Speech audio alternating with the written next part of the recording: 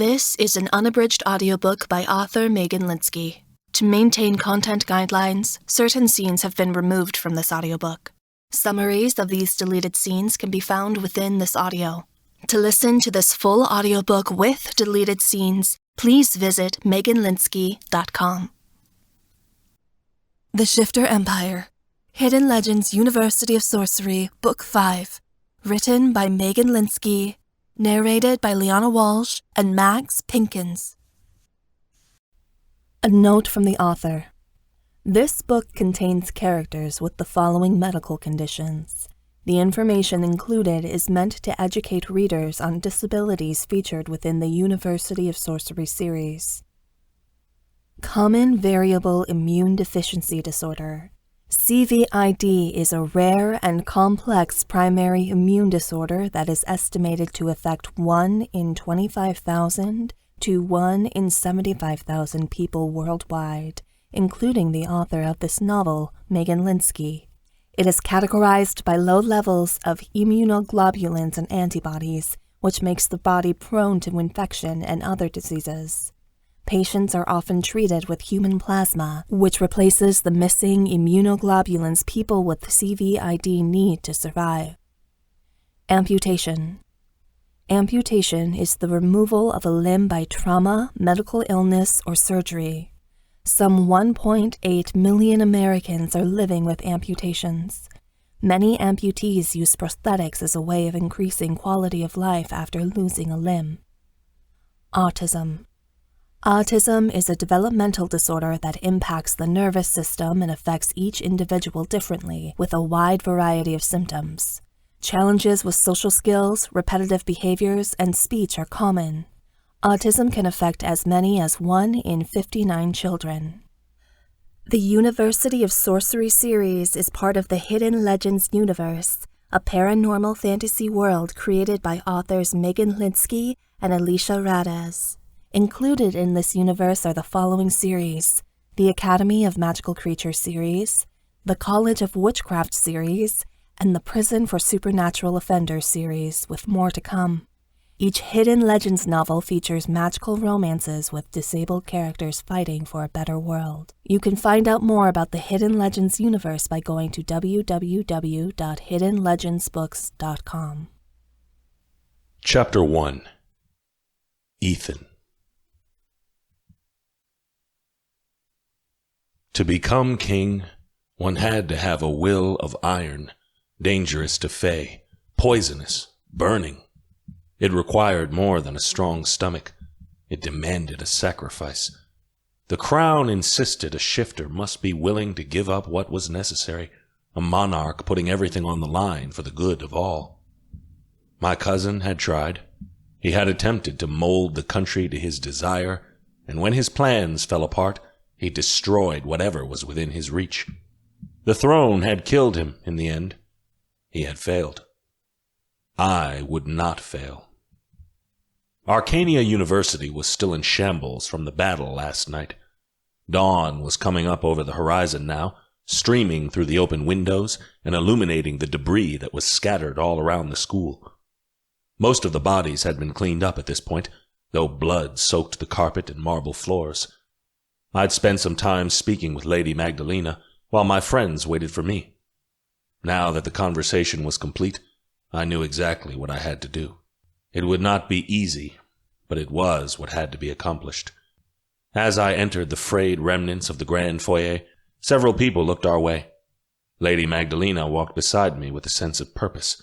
I drew myself up, marching into the room like I never had before, navigating around bits of broken stone and glass. Expressions cleared, as if my friends observed me in a new light.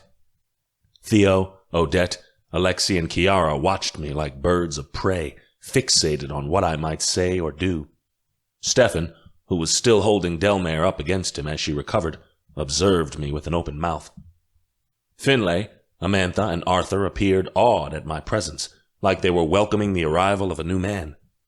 Vera tilted her head slightly to me, giving a small smile. And Emma.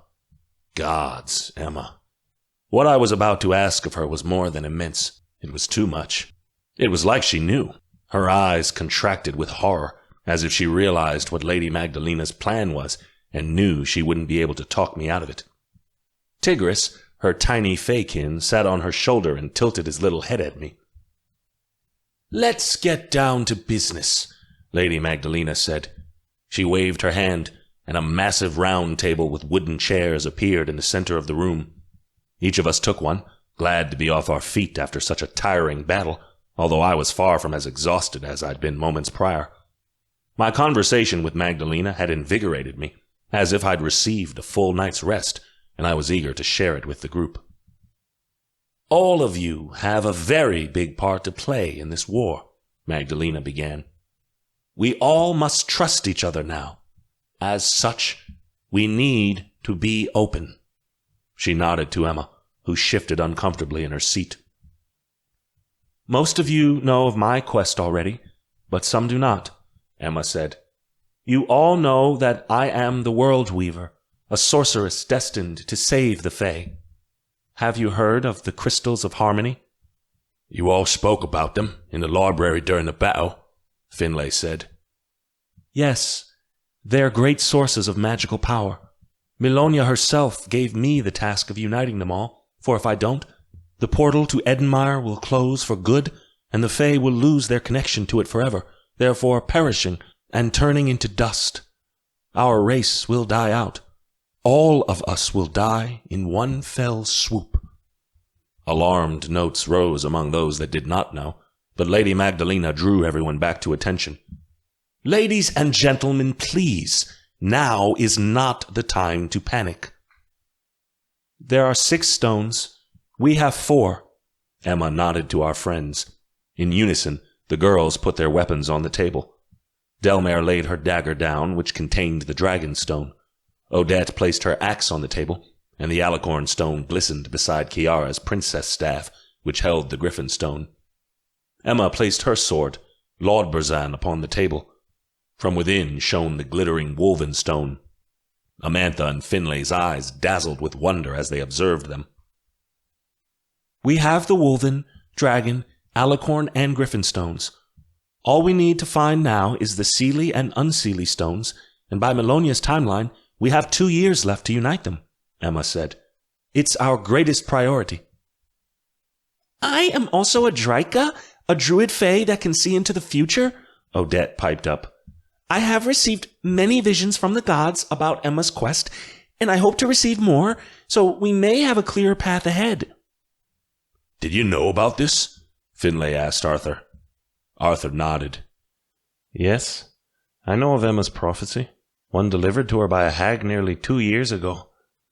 Arthur took a breath and began to recite. "And there will be a sorceress who is above all marked. She will be written as destined and cursed, for there is not one who is as strong as she, nor one who is so damned. Realms shall bow to her will, but never shall she escape her cruel fate. She will be known as the World Weaver.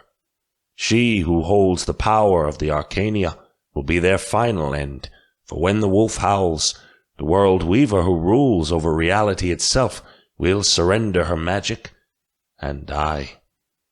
Before the first of the snow melts away at the end of the 4th winter, beware of the one they call the Hidden King, for he will bring your death."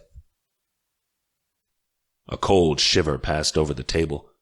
My blood had turned to lead, remembering that awful day in the gardens when the hag had appeared to us to deliver Emma's prophecy. If such a day could be cast out of memory, I'd order it to be done. Emma continued staring blankly at the table, as if she was weary of all this talk and just wanted to get her quest over it. I felt sympathy for her. "What does it mean?" Amantha asked us. "It seems so open to interpretation." "It is. But we do know one thing," Magdalena said. "The Black Claw is seeking Emma's blood for one purpose, to use it to raise the dark god Droga and install him as overlord over the Fae." Finlay had gone pale. "So, the cult wants to raise the dark god from the dead, using Emma's blood?" "Yes. The Black Claw plans to take my blood on December 4th during a total solar eclipse," Emma said. "If they do it, Droga will rise, and hell will take place on earth. If that happens, it'll nearly be impossible to stop him. We decimated the cult's numbers when the catacombs caved in. We killed all the acolytes, Stefan said. Not all of them. Acolyte Vesper got away, Alexei said darkly, and Kiara laid a hand on his.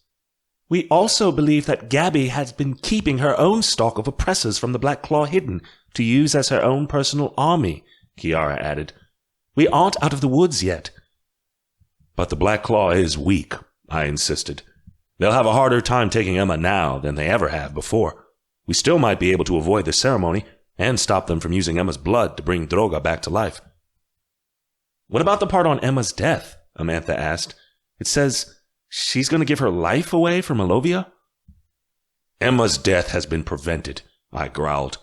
The Hidden King was prophesied to kill Emma, and he was proclaimed by the Black Claw to be Elijah. My cousin is dead. He cannot hurt Emma from beyond the grave. She's safe. Emma said nothing, but the group relaxed. Theo prodded at Odette, but she refused to speak up, so I asked directly. Odette, you said you foresaw Emma's death at the hands of the Hidden King, I said. Can you tell us if that vision has been stopped? Odette's face twisted.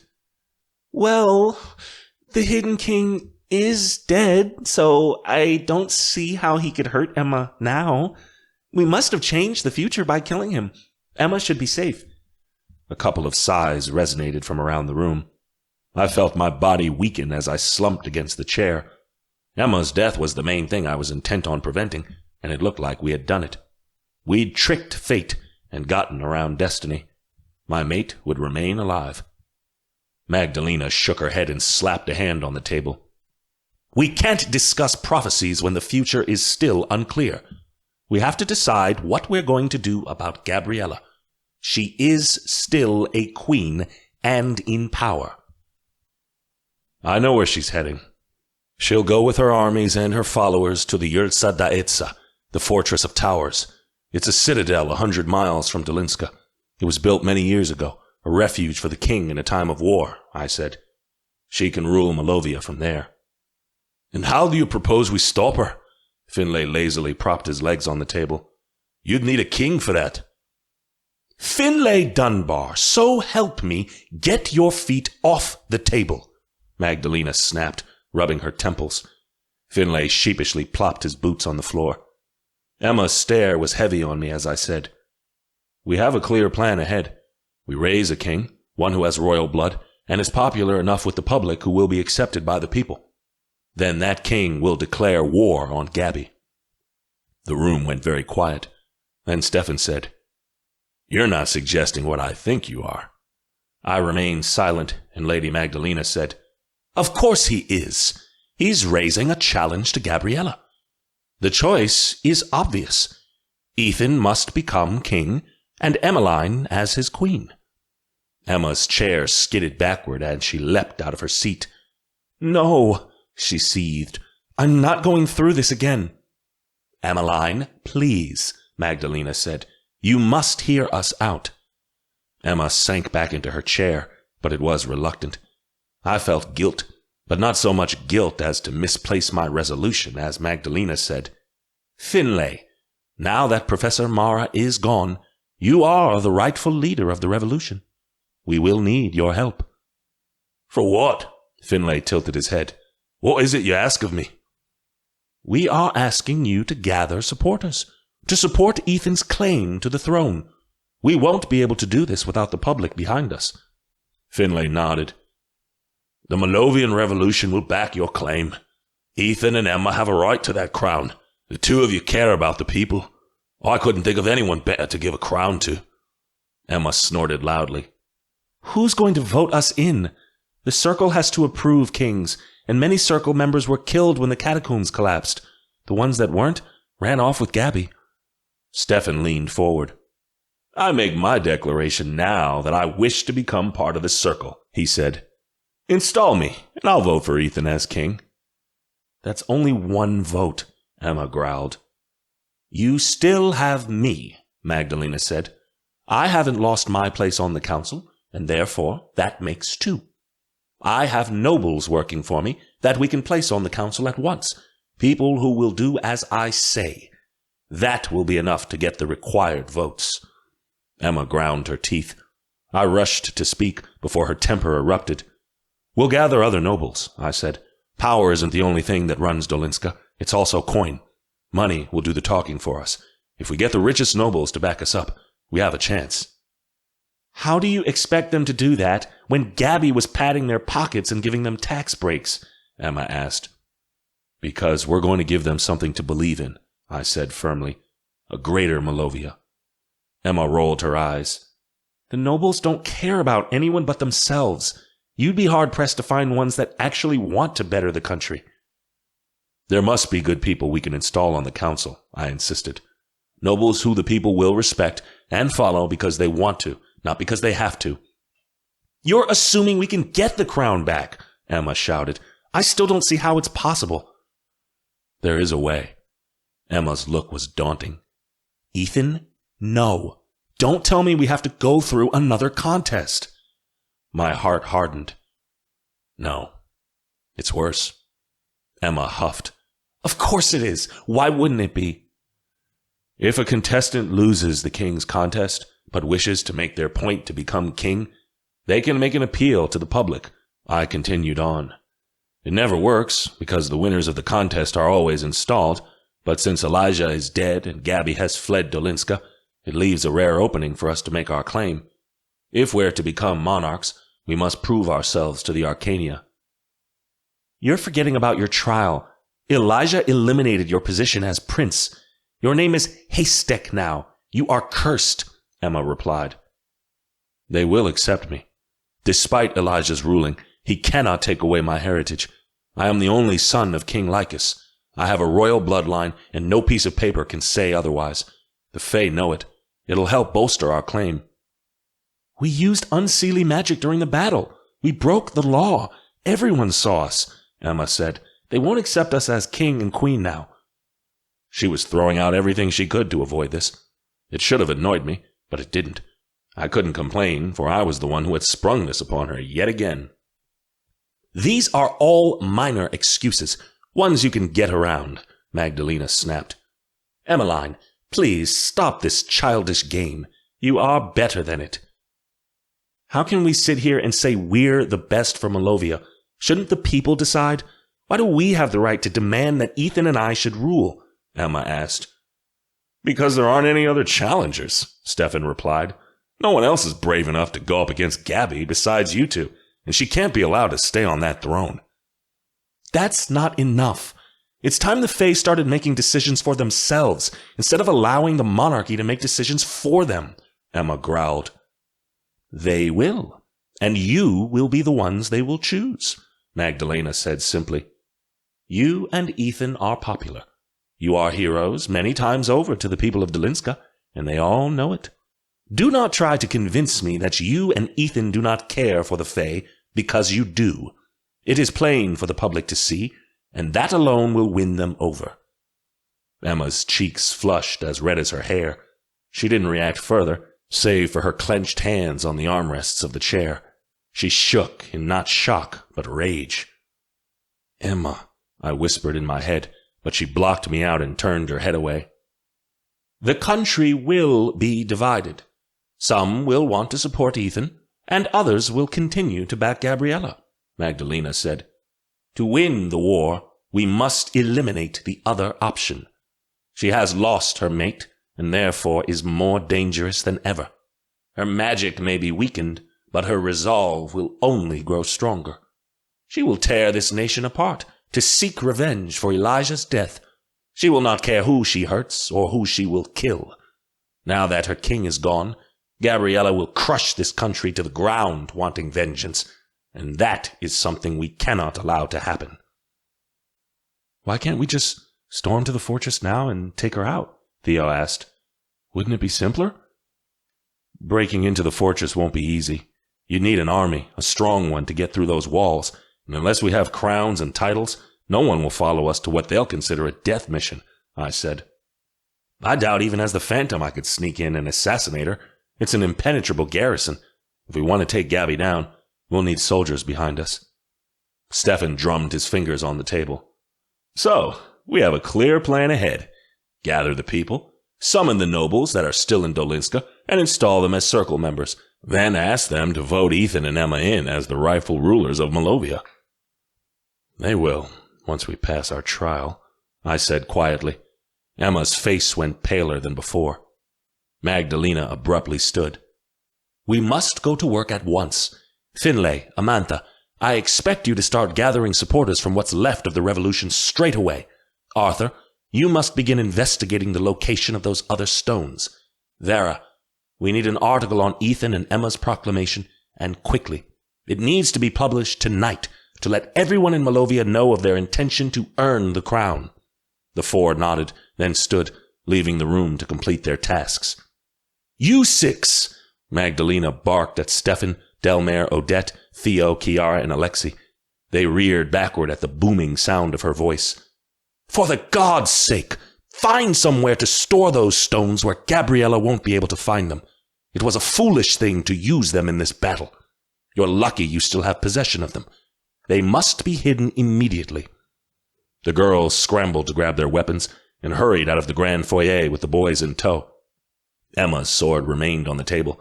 She wasn't willing to let it go, and everyone knew it by the fiery look on her face.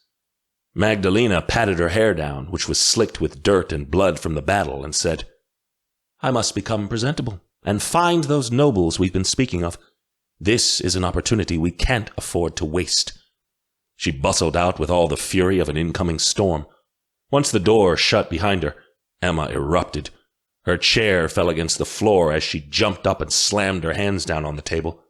Tigris fluttered off her shoulder with a sharp whine. Really, Ethan? She seethed. How could you? I remained sitting and replied, It is the only option before us. You and Lady Magdalena decided this all on your own, huh? Emma hissed. Didn't bother to consult me on it. I didn't need to. I knew already you would say yes. For you, not for myself, Emma spat. I thought you had given up your ambitions for the crown. I thought you changed. Of course I've changed, I shouted. This is not a choice I would make unless there was any other way. And what if I don't want to do this? She took a step back. You said yes to my hand in marriage. Is that all forfeit now? I agreed to be your wife, not your queen. You did once, I reminded her. Can you not do it again? Emma bit her lip and turned away from me. Losing the crown almost killed us. What will it take in order to gain it? I paused. This was the part I didn't like confessing. Since we didn't win the king's contest, the circle will require us to go through a ceremony to prove we are worthy of the crown. It is called the Versa de Laza, or the Trial of Tears. And what must we do? Her tone was flat, accusatory. We will be given a nectar of the gods, which we must drink. It will cause us to fall into a trance. We must face our greatest fears and our darkest inclinations. Most fail to complete the trial and lose their minds after the ceremony is done. How many? The statistics on the ceremony are few, but conclusive. The Versa de Laza has only been performed 6 times in the history of Malovia. Out of all of those times, 90% of the participants have failed and been driven insane by the nectar. Only one couple has passed the challenge and risen to become king and queen. I cleared my throat. The ceremony proves that whoever can pass it is willing to put everything on the line for Malovia, even their own sanity. Therefore, whoever passes the trial is worthy, because few would dare to drink a nectar of the gods that would most likely cause you to lose your own mind, even at the opportunity of gaining the crown. She blinked. So you're asking me to bargain our sanity, not just mine, but yours too, in an attempt to take Gabby down. If there was any other choice, like hell, she cut me off. What if we fail the trial and I lose my mind? Then we'll never unite the crystals of harmony and the Fae will be doomed. This is too great a risk. Everything we do is a risk. The greatest events of our time are all tied together. We cannot merely focus on uniting the crystals, the same as we cannot only focus our attention on ending Gabby's reign. For the Fae to survive, we must do both. Emma gave a skeptical noise. At what cost? I know we can pass, I insisted. I have faith in us. We won't come out the same, she cried. It speared me through to hear the pain in her voice as she spoke. I've given up my life for Malovia, my dreams, my goals, and it seems like it's never enough. Hell, I can't count the times I've nearly lost you or lost my own life in the process. This country just continues to take, and I'm not sure I have much more to give. I stood from my chair. I took her chin in my hand gently. You are stronger than you believe yourself to be. If you weren't, I wouldn't have chosen you as my mate. This is just like the King's Contest. Once again, you're springing a crown on me at the last minute. Emma pushed me away. The gesture didn't hurt. I knew she was merely reacting. This is far different. Yes, because now we have a giant mess to clean up, Emma cried. Do you realize how much work it will be to put the country back together now that Gabby and Elijah have ruined it? And do you see the opportunity before us? I pressed. We can change the laws. We can help disabled people like you and me, Emma. We can change the rules so unseelie magic is accepted in Dolinska. We can make things better for people like Ozzy and Jasper. Make it so they no longer have to hide their love for fear of being killed. Don't say you'll turn away from that chance, because I know you. You will not. Her expression burned, but she failed to deny it. Instead, she said sadly, I thought we might move to America once my quest was over. I thought we could be happy and just be ourselves. We could buy a house of our own, travel the world, start over. It's a pretty dream, I whispered. But you know it wasn't ever something that was meant for us. Emma's lip quivered. I need some time to decide. She blazed past me, ending our conversation. Tigris zoomed after her, mewing in worry. Though her words spoke of a decision she still had to make, I knew her too well. Emma would not abandon me. She would stand by my side. She would take the nectar with me, and she would face her greatest fears in a gamble to become the most powerful woman the Fae knew. But unlike the King's Contest, there was even more at stake this time, our very minds. I only prayed that the nectar of the gods would not drive us to insanity and end our quest to save Malovia once and for all. Chapter 2. Emma. There were so many emotions coursing through me that I couldn't keep track of them all. Everything I had was taken by Malovia. How hadn't it become clear that my future was a worthy sacrifice as well? I had to keep giving to a country that hated me. I was naive. I'd foolishly believed that once Ethan lost his title, he'd be mine. I'd no longer have to share him. That was a lie. Ethan would always belong to Malovia. There would always be a piece of him I couldn't have. His standing had changed. If he had to pick between his country or his mate, he'd pick me. But I knew myself now, and I'd given up too much on our quest to save the Fae. I wouldn't let Ethan turn his back on our nation. We had fallen for each other in the first place because we wanted to save Malovia together. I only wish there wasn't so much I had to sacrifice. One day, it would claim my life. I longed for a moment alone, for a bit of reprieve from the battle that had taken place. Most of the damage was on the first floor, and therefore the dormitories were spared. Tigris fluttered behind me, muttering tiny growls that I knew were meant to convince me of my newest fate. But perhaps it wasn't new at all. Maybe this is what I had been fated for.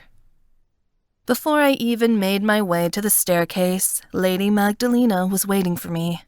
She had her arms crossed, staring down at me like I was a contentious child. Great. This conversation was about to go well. Can I help you? I asked. I really wished she'd move out of the way. That is no way for a future queen to talk, she clipped back. My lip curled. I never said I agreed to this charade. Lady Magdalena shook her head. That is comical. Your heart agreed the very moment you chose Ethan for your mate. Let's be honest with one another." I swear my eyebrow twitched. Forget magic. I was going to fistfight this old lady straight up in the hallway. I have no interest in being queen. Power is only claimed by those who take it, and dear Emmeline, you aren't the kind of woman who backs away from an opportunity. Lady Magdalena made a skeptical sound. So what? If I say no, Ethan can't take the crown. You wouldn't do that to him.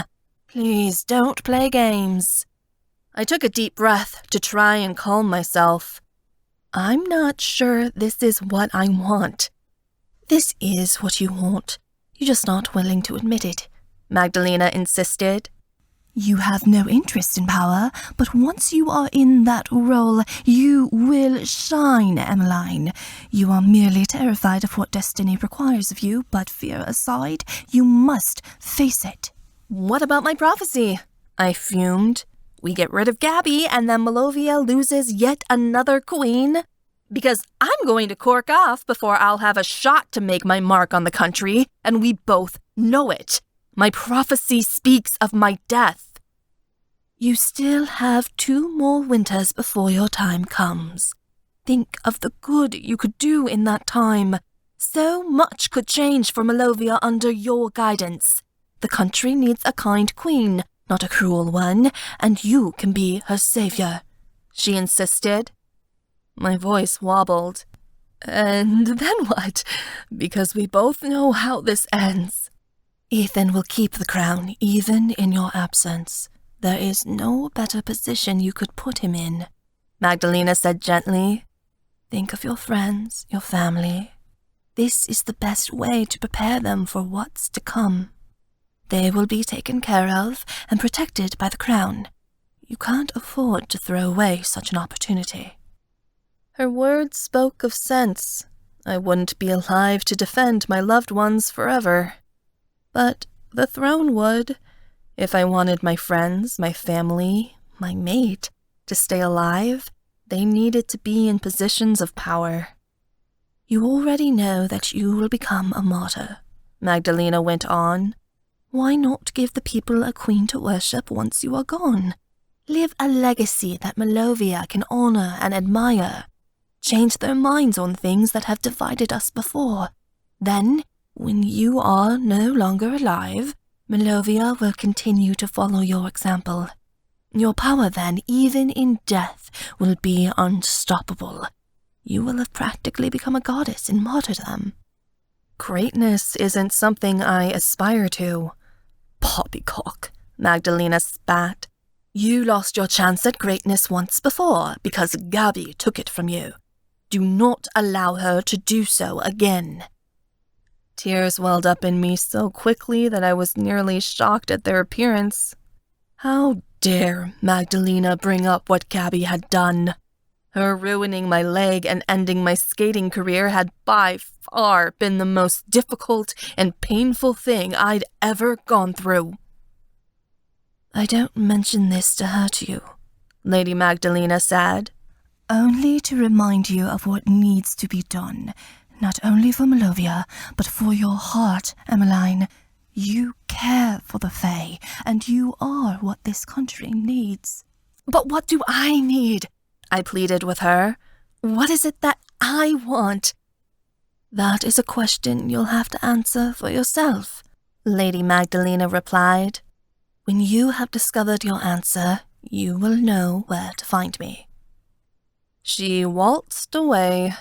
I made my way up to my dormitory. Once there, I flung my sword into my closet and began ripping off clothes. I took a hot shower, slicking off all the grime from the battle, rubbing my skin raw.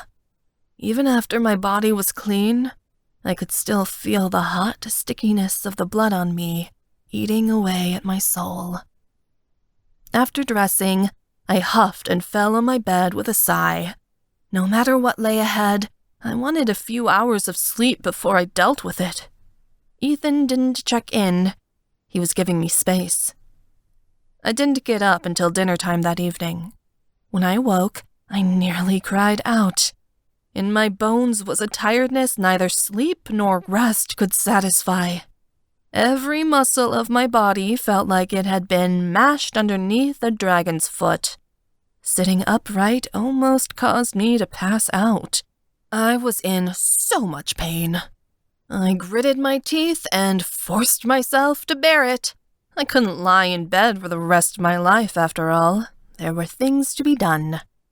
I struggled through the discomfort as I touched the top of my head. Tigris had braided my hair into a crown while I was sleeping. The cheeky shit. I didn't bother to take it out because it seemed like he was proud of his work. I was hungry. I didn't think the dining hall was open after last night, and most of the places in Dolinska were probably closed once the catacombs had caved in. I resolved to head to my grandparents' house, certain they'd have some sort of food, and maybe advice. Finley hadn't lied about Dolinska being in chaos. They were running around like mad, trying to find family members and rushing to help repair the cave-ins on the other side of the city. I wanted to help, but I felt so weak that I knew I would just get in the way. Nobody needed to be tending to me when they were looking for lost loved ones. I didn't even knock when I got to my grandparents' house, just let myself in. Arthur was there, thank the gods. He was sitting at the kitchen table, reading a book. His eyes flashed nervously to Babka, who was stirring potato soup on the stove, and Papa, who was smoking a pipe on the other side of the table. Ah, so Her Highness finally arrives, Babka said as she ladled soup into bowls. I was wondering how long it'd take you to show up, though I expected it to be with a full entourage and a gilded carriage. I plopped myself down next to Arthur and gave him a glare that should have set his ginger hair on fire. You told them, didn't you? Arthur's ears burned. They got it out of me. You know how they are. I couldn't blame Arthur too badly. My grandparents could squeeze information out of a puckered asshole. Babka placed soup before me. I began shoveling it into my mouth, despite it being piping hot, because I was starving. Babka made the best potato soup. It was golden in color, loaded with cheddar, bacon, garlic, and herbs. It sated my empty stomach, and I felt a little less ferocious. Papa puffed his pipe and muttered, "Queenship is nothing less than what you're fit for." I said nothing. Babka guffawed at my silence. I'm surprised you're not jumping up at the opportunity. This isn't a small decision. I'm considering taking ownership of an entire country. I rubbed my eyes. It made me sick to say it out loud. This is different from the king's contest. Then I only had a chance of being queen. Now it feels like this is the only option I have, and I don't know if I want it. I think it's a good idea, Em, Arthur said quietly. It's what you deserve. It's not about me. It's about what the people of Malovia deserve, I insisted. I finished my food, but by the time I'd put down my spoon, Babka had already placed a fresh scoop into my bowl. That made me feel a little better, to be honest. I think we should look at the facts. Arthur began listing off points in his hand. You're an outsider, so you have a fresh perspective on what Malovia needs. You're the World Weaver, so you have a natural connection to the gods. And you're not a power-hungry jackass. You care about the people, so you'll put them before yourself. But what if I become a power-hungry jackass? I moaned. What if the crown changes me? There was a beat of silence, and Babka put a hand on my shoulder. Emma, if you choose a different path, we are behind you, Babka said. We trust you to make the right decision, no matter what you decide. Aye, Papa said with a nod. We have faith in you to guide your own way, crown or no crown. I'm your twin. I'm not going to force you to choose something that isn't right for you, Arthur said. But Emma, you're always going on about how you and Ethan don't have enough power to make real change in this country, and now you have a shot. You say you're holding back because you don't want to do this. But I think the real reason you're refusing to take the crown is because you're scared. My guts knotted inside of me, and Arthur went on. You're the bravest person I know. You kill monsters and battle cultists without blinking an eye. You're never afraid to charge into battle or help someone who needs you. You'll stand up to anyone or anything, even if they're stronger than you, just to prove a point. But I think what you're really terrified of is living up to your full potential." He was right. I was scared. I wasn't terrified of the government, or the people, or even of failing Malovia. I wasn't even afraid of being a bad queen. I was afraid of what would happen if I was a good one. If I achieve everything I'm meant to be, then I can't be the same person, I said. I'll have to change. I can be Emma now, but I'll have to become a better version of myself if I become queen, because I know that's what Malovia will ask of me.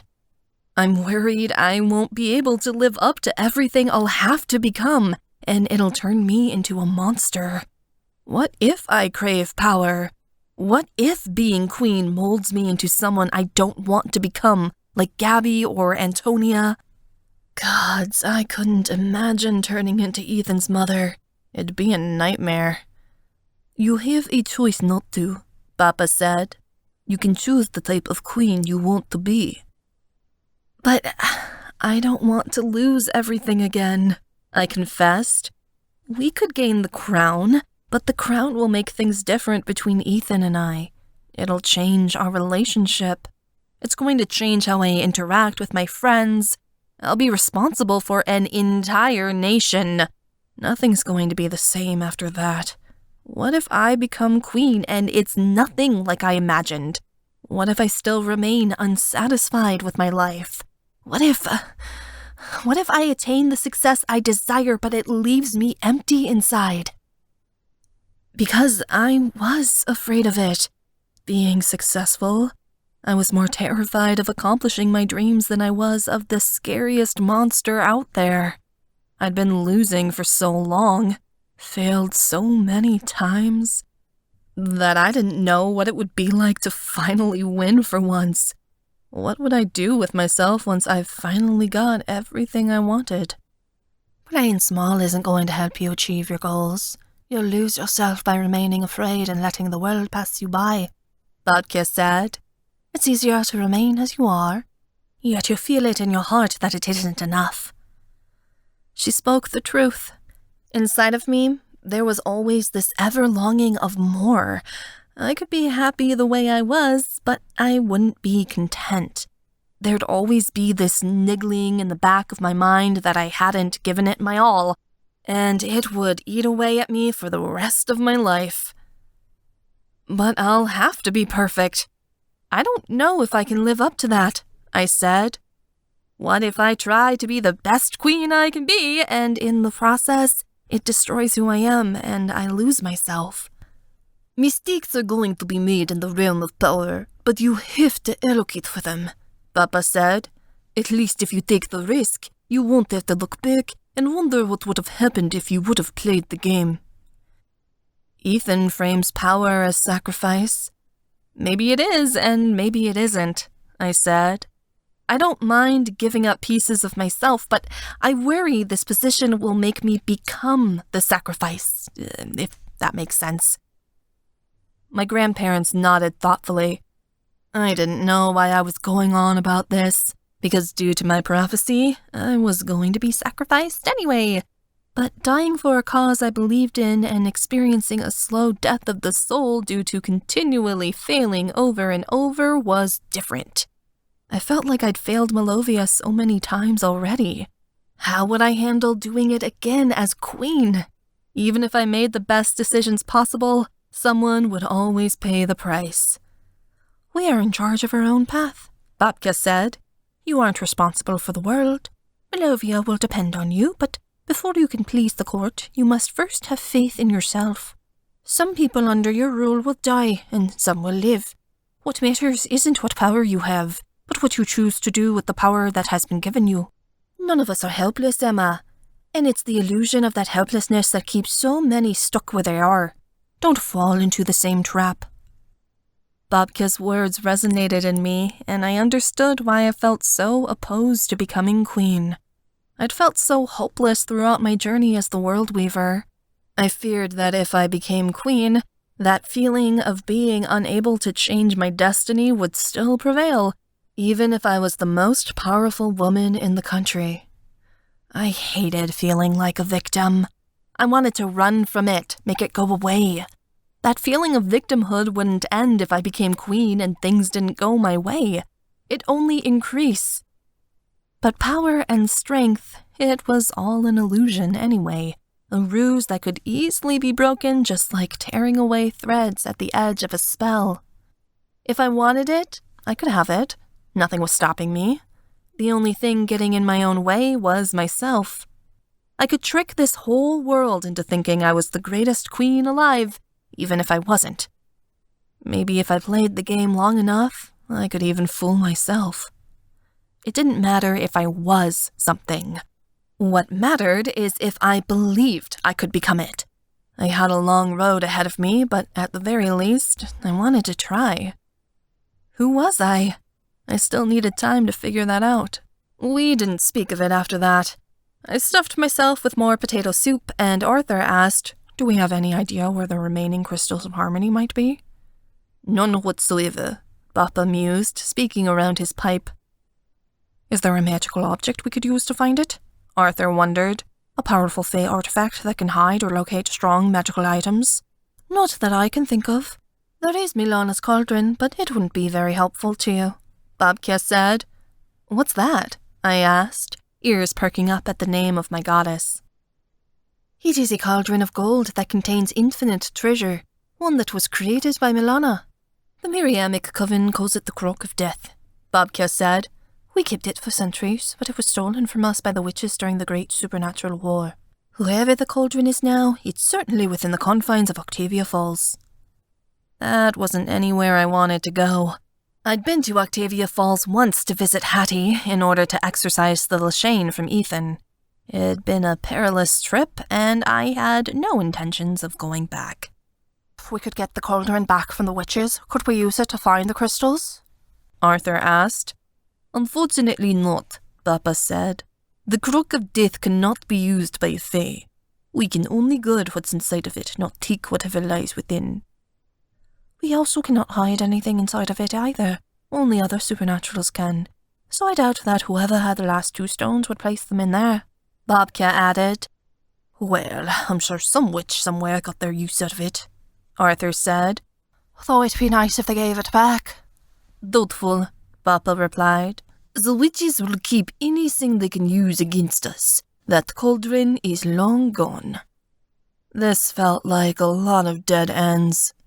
Arthur continued to theorize with our grandparents on possible locations of the last 2 crystals of harmony, though we didn't get anywhere. We estimated that they had to be somewhere in Malovia, but even that was unsure.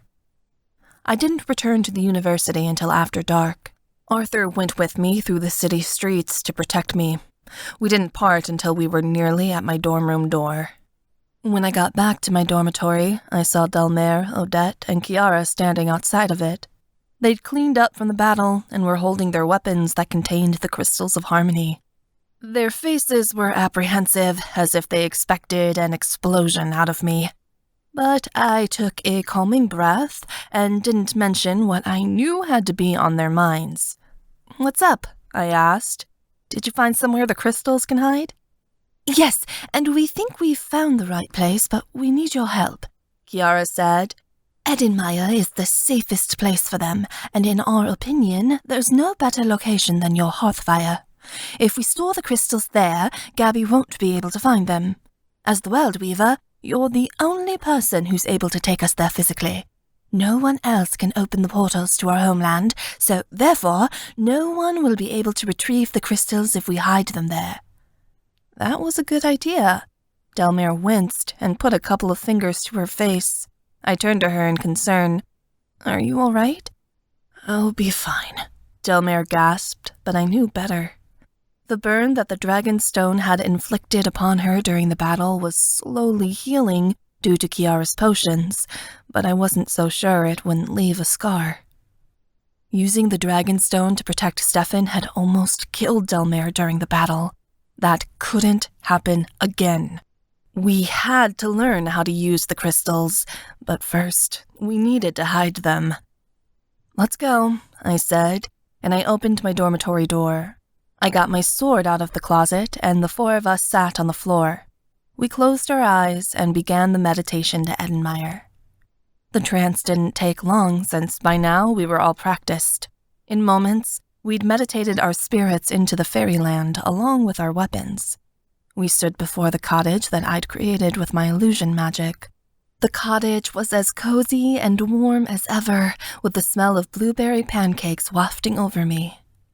I wanted to stay there and hide away from the world forever, but I knew I couldn't. We were on a mission. "Where should we store them?" Kiara asked. I tapped a finger to my lips, then imagined what would be the perfect place to store weapons. I hurried down the cottage hallway and threw open one of the doors.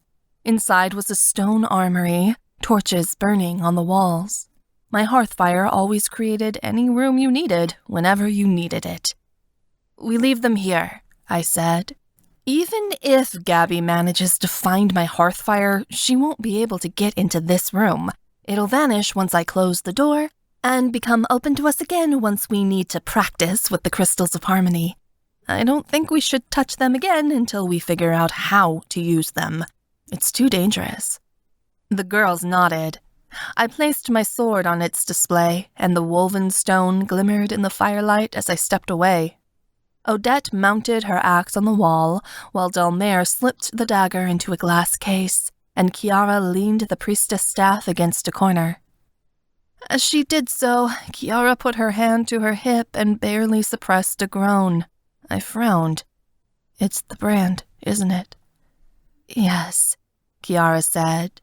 She pulled down the corner of her pants to expose the B and C that had been branded into her skin by the black claw. The brand was red and raw and looked painful. "I don't think magic will ever get this off my skin. It's stuck there for life." "Those bastards." I didn't feel a bit of remorse for burying the cult within the catacombs of Dolinska. They'd deserved it. "Can't be helped now." Kiara yanked her jeans back up. "It's there forever." I noticed Odette was shaking.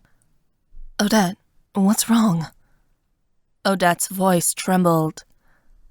"During the battle, it was so loud, and there was so much going on everywhere. Gods, I can't handle it." Odette put her hands over her ears and buried her face in Kiara's chest, like she could still hear it. Kiara stroked her hair, and my stomach flopped.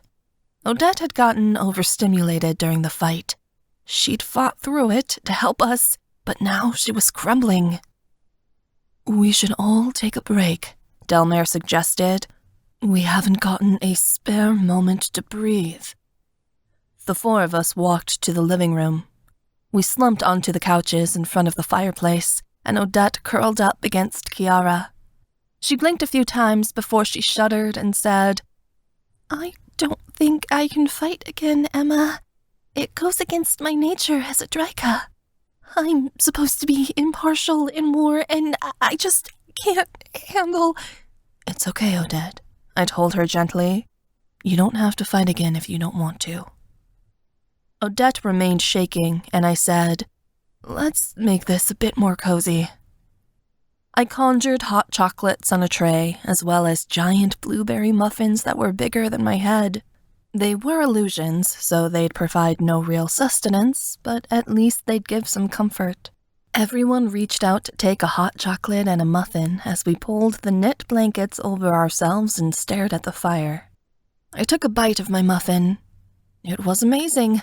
Buttery, flaky, and full of the most delicious blueberries that burst in my mouth.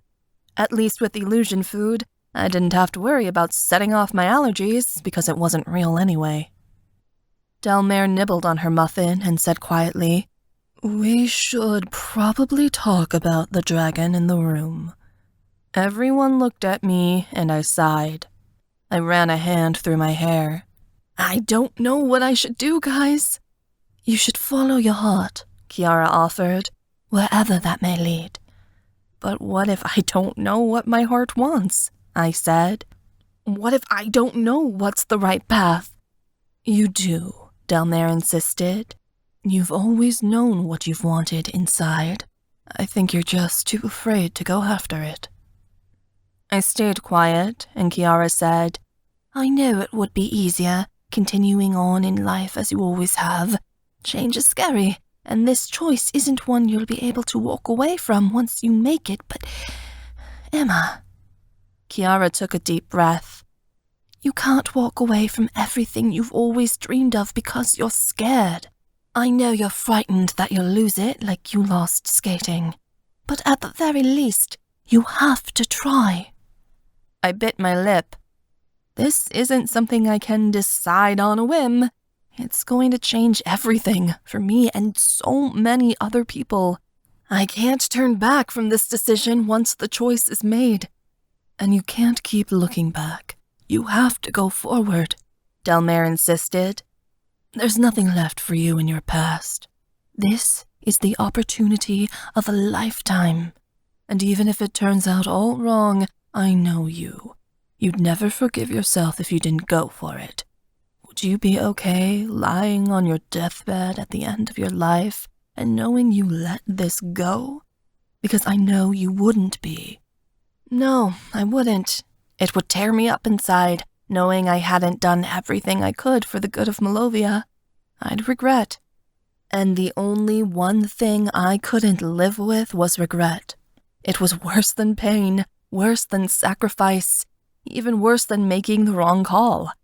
I refused to live that way. Odette lifted her head.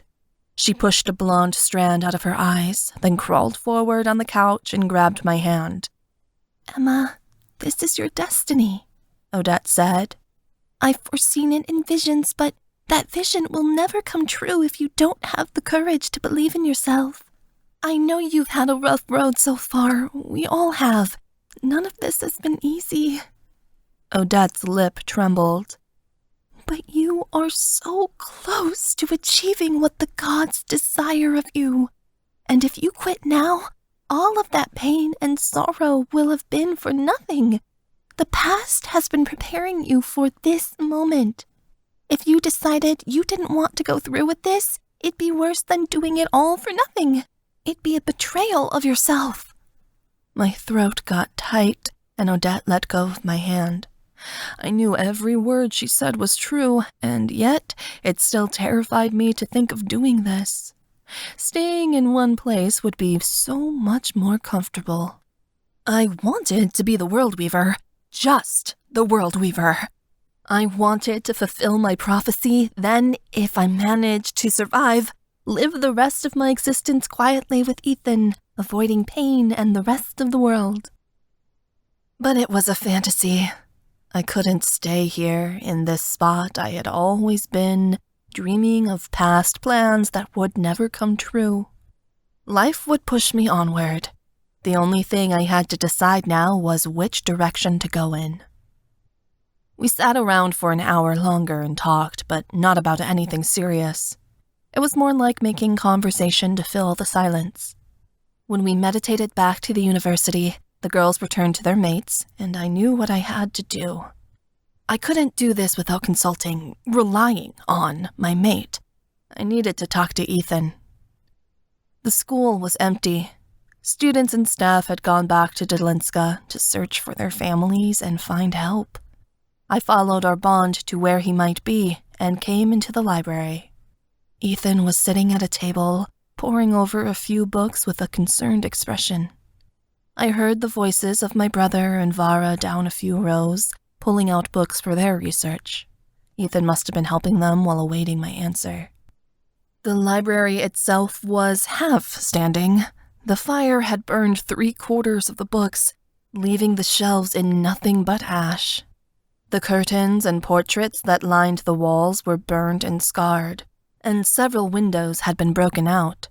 The once beautiful library was now a mess, and I was wondering how the Fae would ever restore it to its former glory. How could such a marvelous place be saved once it had experienced ruin like this? When Ethan saw me, he abruptly stood up and slightly bowed. My mate. I knew he got even more formal than usual when he was nervous. He thought I was coming in here to bite his head off.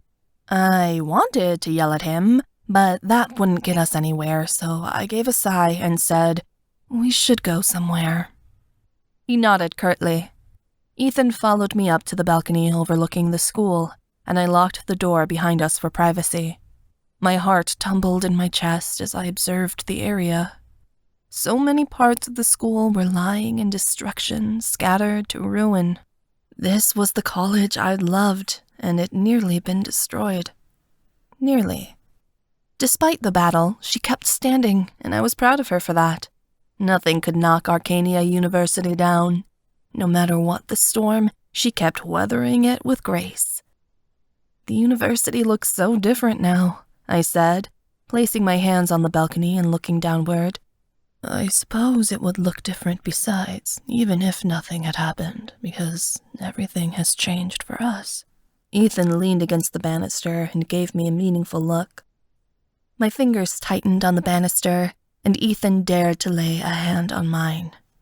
I know I made a hasty decision. I should have consulted you first. Emma, if you don't want to do this, we can turn back now. I swallowed a lump in my throat. I can't let everyone down. You can't let yourself down.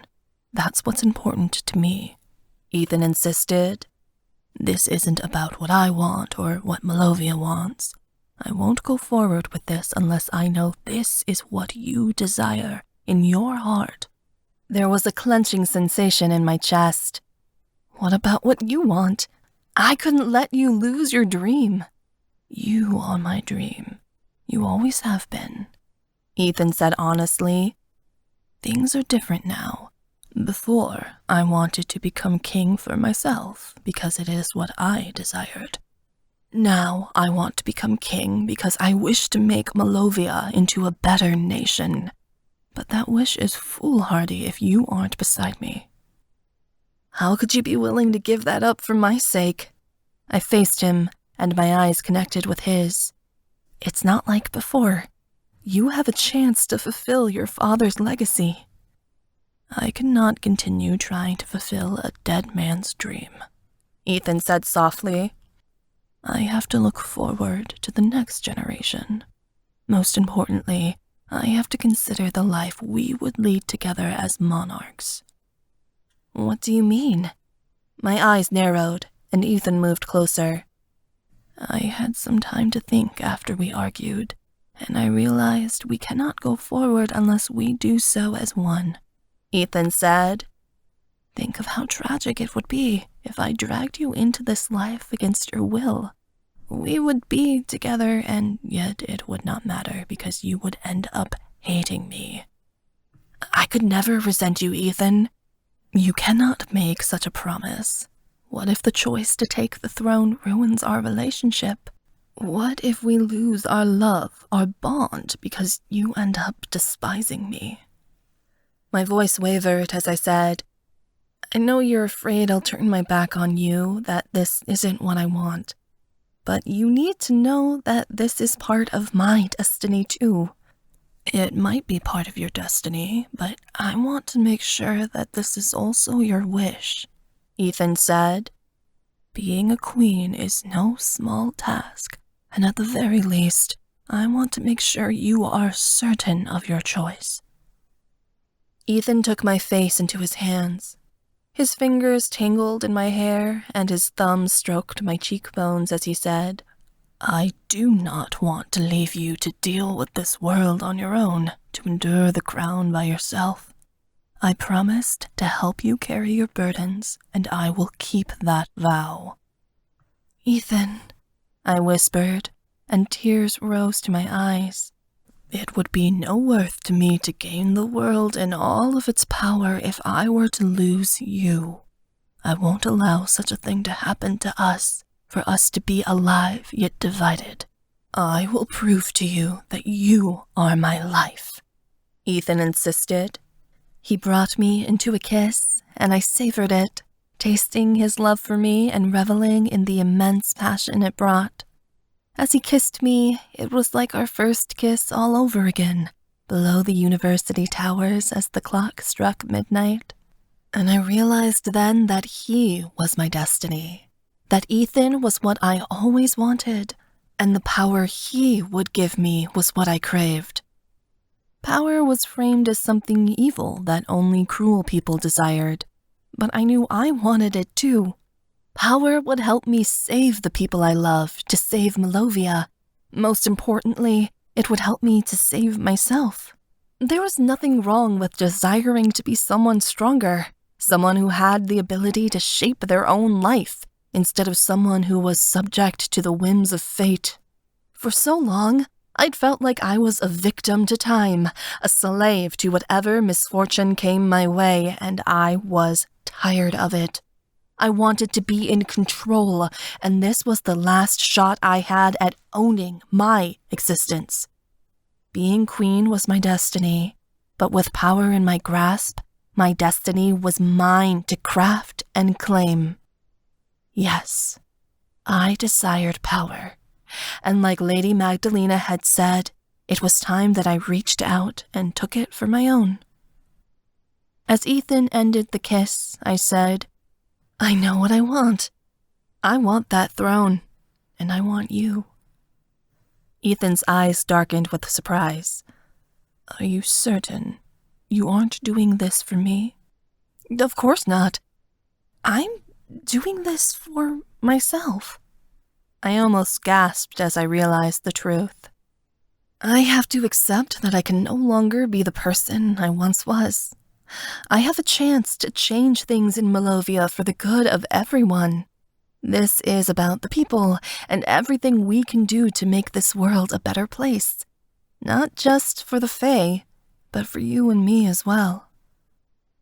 Ethan frowned. I merely don't want to lose you because of this. You won't, I said, though the wiggle of a lie still festered in my stomach. I'll do whatever it takes to remain by your side. And I vowed that not only to him, but to my soul. I would stay by Ethan for as long as the gods permitted me to, until I took my last breath. It was a promise that I would keep until my prophecy demanded my death. I couldn't walk away from this. I'd never forgive myself, I added.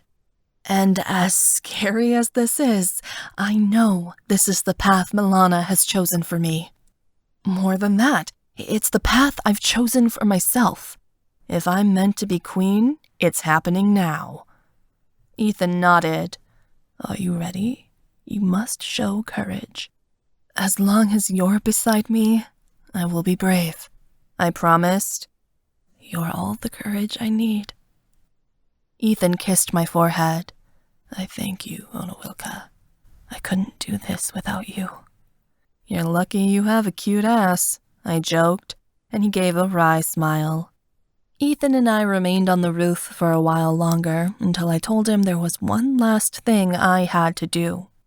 Later that night, I let myself into Lady Magdalena's office without announcing myself.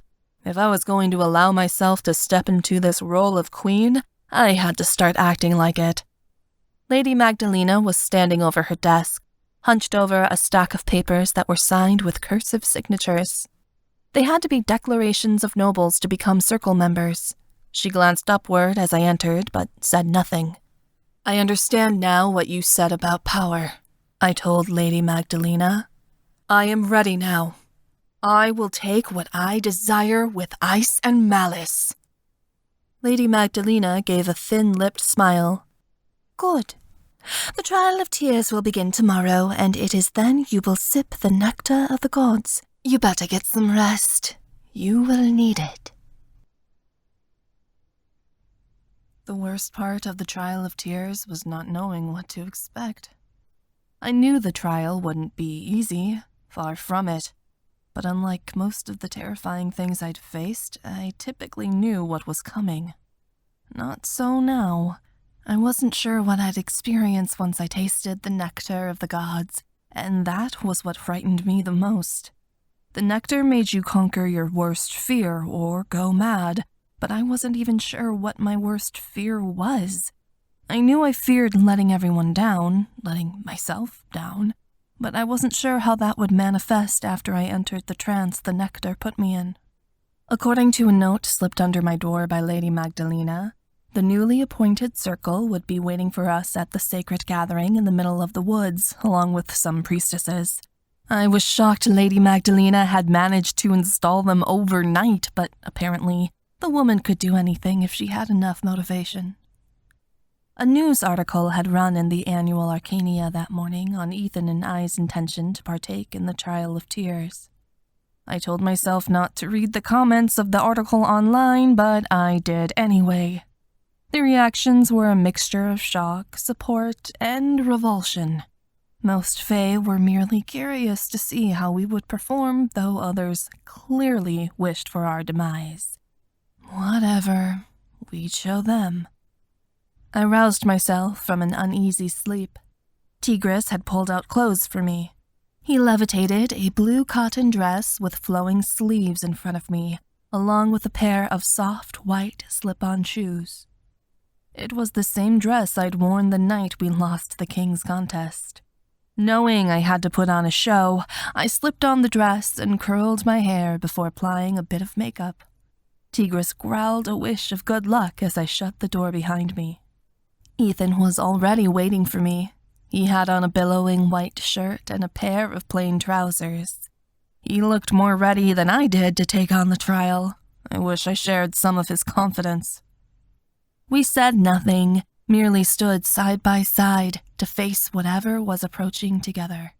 We walked hand in hand down to the gardens, where Lady Magdalena had a carriage waiting for us. The wreckage from the battle was half cleaned up. The workers from the school, as well as some volunteers, had come to remove the bodies and repair the university using magic.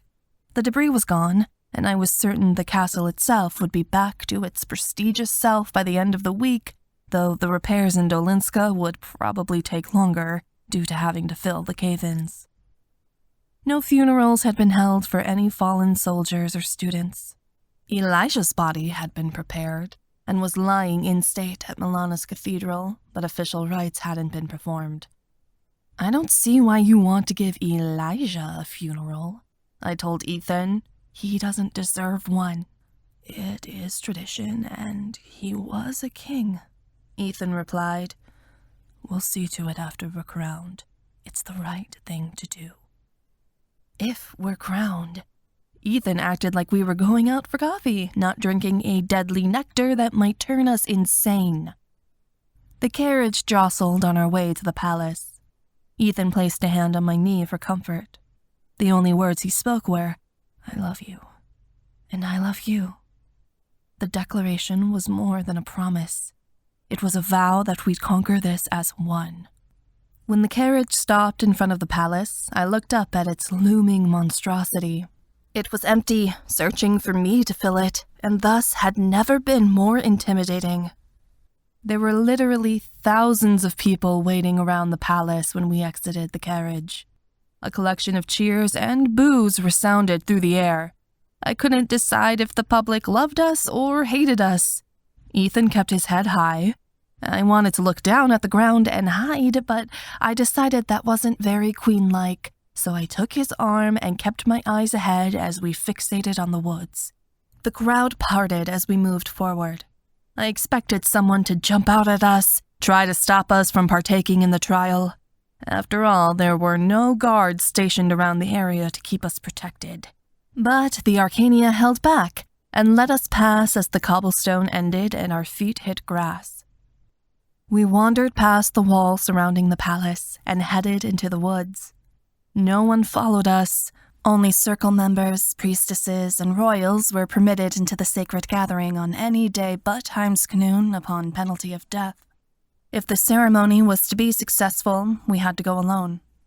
We roamed nearly half a mile into the woods before I felt power tingling up and down my arms. I'd never been to the sacred gathering, but my magic thrummed inside of me as we approached, telling me this was a special place. There was a break in the trees. A circular clearing had been cut into the forest, flaming torches forming yet another circle within the woods. A massive cauldron hung in the center of the circle, suspended on 3 chains. Inside of the cauldron was a thick golden brew, which bubbled and stewed above the light of a meager flame. The area smelled like honey, ambrosia, and white wine. Ethan had told me the sacred gathering was a holy area, meant for only our most powerful ceremonies and our most consecrated rituals. Strong magic was born here, and what was wrought was not for the faint of heart. I think I'd underestimated his tales of the gathering. I hadn't expected this much power to be in one place. My illusion magic wanted to jump out of my skin at the mere touch of the gathering's power. Stationed around the gathering were the newest members of the circle. I didn't recognize most of them. They were young and obviously wealthy, judging by the state of their clothes. As promised, Lady Magdalena had managed to get Stefan installed on the circle, speaking for the dragon faction. He was a lord now, and Delmare was his lady. Both of them were dressed nicely, Stefan in a dark hussar's uniform, and Delmare in a long-sleeved black corset dress. They gave us encouraging nods as we passed, which moved the stone of nervousness in my gut just a little. I did a double-take when I saw Finley standing amongst the circle members. Lady Magdalena must have pulled some strings with the rest of them, because it was hardly believable that she'd put Finley on the Parliament. Amantha wasn't with him, as she wasn't his mate, only his girlfriend, and of the Griffin faction. She probably wasn't allowed to come. That gave us one less vote. Beside the circle members were priestesses, dressed in the traditional garb of deerskin and antlered headdresses, runes tattooed across their skin and eyes blackened with soot from the fire. There were 7 of them, from young to old. 6 priestesses danced around the sacred gathering, shaking their staffs and weaving their heads to music that the youngest played on skin drums. The oldest priestess was at the cauldron in the center, taking herbs out of a leather bag on her side and tossing them in. I realized I recognized her. She'd been the high priestess that had performed the ceremony Ethan and I had observed during my first Heimskinen. She paid no attention to the circle around her, merely saying Willovian words under her breath and continued to add more ingredients to the cauldron. She circled her hand over the brew, stirring it with her magic, and my mouth went dry. Lady Magdalena called the group to attention by clearing her throat. The priestesses continued their music as she spoke, drums lingering in the background. "Since we do not have a steward, I will lead the meeting," she began. "Normally, circle members must be installed by a king or queen, but this is a time of civil war, and desperate times call for desperate measures. As the last surviving member of the original circle, it is within my rights to install the rest of you on this new council. Those who have left with Queen Gabriella are considered to have committed treason, and therefore have lost their right to govern. All of you took your oaths last night. The only thing that is left to decide is who shall be the next king and queen." She gestured to us. "As you all know, this is Ethan Nowak, son of King Lycus. I have seen fit to restore his good name and his royal standing amongst the Fae, now that the man who had made the ruling to take away that name is dead. His mate is Emmeline Sosna. They are here to take the Trial of Tears and prove their worthiness for the crown." The members of the circle said nothing, and my hands shook anxiously. Magdalena had probably made them all agree to accept us as monarchs as part of the deal for putting them on the circle, but they could change their minds at any time. I wasn't convinced we had allies here. Lady Magdalena nodded to those gathered in the clearing. "I believe if we are to work together, we need introductions.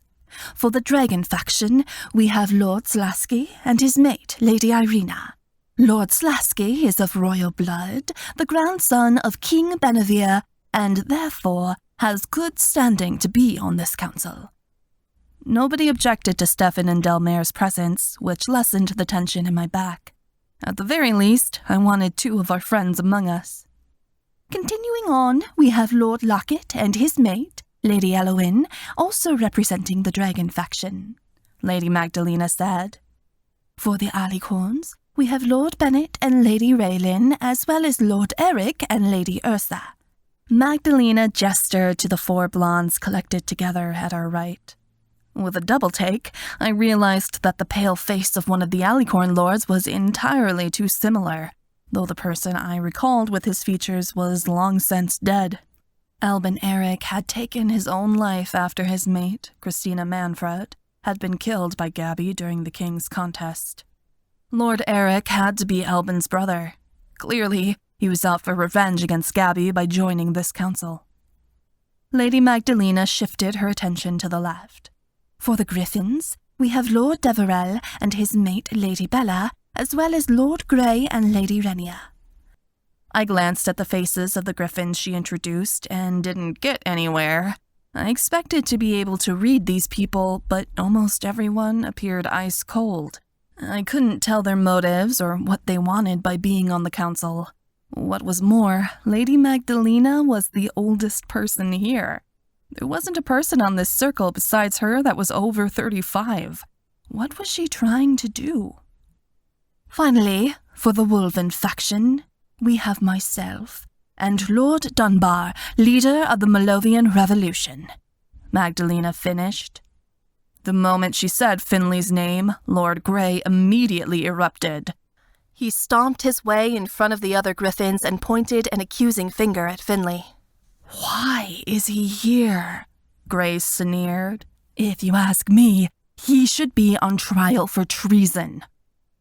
Lord Dunbar was a critical factor in getting King Elijah off the throne, Magdalena replied coolly. "He deserves a place on this council." "Preposterous!" Lord Grey shouted.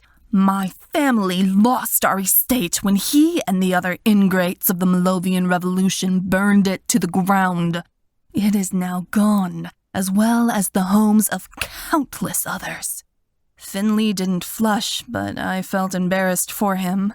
I knew the nobles wouldn't forgive Finley for burning down their houses, but this made for an even more contentious council. "I understand you all have grievances with the Malovian Revolution which must be addressed," Magdalena said. "Lord Dunbar has agreed to take the repairs from the noble district out of his salary from being on the circle. Isn't that right, Lord Dunbar?" "I have," Finley replied.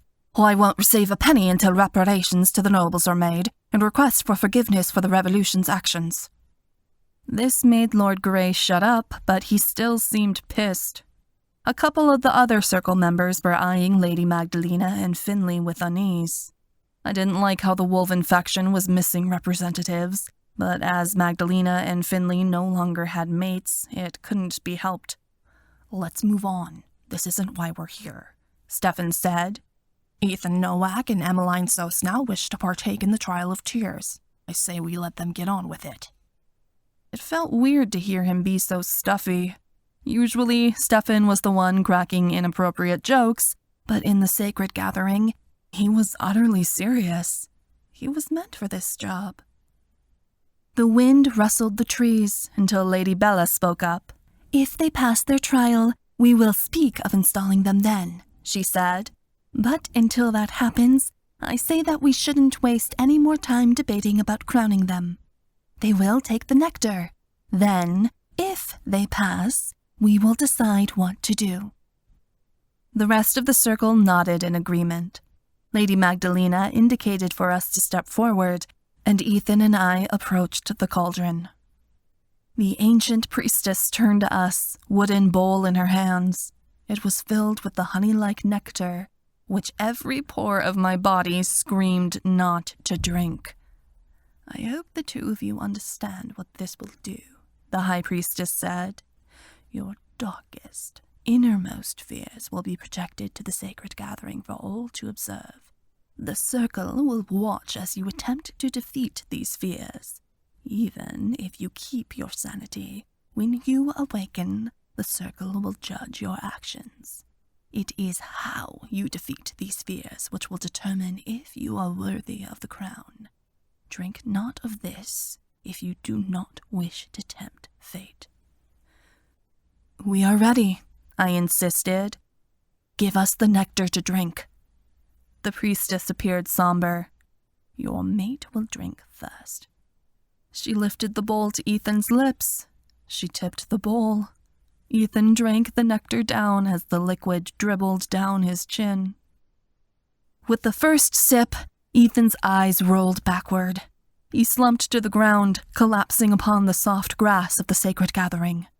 My instinct was to try and catch him or to help him somehow, but nothing in my power would do any good. The nectar had him now, and unless Ethan defeated his fears, he would not come out with his mind intact.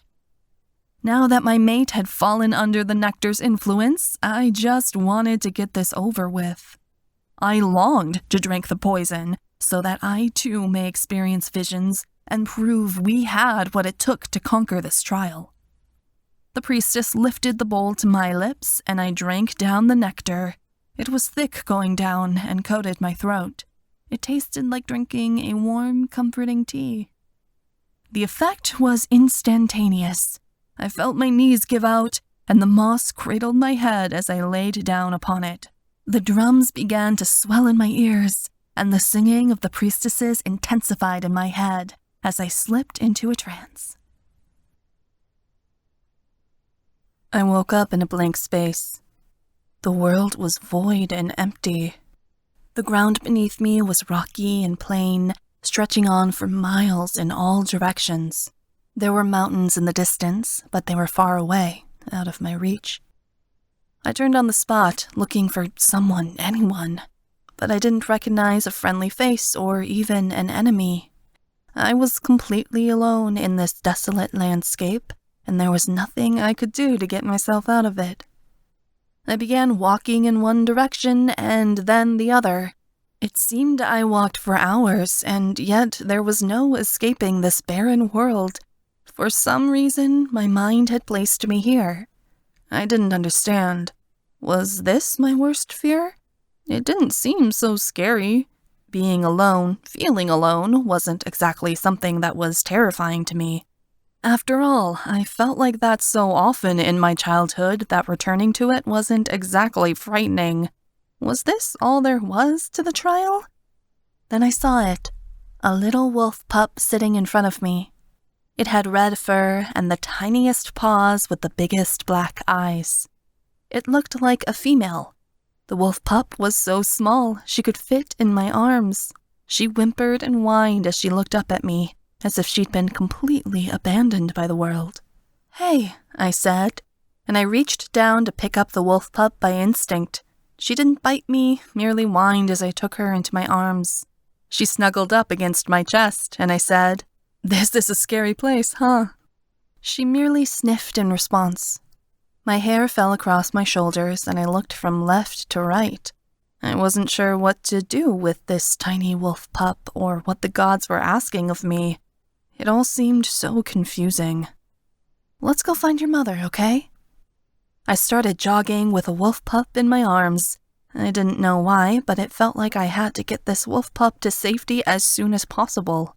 If I didn't, I'd fail, and I knew that wasn't an option. I needed to be here for her because she needed me. I was the only person she had in this world, and I wasn't going to let her down. Something unexpected happened. The wolf pup in my arms began to grow cold. When I'd picked her up, she'd been so warm, so vibrant, so full of life. But now, the warmth in her body was beginning to fade. The light in her beautiful black eyes began to ebb. She pawed at my chest with her little feet, as if begging me to make it stop. "Oh no, you're sick." I held the wolf pup tighter to me, trying to keep the heat in. Her eyes began to lull, and her little head fell against my breast. She shivered in my arms, as if she was overtaken by a chill that even the warmest sun couldn't wash away. "Hold on," I begged, and I rubbed my cheek against the wolf pup's head. The wolf pup gave a tiny sigh of labored breath. Her eyes glanced up to mine, begging me to do something to save her life. She was wheezing now, as if every breath she took was harder and harder to grasp. "Don't die!" A tear leaked out of my eye and ran straight down my cheek. It landed on the wolf pup's soft fur, and I realized that my tears were blood. The tears stained her coat, changing it from the ginger tone it once was to a dark ruby that was deeply unsettling. It was like my tears were killing the wolf pup. She yelped in pain as each tear fell onto her coat, her claws digging into my skin at the feel of the blood landing upon her. "Okay, I'll stop." I wiped at my face frantically, but I had a terrifying sense that it was already too late. The wolf pup wavered in my arms. Her eyes began to close, and a terrifying horror welled up within me as her body stiffened against mine, finally going still. I came to a screeching halt. I looked down upon the frail wolf pup in my arms, and I realized that she'd stopped breathing. "No," I whispered, jostling her in my arms. "Please don't go. Please, stay. You can fight. You can do this." My words fell flat. They could do nothing to bring the wolf pup back. I had failed her. I had failed to find her mother, failed to stop this sickness from taking her life. She was dead. Weeping frantically, I fell to my knees, cradling the wolf pup's body in my arms. Her form was limp, and her tongue lolled out of her mouth as I gently set her on the ground. I began to dig into the ashen earth with my bare hands. I dug and dug until my hands grew sore. The blood tears running from my eyes fell onto the ground and created a puddle, one that stained the ashes red. When I had a deep enough hole, I placed the wolf pup into the grave and stroked her fur. "I'm so sorry," I wept. "I'm so sorry that I wasn't enough." The wolf pup remained still. I kissed her little cheek and began to fill the grave. The dirt poured over her tiny body and soft, beautiful fur. All the while, I couldn't stop crying. It felt like I was burying my whole life in this tiny little grave. Everything I loved, everything I wanted, the person I had become, was being smothered in dirt as I gave honor to the little one I couldn't save. When the grave was finally covered, I placed both hands over it, as if giving a prayer to the gods themselves. I couldn't forgive myself for letting this happen.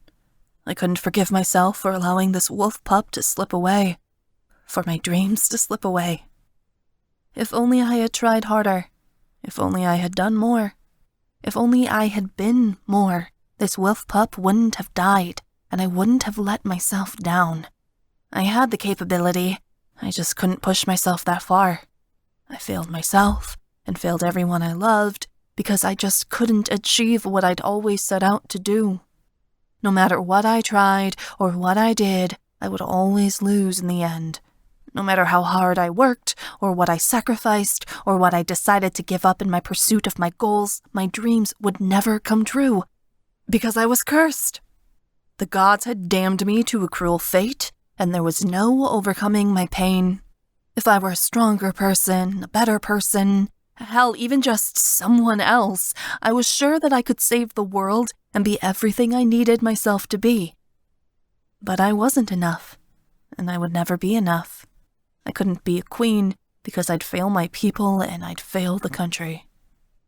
At this point, I wasn't convinced I could save the Fae. I was certain that I would mess it up somehow and damn our entire race to extinction. I would fail them, just like I had failed this little wolf pup. And then, once I had failed, people would forget about me and my legacy would fall to the pages of history. I would be completely forgotten as the world weaver who could not rescue the very thing she held dear. I would be forgettable because there was nothing phenomenal about me. I was worse than average. I was nothing. If only I had been born as someone different, someone not me. I had dreams, but those dreams were falsehoods because I'd let them die. And I'd let a million other dreams die before I managed to get close to achieving them. I didn't want to dream anymore because I always knew the outcome. People like me didn't have happy endings. It was easier for us to be alone, because being alone was all we knew. At this point, it was better to stop trying, to keep reaching for disappointment. People believed in me, but it was only because they didn't know the true me. I knew who I was inside, knew that I didn't have what it took. The darkness wasn't Droga, wasn't Gabby, it wasn't the war. The darkness was inside me. I leaned forward and pressed my forehead to the grave. I smelled the ash in the ground and thought of the wolf pup lying underneath the surface. At least now she would be at peace. At least now that I had let my dreams go and come to terms with who I truly was, she could lie and rest. At least she wouldn't be burdened to suffer with the consequences of my mistakes. I wiped my eyes and stood, knowing that I could not stay here forever. I had to move on. There wasn't any point in lying here and waiting to die. Somewhere out there was more for me. I knew there was. It was so tempting, the thought of giving up and releasing my life. If I could, I would have given up my soul for the wolf pup's sake. I would have given everything to gift her just a few more moments of life. I knew that wasn't possible. I could not move on from this grief, but I could move forward. I had to leave the wolf pup behind and become someone new. Otherwise, I'd be just as dead as she was. I turned from the grave and began to walk away toward the mountains. I didn't know why I was going there or what purpose it might have, but taking one step at a time felt like the right thing to do. As I walked away from the grave, I heard a strange noise. It was the sound of ground shifting, gravel moving. As I turned, my jaw dropped open as I realized the grave was beginning to cave in. "No!" I screamed. I ran back toward the grave, but came to a skidding halt as I saw a red paw emerge from the hole. Before my eyes, I watched as a fully grown she-wolf pulled herself out of the grave, shaking the dirt from her red coat. The dirt fell to the ground in clumps as she pulled herself from the grave, muscles bulging, stance proud and true. The noble red she-wolf walked toward me with her head held high, her black eyes shimmering. She stood before me, waiting for my response. "Sometimes," she said, "we must bury ourselves and kill our past to give birth to new life." Her voice was like the one echoing inside my soul. I'd never heard it before, and yet I'd heard it all my life. It was a voice inside of me. Her call was the only direction I needed. Her guidance was the light that would ignite my path forward. And I realized the truth then. I could not become queen if I lived as I once did. I would have to kill Emma, and a queen would have to rise from her grave. The girl I'd once been before I came to Malovia had died to become the warrior, and now the warrior would have to die for me to become queen. I would have to give up myself to become all I wanted to be. I wasn't afraid of monsters, the world, or even the dark god. But I was afraid of becoming irrelevant. I wanted to leave my mark on this planet, make this place better than I had found it. I wanted people to remember me, leave a legacy that would honor the Fae and my memory. I could not be forgotten.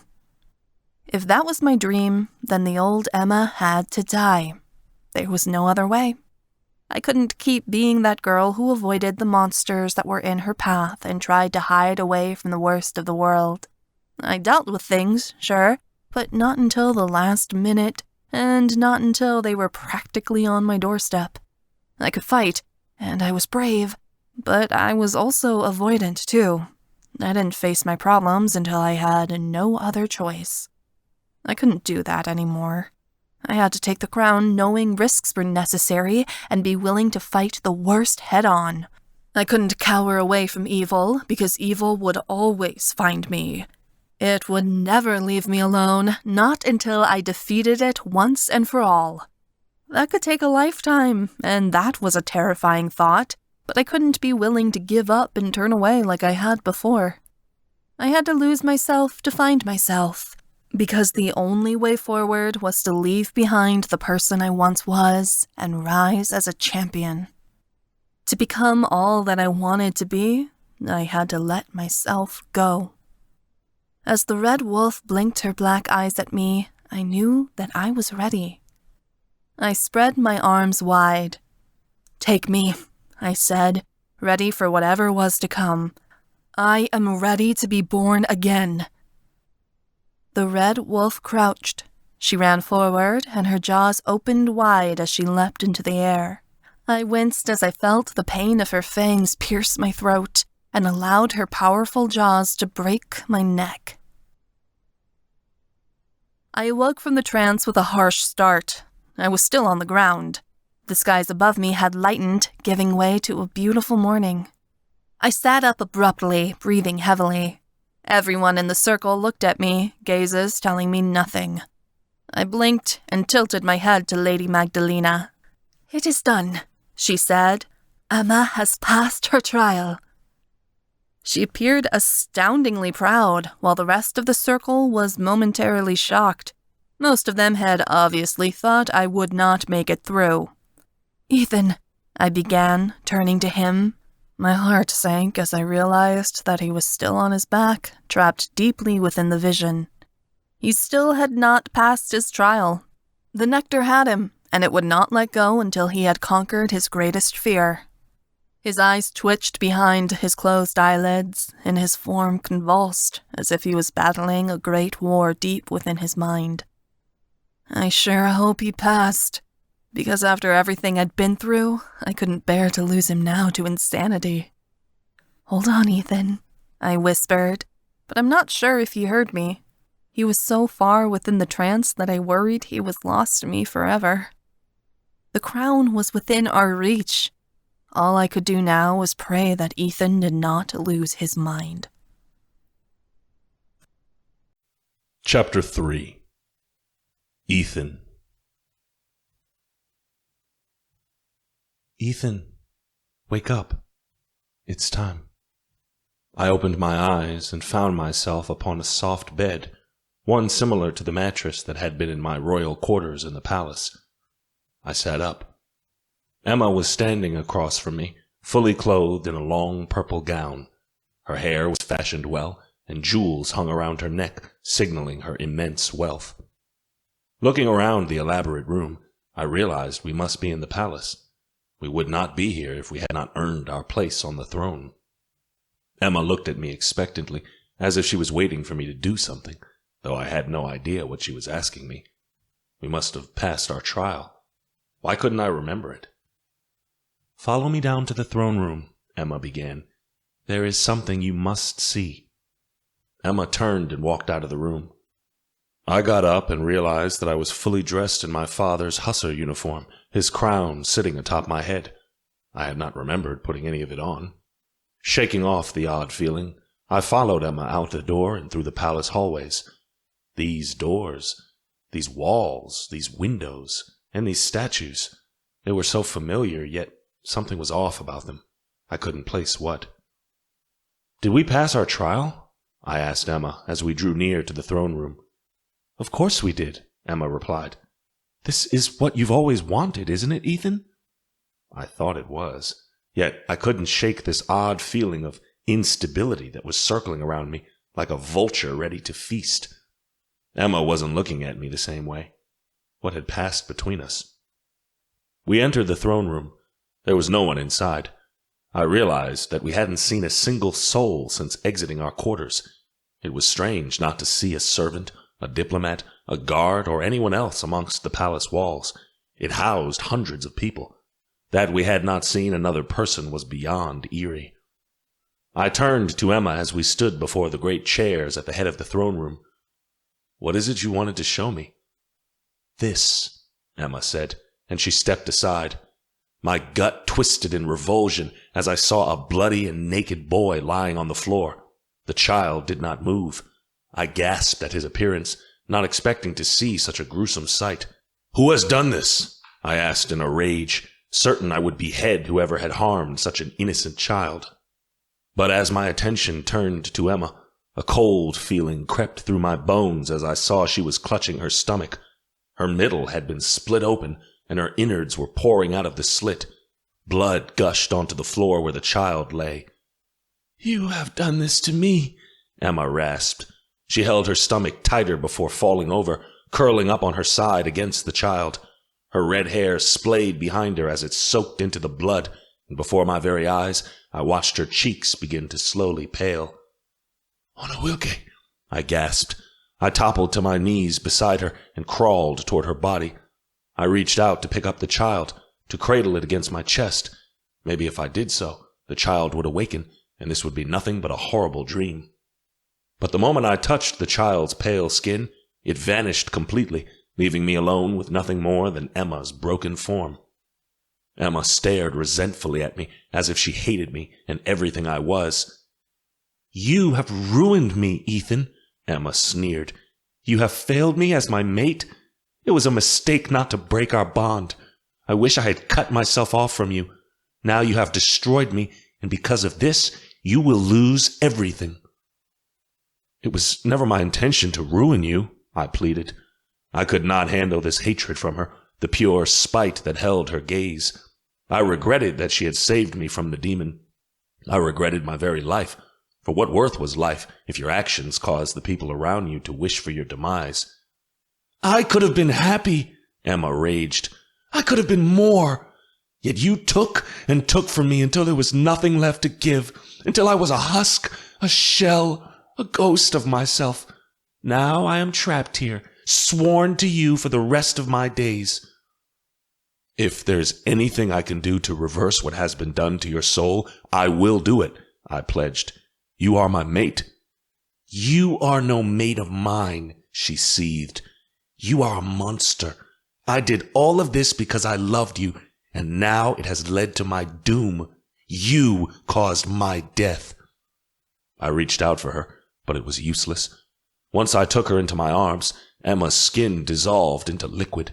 Her muscles melted away, and her body became nothing more than a limp skeleton in my hands. I went to draw the skeleton close, but as I did so, the bones broke and became dust scattered across my clothing. She had not even left me a body to bury, to grieve over once she was gone. Tears broke free from my eyes and landed upon the floor.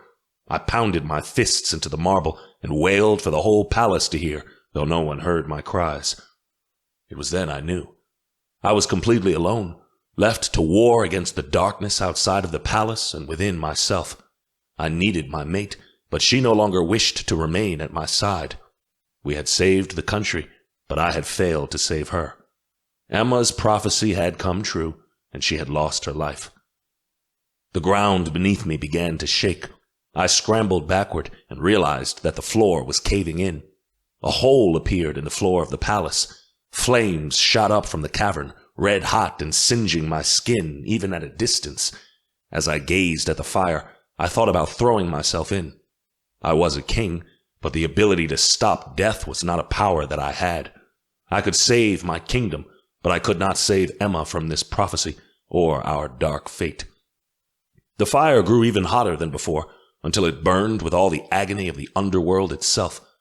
I had a thought that Emma could be down there alone, and I decided then I would not lose her.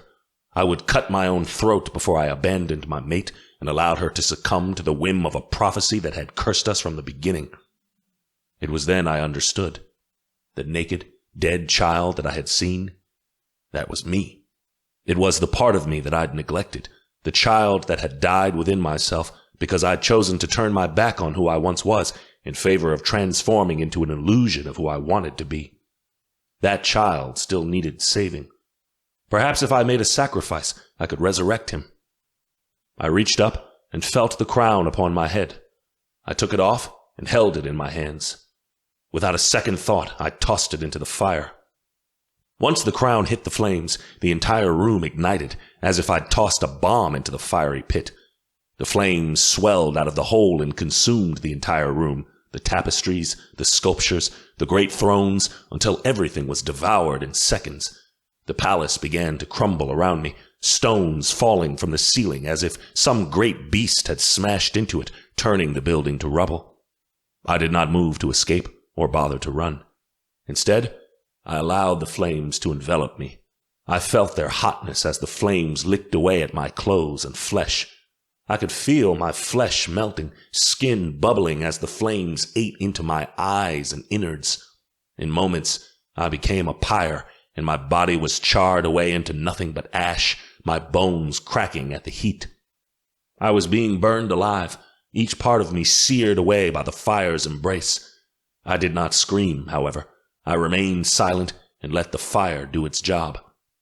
The pain was brutal, more intense than anything I'd ever experienced. Yet it was nothing compared to the thought of losing my mate. I would soon join her in the underworld, if that's where she was, for where she went, I would follow. From the pit, the child rose again, skin new and eyes vibrant with life. I ceased to cry out as my body fell forward. My spirit gave way, spiraling into darkness as the palace was consumed by flame. I began to stir, which was so odd because I truly believed that I was dead. I felt the flames. I'd experienced every inch of brutal agony as they devoured my skin and turned my bones to dust and succumbed to a slow and painful death. But I hadn't screamed. I hadn't run from it or allowed myself to beg for mercy. I had let the flames to lick up my body and consume me wholly without complaint, for that was my sacrifice for my mate and my country. And apparently, because I had not given in, I had passed into the realm of paradise. Emma was hovering above me. The sight of her green eyes caused me to feel nothing but relief. I noticed voices around us and realized that I had not died. My vision had merely been a part of the trial. None of it was real. It had merely been a test by the gods. It appeared we both had passed. Emma helped me as I slowly got to my feet. The members of the circle were aghast, shocked that we'd kept our sanity during the process. The gods must have held favor with me. I couldn't believe that I'd experienced such torture within the flames and yet was able to keep my mind. The pain was gone, but it still resonated, a memory I'd carry with me for the rest of my life. The priestesses had drawn back from the sacred gathering, hiding within the sanctity of the trees. Stefan cleared his throat. "Well, let's get on with the vote then," he said. "I say—" "Hold on," Lord Grey said, and he cut Stefan off. "They might have passed the trial of tears, but that doesn't mean they've earned their place on the throne. We still have to hold a trial of competency and prove that they have the right motives for wanting to run this country." "We do not need to host a trial of competency," Lady Magdalena said harshly. "Ethan Noack and Emmeline Sosna have proven themselves by drinking the nectar, and therefore I dare say we take a vote." "I beg your pardon, Lady Magdalena, but I think with the situation being what it is, we can't be too careful as to who we decide to put on the throne," Lady Elowin spoke up. "The previous circle made a dire mistake approving the last monarchs, and we can't afford to make the same error. They may have proven themselves to the gods during the trial of tears, but they still need to prove themselves to us." Magdalena scowled, but I'd been expecting this. I knew this wasn't going to be an easy task. Far from it. "We can't hold a proper trial of competency," Lord Bennet objected. "King Elijah was given the king's medallion during the last trial of competency, and without it, we cannot hold one. It is a relic that has been passed down through the monarchy for centuries. To even endorse a new king without the medallion is sacrilegious in itself." "Actually, I have it," I admitted. I dug in my pocket and held out the woven sapphire stone that had been my father's. I was supposed to pass it onward to King Elijah during his trial of competency, but I admit that I forged a fake and gave it to him. This is the real sapphire. "And you expect us to install someone on the throne who is a liar and a cheat?" Lord Grey said coldly. "You're already proving to be dismally dishonest." I knew keeping that medallion would come back to bite me in the ass someday. Disapproval shone on the faces of several circle members, and I knew I'd just lost us favor. I opened my mouth to defend myself, but I remained speechless. There was nothing that I could say that would condone my actions. I had been bitter when I had withheld the medallion from Elijah, and that bitterness was costing us now. But Emma stepped before me and lifted her head. "Ethan is not who he once was," she insisted. "He has grown, and he has changed, and so have I. I am willing to lay my life down for this country. We both are." That is nothing. King Elijah died for Malovia before he ruined it, Lady Renia said. Why will you be any different? Emma jutted out her chin. I am not Queen Gabriella. I am my own woman. I know I'm a foreigner and an outsider. I cheated to win the king's contest. In the past, I have manipulated, schemed, and lied. It's not surprising that so few of you wish to come to our side. But who I was then and who I am now is different. There is more to my story than you know, and it is my purpose on this earth to save Malovia as deemed by the gods. Tell us your idea for a greater Malovia, then. Lord Eric crossed his arms. If you can win us to your vision, perhaps we will endorse you. But if we can't get behind you, not fully, then you might as well go home now. I won't ally myself with a king and queen who will destroy what little of the country there is left. Emma waited for me to take initiative. I straightened my shoulders and said, All Fae fear one thing, the arrival of another great supernatural war. My cousin was pushing for such a result, and he nearly succeeded. I know that the balance between peace and war is very thin between the supernatural races. We can't afford to offend the witches further. When I am king, I will attempt to make amends and seek an alliance with the Miriamic Coven. You want us to make an alliance with witches? They'll never say yes, Lady Bella said skeptically. But we have to try, I insisted. It's never been done before, and I for one am tired of looking over my shoulder, waiting for another conflict between our races to start again. Aren't the rest of you? There was a mutter of agreement. Stefan spoke up. The security of our country should be a top priority, he said. We can't win a civil war while fighting the witches too. An alliance with the Miriamic Coven is a good plan. That's something we could do without you, Lady Ursa added. Why should we install you specifically as king? What do you have to offer us? Only my loyalty, I said. My cousin was in over his head. He didn't know what he was getting into. But I do. My father was king. I watched and learned as he led this country, and he was one of the greatest Fae rulers of our time. I also saw the toll that it took on him, and I understand the sacrifice he had to make in order to sustain Malovia's greatness. I am willing to pay that price. I am not above anyone in Malovia. I am nothing but a vessel for the people's will. I am not here to rule Malovia. I am here to serve her. Lady Raylan nodded at my response and turned to Emma. What say you? You are his mate. Why should we give you a crown? If I am queen, I will bring equality to Malovia, Emma said. I can't say that my ideas aren't radical, according to the Fae, but they are just and right. This idea of separating people according to social class and wealth has to stop. Same-sex relationships need to be legalized. No one should be killed for loving who they love. Our old and our sick must have our support. We need to install better programs in Malovia so that no one in our country goes without a meal or a home. We used to be one of the wealthiest nations in Europe before Elijah drained our treasury, and I know we can be so again. Once we are stable, we can share our riches with the people and use our magic to better our world. We cannot continue sacrificing our most desperate Fae in order to keep this country alive. Greed is a manic beast, and when he is done consuming those at the bottom, he will continue to rampage to the top until eventually he will come for us.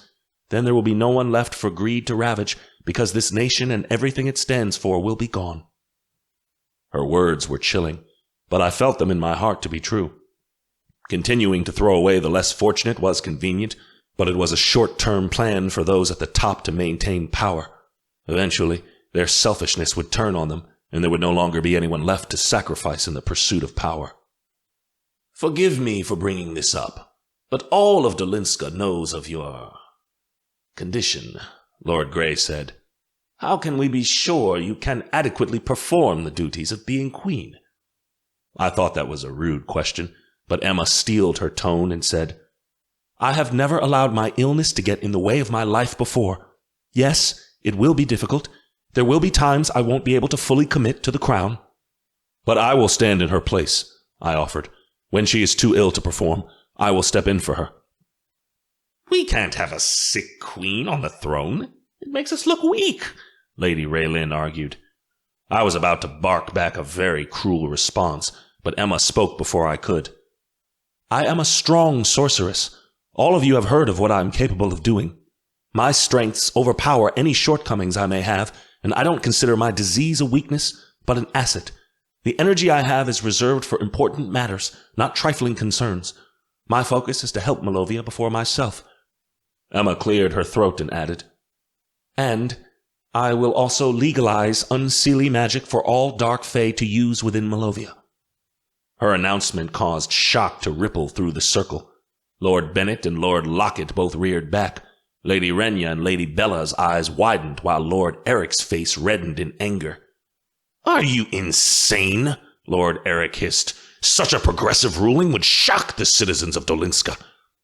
"No, she should go on," Lord Grey said. I was surprised at his support. He and the rest of the Griffins appeared eager to hear what Emma had to say. "People saw Ethan and I use unseelie magic during the Battle of Arcania University," Emma said. "You know we have unseelie blood, yet you're still considering putting us on the throne. How can you have unseelie rulers who use unseelie magic, but still make dark magic illegal? It would put Ethan and I above the law, and that's wrong." "Half unseelie rulers. You both have seelie blood," Lady Raylan objected.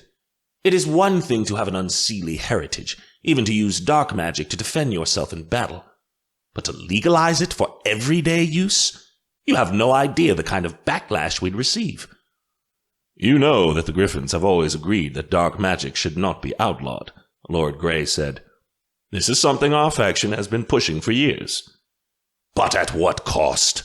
You cannot possibly agree with your mate on this," Lord Eric said, glancing at me. "In this we are aligned," I said. "Look at our people. They are divided between seelie and unseelie. Those with dark fae blood hide in the shadows, experiencing prejudice and hate from every which turn. It is this divide that is tearing the country apart, and it must end. This division between the light and the dark is ripping our nation in two, and it has to be stopped. The Black Claw would have never risen to power if unseelie magic wasn't outlawed. So much death and pain could have been avoided if we decided to work together instead of fighting each other. The Seelie have to admit we are responsible for an entire sect of Fae dying out. We need to make reparations and validate the Fae that still have dark magic flowing through their veins. Unseelie magic needs to be legalized. Bringing our people together is the only way we will obtain victory over Queen Gabriella. More than that, it is the only way we will bring our people together. Unseelie magic is neither bad nor good. The idea of it being evil is a social construct, one we can examine and change. Emma and I used unseelie magic for good to save Arcania University during the battle, after all, and what could be more noble than that? If unseelie magic remains outlawed, there will be another war, and another, until our race eventually dies out. We have to say that it ends here. Lord Eric appeared quite frustrated, but Stefan spoke up. "We agree with this ruling," Stefan said, gesturing to himself and Delmare. "Unseelie magic should be legalized." "And the wolves as well," Finlay said. "Lady Magdalena and I will not vote against something that will unite our country." "Us Griffins will all vote for the legalization as well," Lord Deverell said. "This is not something we are divided on." The Alicorn nobles shifted uncomfortably, but it was clear they were outvoted. The ruling would pass, if Emma and I were given the crown. "You are asking us to change so much in Malovia in such a short time, and during a time of war," Lady Bella replied. "Elijah did the same, and it has left us in pieces. Why should we trust you with our country and not install a king with a more stable and conservative stance? Think carefully, for your answer depends on my vote." The circle appeared tense. They knew voting for us would be a gamble. It'd be easier to go with a ruler who didn't have such radical ideas. But that was exactly why they needed us. Because if the Fae did not change, our race would die. There was no other alternative. Progress is never easy. It is an unsure, dangerous road, and one never quite knows where you'll end once the journey is over, I said. But Malovia cannot remain stuck in the past. We won't survive. If we continue to repeat our history, it will lead to our annihilation, either by the other supernatural races or at our own hand. Playing it safe is no longer an option. If it were, we would not be here. As a nation, we need to grow. A few lords nodded somberly, and Emma took the lead. I know this is a big step. We are asking you to trust us with the highest power in the nation.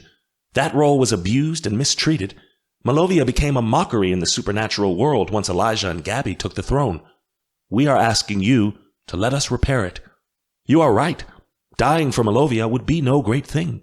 But living for it, breathing for our people, that would be the honor. All we can ask is that you allow us to take Malovia into our hands so Ethan and I can ensure this nation stays alive. Malovia is our great love, and she will not continue to exist unless there is someone at the head of it who is willing to do whatever it takes to preserve her legacy. The members of the circle looked between each other, and Lady Magdalena spoke. I think we've heard quite enough. All who are opposed to giving Ethan Noack and Emmeline Sosna the royal monarchy and installing them as the king and queen of Malovia?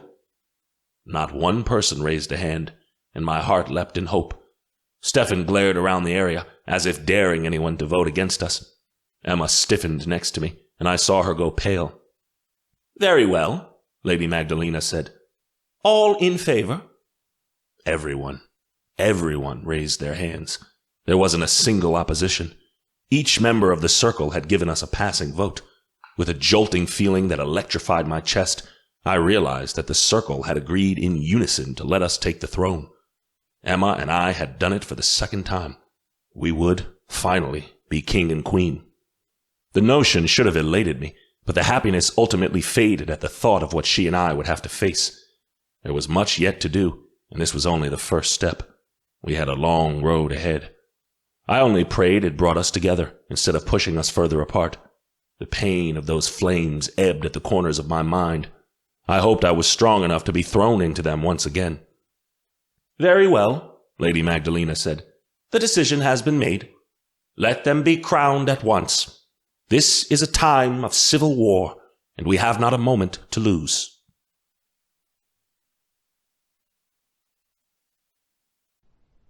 Chapter 4. Emma. Once the trial was over, Ethan and I were escorted back to the palace. We were placed into one of the guest rooms to await our coronation the following day. The whole event was being pushed through on an emergency basis, seeing how the country was so divided. The papers were already going nuts. News has broken out on social media about our success over the Trial of Tears, and now the country was in a complete flurry over our ascension to the throne. Once Ethan had locked the door behind us, he turned my way. He took my hands in his and squeezed them lightly. We did it, Onowilka. I gave him a slight smile, one that was nearly forced. I guess we did. I did not see your trial, Ethan said. What did you undergo to pass your test? Images of the dead wolf pup and the rising of the she-wolf from the grave haunted my mind. I had to kill my old self and bury her so that a new woman could rise from her grave. Haunting, Ethan replied. But it's what had to be done. I let go of his hands and walked to the window. I laid my hands upon the sill and looked down upon the city of Dolinska, contemplating the future. I have an opportunity to change everything. I can shape this world to my desire and to yours. The two of us can make a better world for the Fae. We can leave a legacy that will mean something when we're gone. That's worth any sacrifice. We'd conquered our worst fears and our visions. What was left to be seen was if we could defeat them in real life. Are you sure you're ready for this? Ethan asked. He wrapped his arms around my form, taking me into his embrace. I leaned into his chest as he squeezed me tightly. Yes. Are you? I don't think you can be prepared for something like this, just willing to accept it. It will require sacrifice. It'll be worth it, for Malovia's sake. Overwhelmed with the heavy responsibility of being the new monarchs, Ethan and Emma lean on each other for support and share a passionate moment. I woke up early the next day to prepare for the coronation that evening. When I got out of bed, Ethan was already gone. He'd left a note on the bedside table, letting me know he was with the circle and getting the events of the evening ready. I put the note aside with a sigh. I wanted a morning coffee, and I wasn't sure what to do. Did I call for a servant, or did I go down to the kitchens to fetch it myself? That didn't seem right. Gods, I didn't even know how to get myself a beverage. This was already overwhelming. While I was warring with myself over what was proper, the door opened. Delmare, Odette, and Kiara walked in, fully attired in long gowns and carrying a few dressing bags. Thank Milana, they had brought coffee. Odette pushed a cart loaded with a charming china pot and teacups. She poured some coffee from the pot, spooning in cream and sugar in a giddy fashion.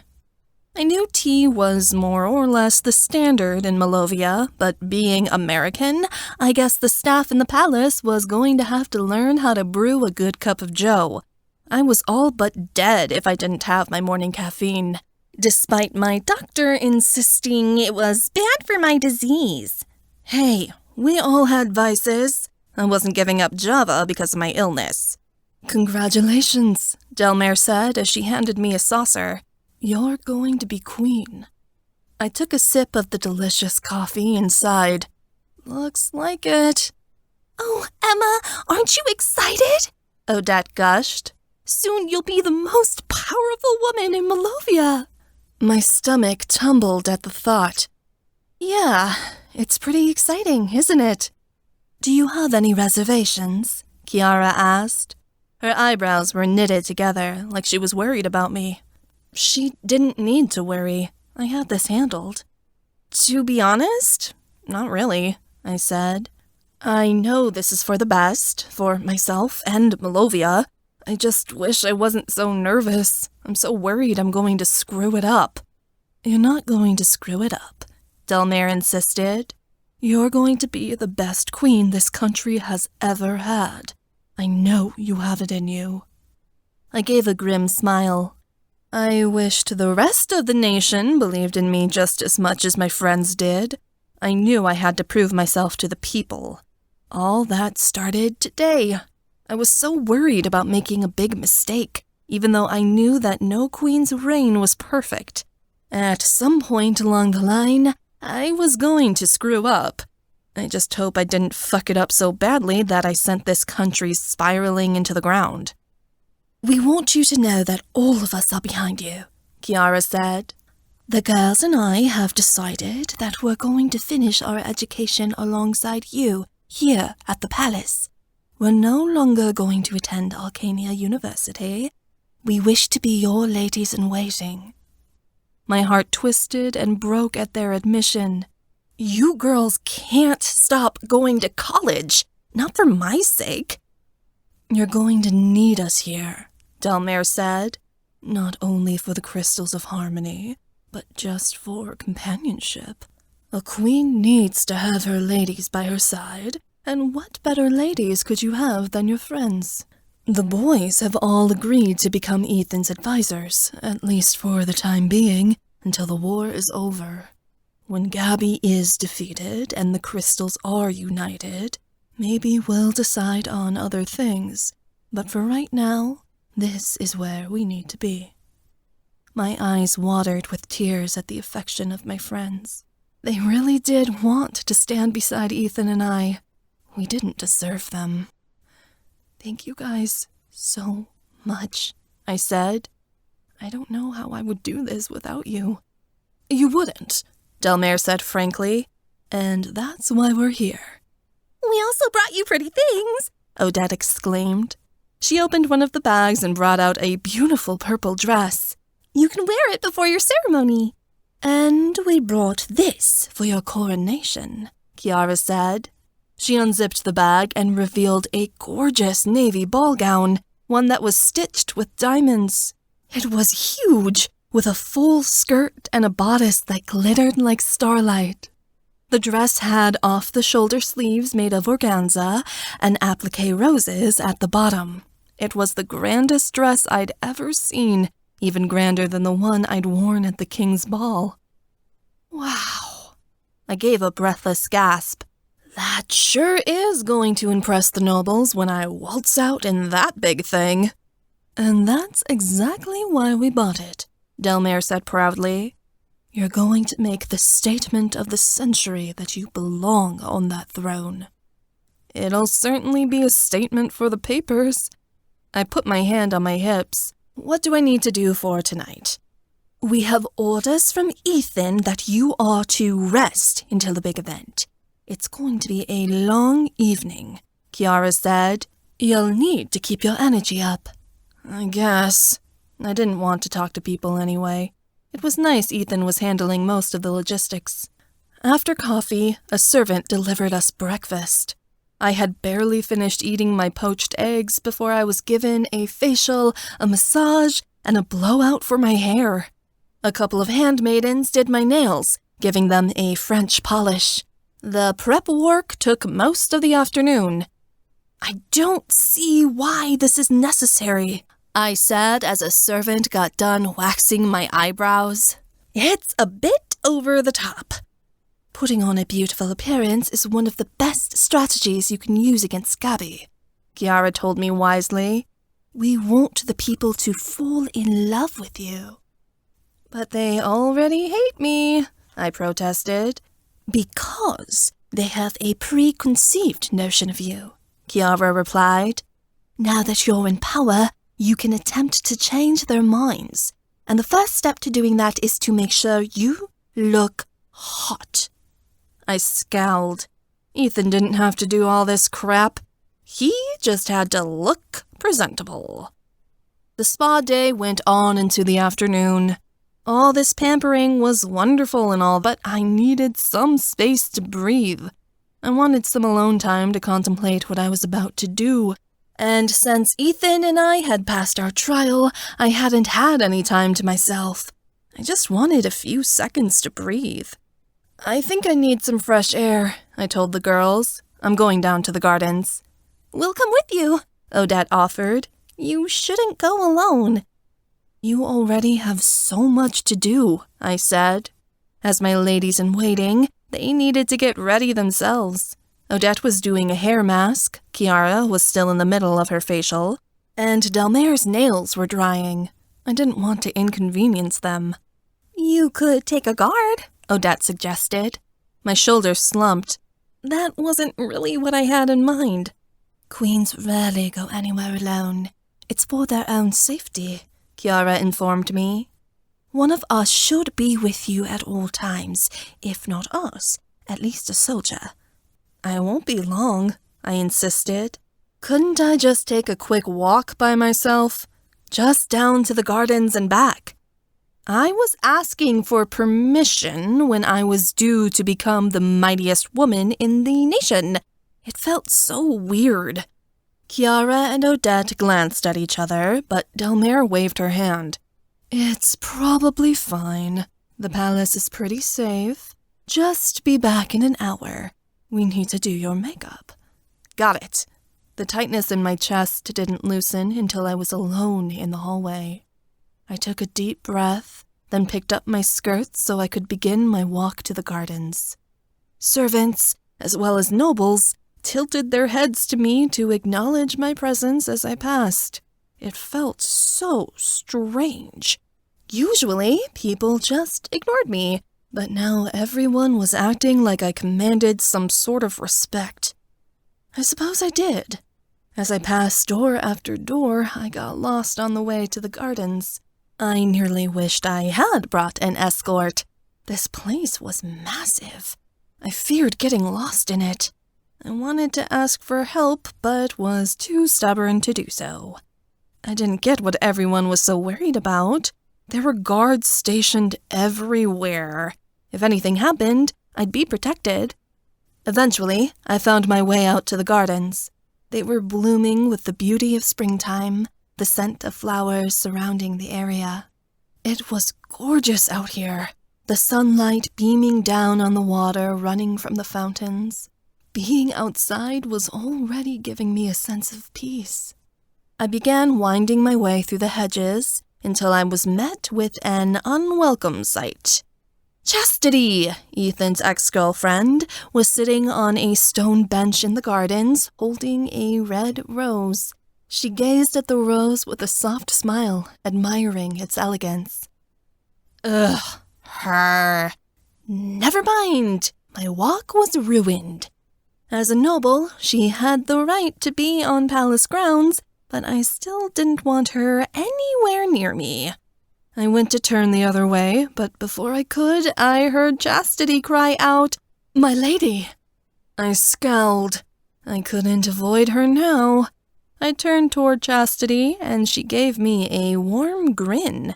I didn't like it. It seemed misplaced. "What do you want?" I crossed my hands in front of me. Our last meeting hadn't exactly gone well. She'd threatened me and vowed she would take Ethan for herself. I'd had to knock her on her ass with a spell to teach her to know her place. "I want to apologize," she said, and I was taken aback. "Sit beside me, please." She patted the vacant area next to her on the stone bench. I hesitated. Old Emma would tell her to fuck off and give her a punch to the face for good measure, but as I was reminded, I couldn't be the old me anymore. I had to be diplomatic. Chastity was a noble, and we needed the help of the nobles in this war. I couldn't afford to piss her off. I gingerly took a spot next to her and said, "I didn't expect to see you here." "My family was invited to the coronation," she said brightly. "I've been looking for you, seeking to ask for your forgiveness. I know I acted dreadful toward you the last time we met." "That's putting it lightly," I said. I bit my tongue before I could say something worse. She was obviously trying to kiss my ass. "Yes," Chastity said, and she hesitated. "I know I was cruel. Ethan is your mate, and soon you shall be his queen. I need to earn your respect." I said nothing, and Chastity held the rose aloft. "I know you favor roses. I brought you one as a gift to ease the displeasure between us. I enchanted it with a preserving spell. It will never fade or die. A present to keep in your chambers to symbolize our new friendship." Chastity was not, nor would she ever be, my friend. I didn't trust her as far as I could throw her. When I hesitated, Chastity smelled the rose, taking a deep inhale. "Oh, it smells so sweet. Please don't refuse. I don't wish for there to be any bad blood between us. After all, we need to work together if we're going to win the war. Roses are your favorite, are they not?" I supposed that was true. If Ethan and I were to defeat Gabby, we needed the nobles on our side. It would be a good idea to placate Chastity. Her family was one of the wealthiest in Malovia, and they had a lot of influence. It was power we could use. I preferred white roses, not red, but I took the rose from Chastity's outstretched hand besides. Chastity gave another white-toothed grin, and I said, "I suppose an alliance is favorable. Thank you for the gift." The scent coming from the rose was rather delightful. I leaned down to take in the scent until a bold voice cried out, "My lady, don't smell it!" The rose was knocked out of my hand by an armored glove. I gasped and looked up. A sandy-haired griffin guard stood above me, his hand on his sword. He towered over me with a scowl, looking down upon Chastity. I gaped. "What?" "That rose has been poisoned," the guard spat. My shifter senses could smell it. "She is trying to trick you." My mouth dropped open. My magic hadn't caught the trap. If not for this shifter, I'd be dead. Chastity must have placed a hex on the rose. As the hex was meant for me, she was immune to its curse. And I wasn't wearing any protective amulets or charms to defend myself. I'd nearly walked right into her trap. Chastity's kind face had contorted in rage. She jumped to her feet and cried, I won't miss this opportunity. When his mate is dead, Ethan will need a queen. He has no replacements. Due to our history, he will choose me. You bitch, I seethed. The guard moved to arrest her, but before he could, Chastity blasted a spell out of her palm. The guard went flying backwards several feet. He hit the ground, and Chastity fished in her dress. She withdrew a dagger, one that glinted in the sunlight. Her teeth were clenched as her grip tightened on the hilt, and she turned on me. If I can't have Ethan, no one can, Chastity raged. I deserve to be queen. I went to summon a battle orb, but my magic didn't manifest quick enough. Chastity raised the knife to stab me and plunged it downward. I raised my hands to grab her arms, but I was already too late. The tip of the knife caught my dress, making a cut in the breast. I was sure then that I'd be dead, but the guard from earlier came flying in from out of nowhere. He tackled Chastity to the ground and wrenched the knife out of her hand, tossing it to the side. Chastity wrestled with the shifter, but with his massive strength, she wasn't able to pry him off. There was the sound of multiple footsteps approaching, and armor clinking. I whipped around in my seat, still stunned. Ethan had arrived, flanked by a group of soldiers. He must have been somewhere nearby and felt my panic through our bond. He was dressed nobly in a velvet doublet and navy cape. The cape reminded me of his phantom days. A sickening feeling of déjà vu pressed in around me. Ethan's visage tightened in rage. As he approached, Ethan had witnessed the entire thing. Arrest her immediately, he barked at the soldiers. The guards hurried forward and placed Chastity in chains. Her blonde hair fell madly across her frantic eyes as the guards wrenched her to her feet.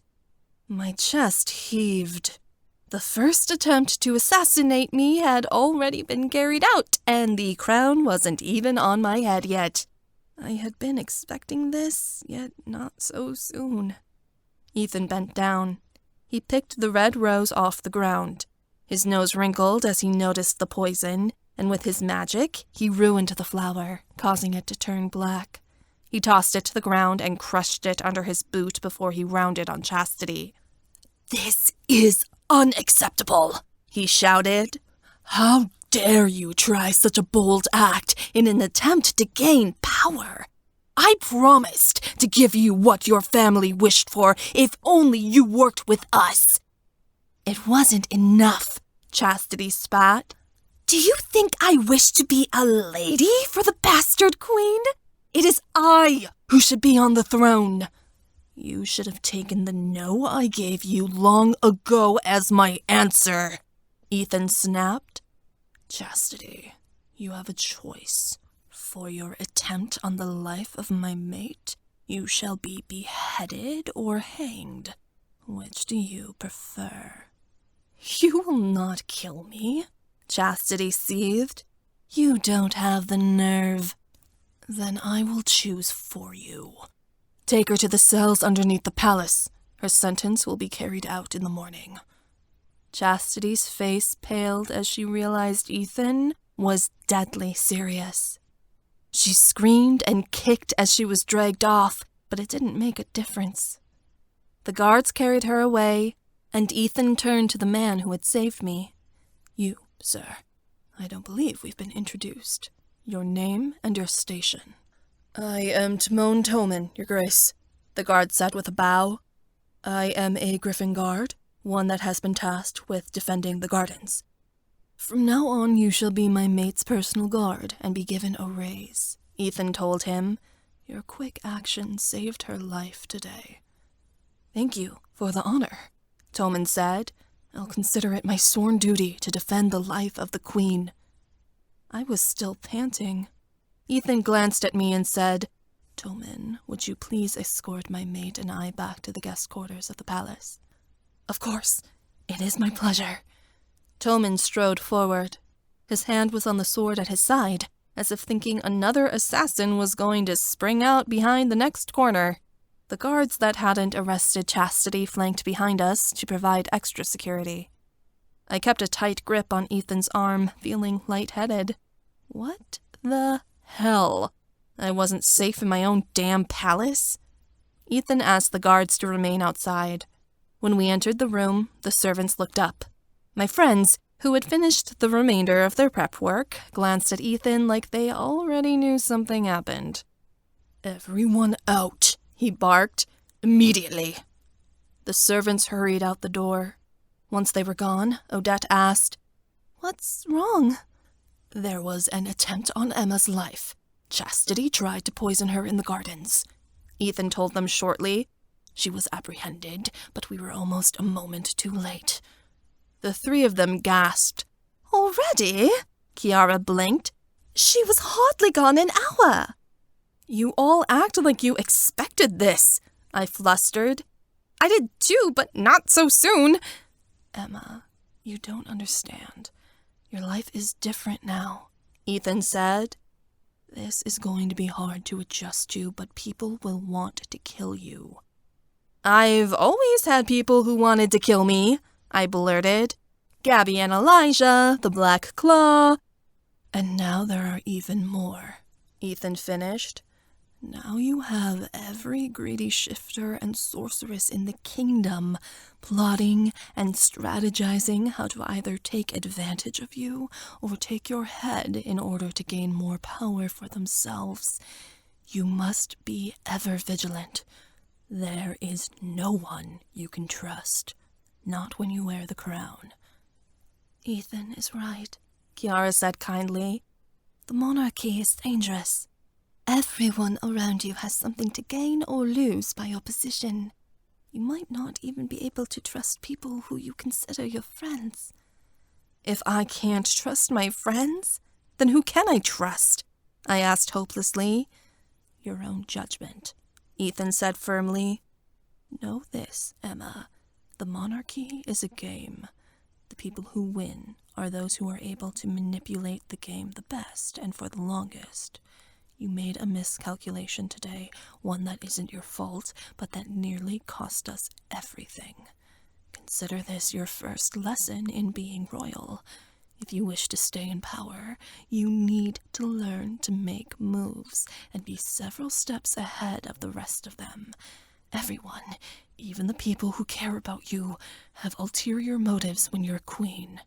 Don't allow anyone to take advantage of you again. Play them as pieces. Do not allow yourself to be played." Ethan reached out then and took me into his arms, as if he could not stand the thought of losing me. And he nearly had. His body shook as the two of us mused on what Chastity had nearly done, and the repercussions it would have had not just for us, but for the entire kingdom. I was quiet as I considered Ethan's words. I thought power was absolute, but as I learned today, power was fluid and ever-changing. The crown might have been on my head tonight, but there was always a possibility it wouldn't be tomorrow, not unless I outsmarted everyone around me. I wasn't prepared to play this game, but I had to be. The greatest illusion of all wasn't what I could do with my magic. It was power, and how well I could trick people into believing it was all mine. My nerves increased that evening, drowning me in anxiety. I waited in the grand hall of the palace, ready to embark on the royal carriage toward Milana's cathedral. The coronation would be held there. I could already hear crowds roaring outside the palace gates. People were gathering in the streets of Dolinska to watch Ethan and I on our journey to the cathedral, where we would take our vows to the country. I hadn't watched Gabby and Elijah's coronation on television, so I didn't know what to expect. Ethan had coached me on what to do and what to say, but I still felt woefully unprepared. I bounced with apprehension, smoothing down my red curls and fussing with the skirts of my elaborate dress for the millionth time. Ethan was calm. He didn't fidget or pace, merely stood chatting lowly with Stefan as we waited for the carriage to arrive. He was wearing a navy hussar's uniform that matched my gown, and as usual, The suit fit him perfectly. I'd say he looked like quite the prince, but that wasn't right anymore. He looked like a king. I didn't know how he managed to keep it together. My palms were sweaty, and my mouth was dry. I was so freaked out about making a mistake in front of millions of people on national television. Malovia was everything to me in my heart, but now I was getting ready to make a vow to her before the entire nation. What if people didn't believe that I was good for the country? What if they thought I was only doing this for myself? I couldn't see why Gabby had desired this position so badly. Everyone expected so much of you being queen. How had she handled the pressure? Not well, I remembered. She'd crumbled during her reign. No wonder she'd fallen apart during the Eastern European Figure Skating Championships. I couldn't imagine trying to be a professional skater and leading the country all at once. She'd been insane to try. Usually, there'd be a parade in front of the royal carriage, along with an entourage of parties and social events to go along with the coronation. But with Gabby and Elijah having spent most of the treasury, and Dolinska still in shambles from the collapse of the catacombs, we had agreed with the circle that simple and effective was best. We'd be escorted through the city by dozens of guards, perform the ceremony, and then return to the palace for a dinner party with the nobles. The event would still be televised, but with as little fanfare as possible. We wanted to send the message to the people that we were not the focus, but what we could do for Malovia. Servants pulled the double doors aside as the royal carriage rolled up to the palace. It was pulled by 2 alicorns and was white with gold trim. I took Ethan's arm as we walked down the stairs, and the tension in my chest got even tighter. I almost tripped as I stepped into the carriage, and Ethan caught me. I gave him a grateful glance and prayed to the gods I wouldn't fall when we arrived at the cathedral in front of the cameras. The carriage had an open top, which meant we weren't concealed from the public. There was an invisible ward around the carriage to protect us from any magical attack, but that wasn't what I was worried about. I was more concerned with making a fool of myself. I pressed my leg to Ethan's as the carriage started forward and made way for the gates that led into the city. My heart was like iron, dropping into my gut with a harsh thud. "I'll be beside you all the way," Ethan said, and he grabbed my hand. "Let us take what is ours." The palace gates opened.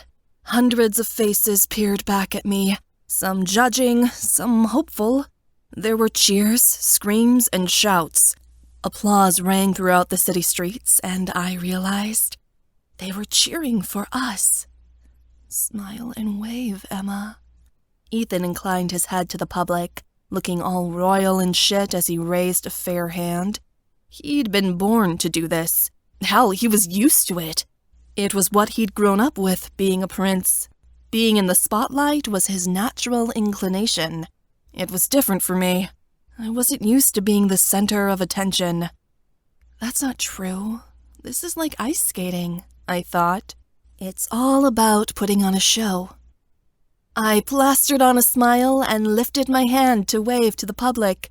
They went wild, their screams rising to the clouds. I noticed a few gazes of Faye that appeared reluctant as we passed, but I paid them no mind, focusing more on the faces of those who seemed happy we were taking the crown. One girl wept tears of joy as we passed, like we were the answer to her prayers. Elijah and Gabby had really hurt these people. I could only hope Ethan and I could repair the damage that had been done. Children tossed flowers in front of our carriage from the streets. The cheers didn't stop, and only got louder as we pulled up to the cathedral in the middle of the city. The Catedra Dadu Boina towered over me, inviting me in with her massive spires. Even now, the massive cathedral of my goddess felt like home. The carriage came to a stop. Guards flanked in to block the crowd as the carriage door was opened by a footman. Ethan stepped out of the carriage and raised a hand to help me down. I glanced at a camera, which was held up by a reporter from the annual Arcania 20 feet away. Fuck the cameras. I told myself not to pay attention to them, and put on an effortless grin that took all the effort in the world. These people needed me to give them hope. I would not let them down. The overwhelming feelings rushing through my veins nearly dropped me to my knees as I stepped out of the carriage. I took Ethan's hand and stared up at the beautiful statues of the gods surrounding the outside of the cathedral. Honor, joy, and a sense of pride surged through me as Ethan and I climbed the stone steps upward. Just before we reached the top step, a memory flooded into my mind, heavy and true. I recalled how the hag had appeared to me in the tent during the king's contest, when I'd asked for Milana's guidance. The hag had encouraged me to use the dark necklace in the contest, to save Ethan's life and to help us win. He will be king, the hag had said, but only if you do what you must. I thought she'd lied to me after we'd lost the contest, but the hag had told the truth. I just hadn't heard her clearly. Ethan would be king, and I would become his queen. It was happening right now, in the flesh, but the only reason we had gotten here was due to my grit and determination. Over the past 3 years, I had been willing to do whatever it took to keep Ethan alive and get him on that throne. Now, the hag's words were coming true. The cathedral doors opened, and I had to hold in a gasp of wonderment. The cathedral was swathed with nobles, waiting in the pews for Ethan and I. Soft music rang overhead, the voices of a heavenly choir singing a song to the gods in Melovian. Navy banners hung from the ceiling of the cathedral, depicting the royal crest, which had symbols of each of the 4 factions displayed. We wandered up the hallway to the cathedral, arm in arm. I shook, yet Ethan was steady. I didn't dare to look at him, keeping my eyes locked forward on the high priestess at the front of the room. I tried to feel him out through our bond, but instead of excitement or trepidation, all I could muster from Ethan was a sense of calm acceptance. This was his destiny, and after years of disappointment and patience, his reward was finally ahead. Placed on the altar were 2 thrones. On a stand between them were 3 items, a golden orb, a scepter, and a jeweled necklace. The orb and scepter were for Ethan, and the necklace was for me. The orb was carved with fey runes and symbolized the country. The scepter represented Ethan's power and how he would use it to govern Melovia. The necklace would stand for my sovereignty and grace as I guided the country under Ethan's hand. That such revered and honored objects were being bestowed upon us gave me a great sense of privilege, and I felt so honored to be here.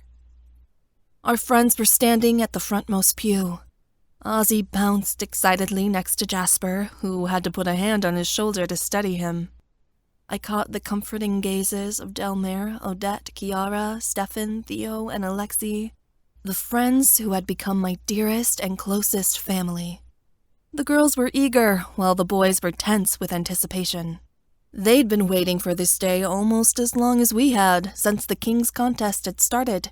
As my ladies and Ethan's advisors, this was as big a day for them as it was for us. Finley, annoyingly, appeared bored, as if wishing we'd just get this over with. He yawned, and Amantha smacked him across the chest. Arthur gave me a warm and welcoming grin as I neared the altar.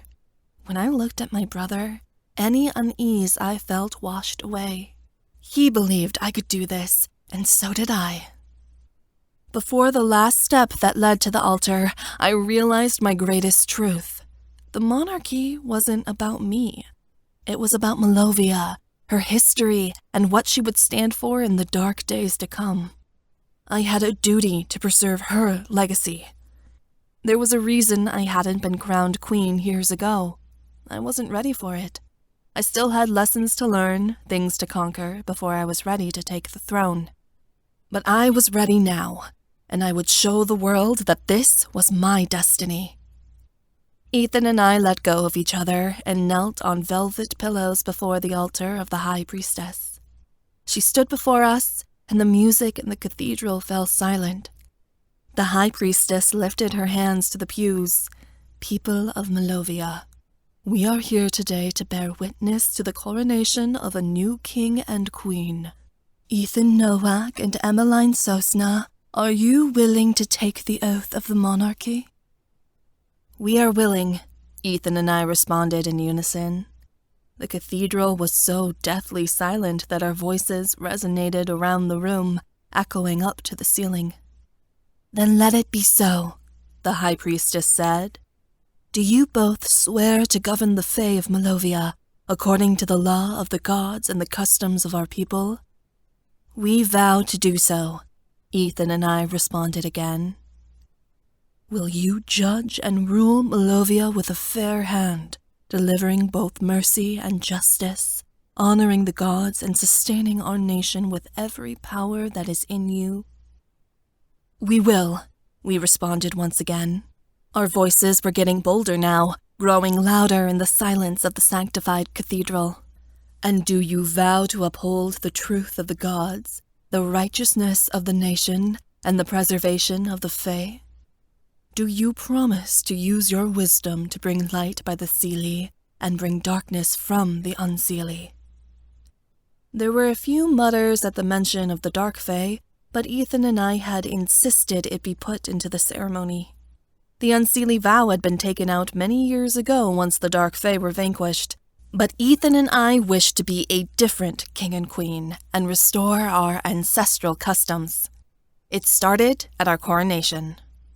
We solemnly promise, Ethan and I said, and the room became still once more.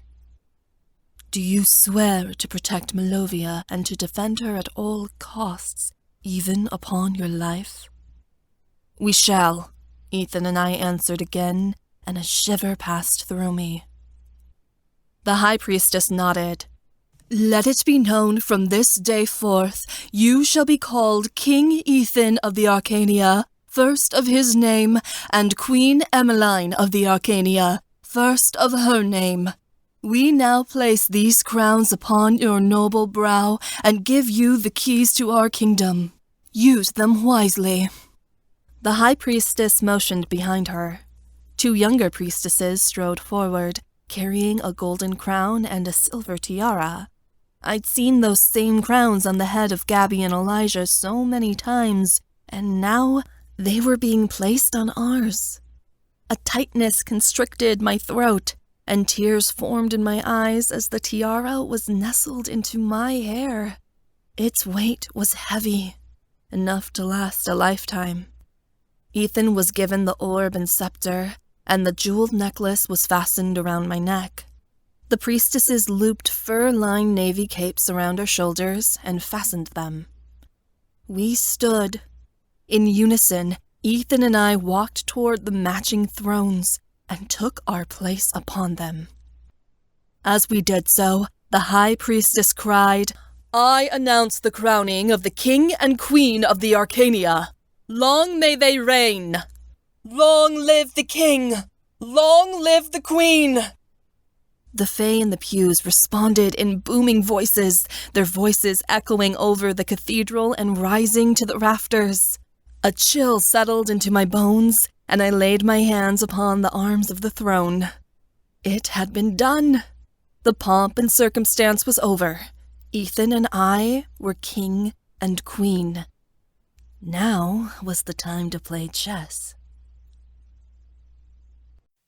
Chapter 5. Ethan.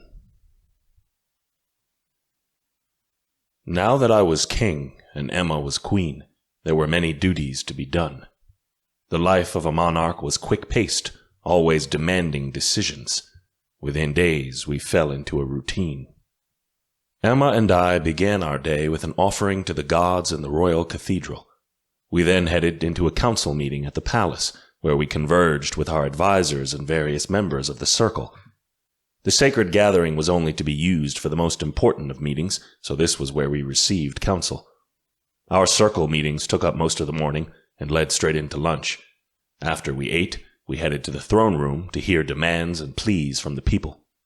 Elijah never did this, and it was an old tradition, but I thought that it was important to have the people talk with us face to face to see that we cared. We settled disputes between commoners and did what we could to help people who'd experienced some sort of disaster or suffering. Frustratingly, I found we couldn't always fix everything. We didn't have the resources or the time to give as freely as I desired, though Emma and I did our best to try and make sure everyone walked away satisfied. Before our formal day ended, we always gained updates on the war from General Bani, the shifter who'd I designated to lead our army.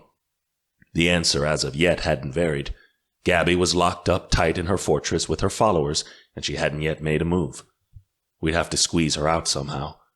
We'd speculated that we could starve her out, but then she would move her armies against us, and at the current moment, our forces were equally matched.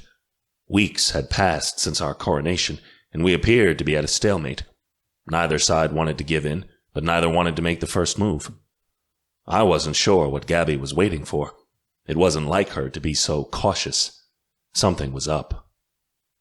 After our afternoon war meeting, we attended parties and participated in recreation, always with the court present. Emma rolled her eyes at the parties, but I insisted it was very important to hold them.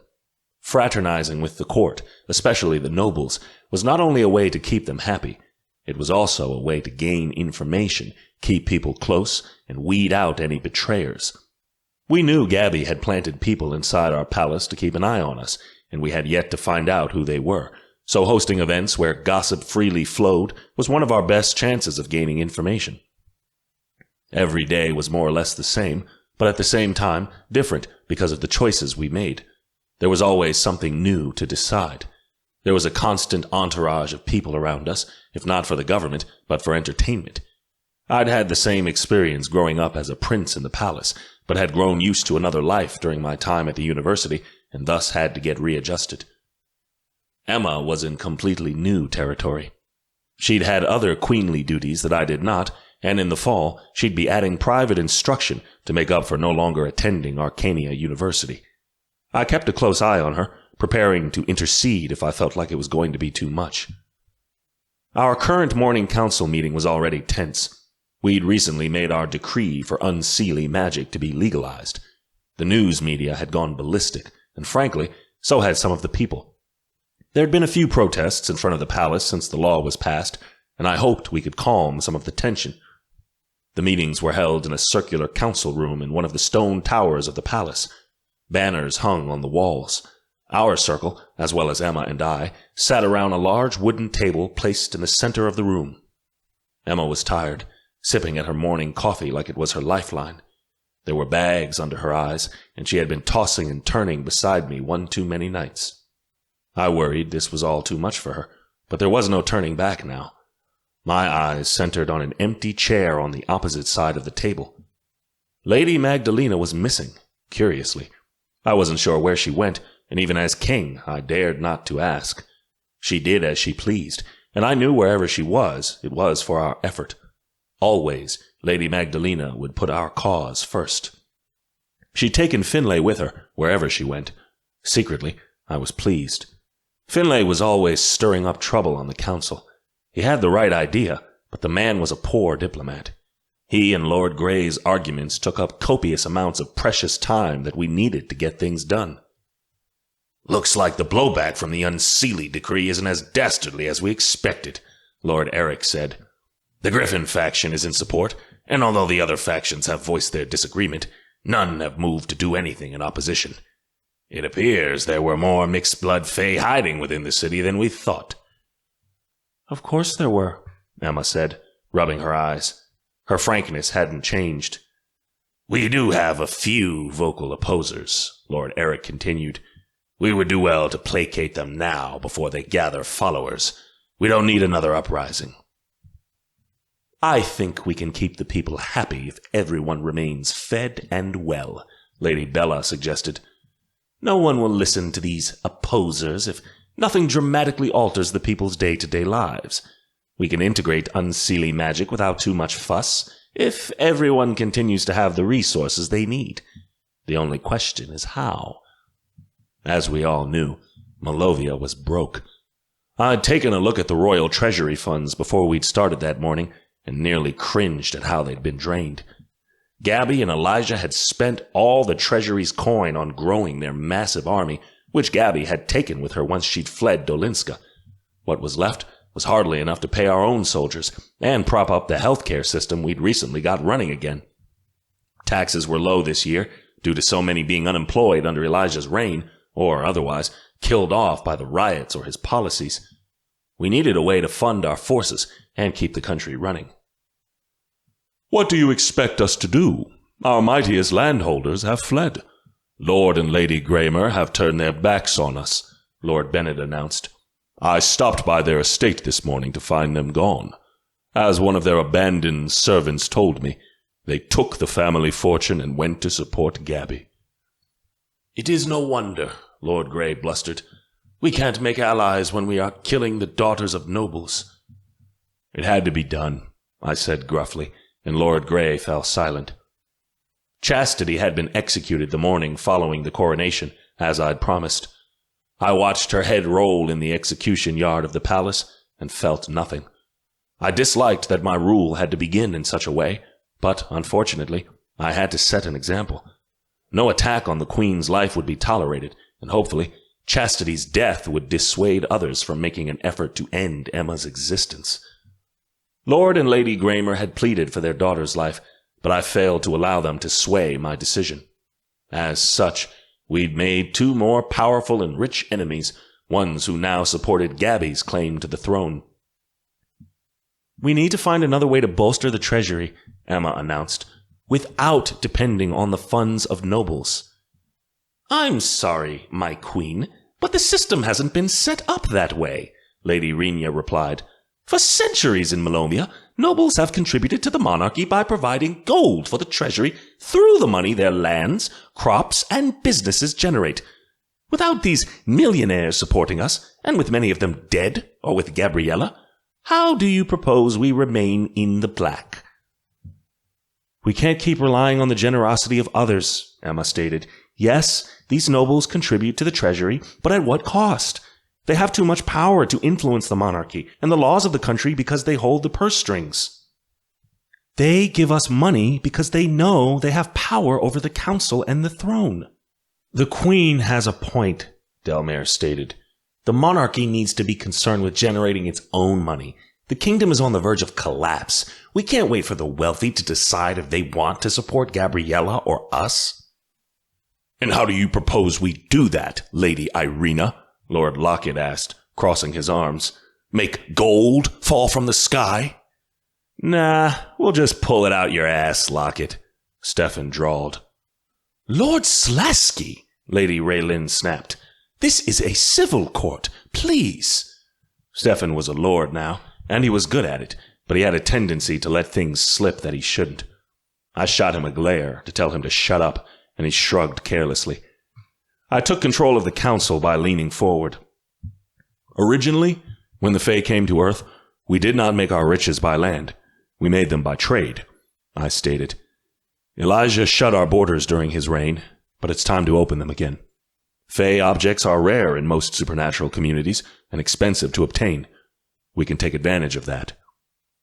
And what if these races use our own objects against us? Lord Grey asked. They know we're in a time of civil war and vulnerable. The other supernatural races have their own problems, Emma objected. The Elementi just resolved a civil war of their own and aren't keen to go to war again. Our greatest enemy, the Miriamic Coven, is facing some sort of crisis, though we can't be sure what yet. Our spies can't get close enough to the town's protective ward to make it out, but there's definitely chaos in Octavia Falls. They haven't even responded to our request for a treaty. Needless to say, the witches are preoccupied. What about the Midnighters? Lady Ursa spoke up. The Celestials or the Atlanteans? The vampires and angels are our allies.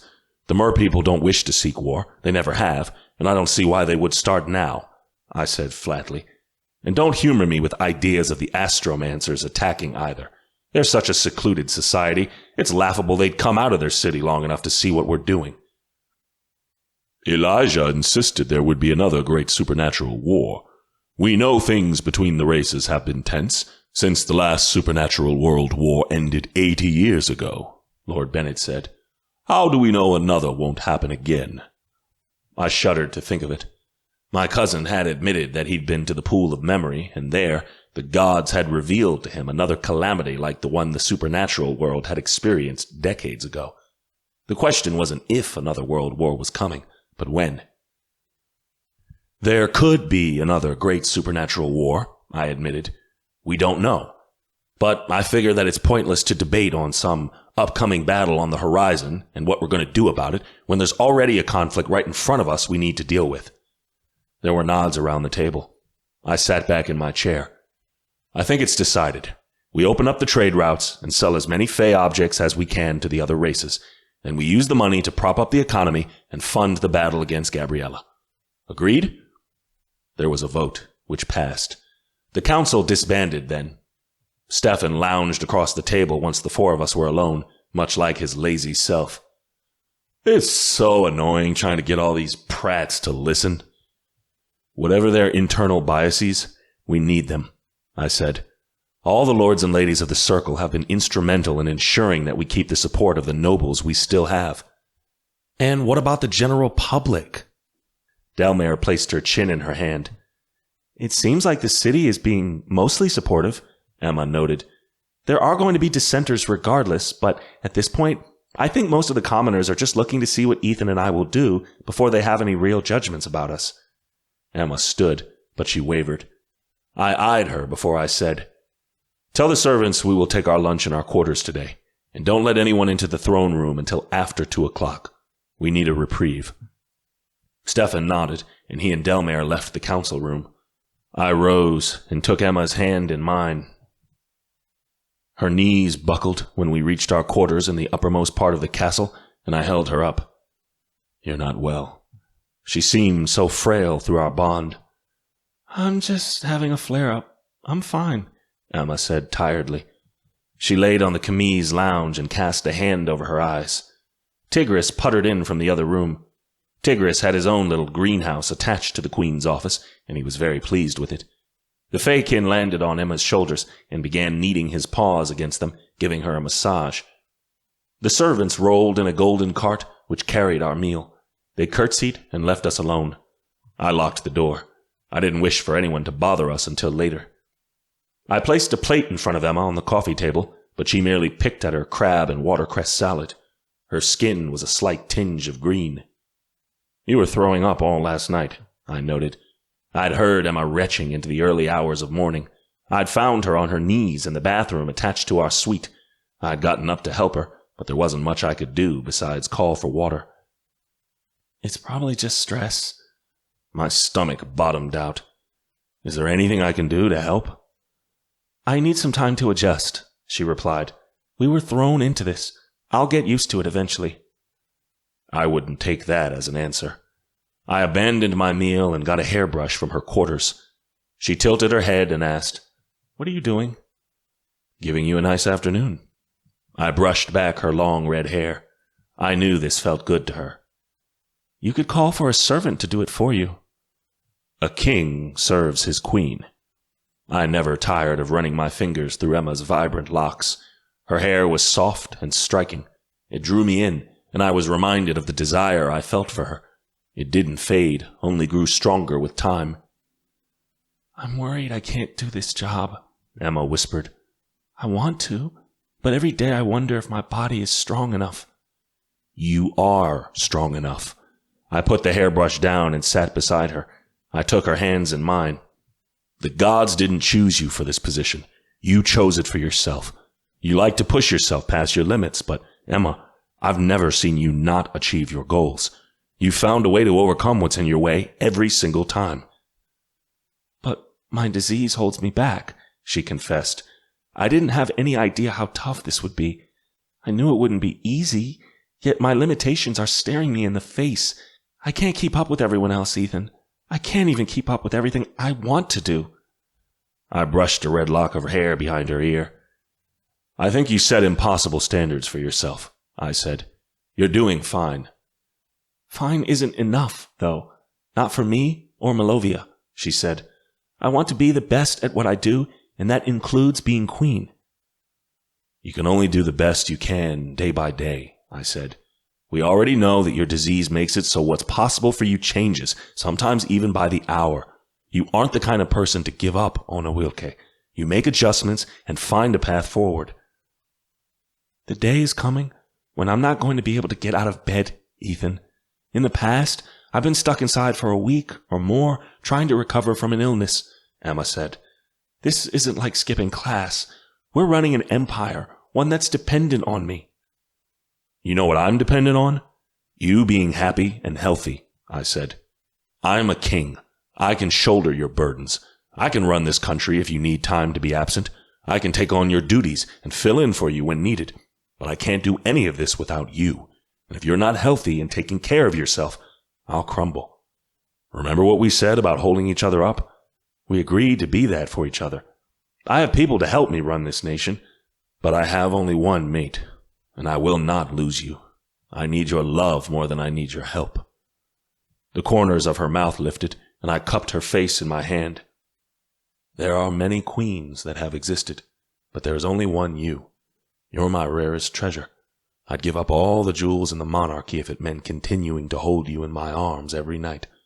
But how can I do that if you're in pain? You were in so much agony last night, I couldn't even touch your skin without you crying out. She scowled and looked away. I didn't let the conversation drop. I pressed on. And I know it's because you've been pushing yourself too hard. But you don't have to. Let me carry us for now while you recover. I know battling your disease is frustrating. Fighting it is useless. Let's find a way to work with it. I just wish I could do more. Her words ached with frustration. You do your duty by keeping me going. The king might rule the country, but it is the queen that supports the king, I said. If you weren't here, I would crumble, and the country would soon after. We can't afford for that to happen, Nona Wilke. So please, care for yourself as I care for you. Emma grasped my hand and said, I'll try. I convinced Emma to take the rest of the afternoon off and went down to finish the rest of the royal duties on my own. I knew she thought she was slacking off, but I'd expected this. It was more than just an adjustment period. Emma needed more time to recover than I did, not just because of her disease, but because the responsibilities of being the world weaver were still on her shoulders. We hadn't made any progress on finding the Seelie or unseelie stones.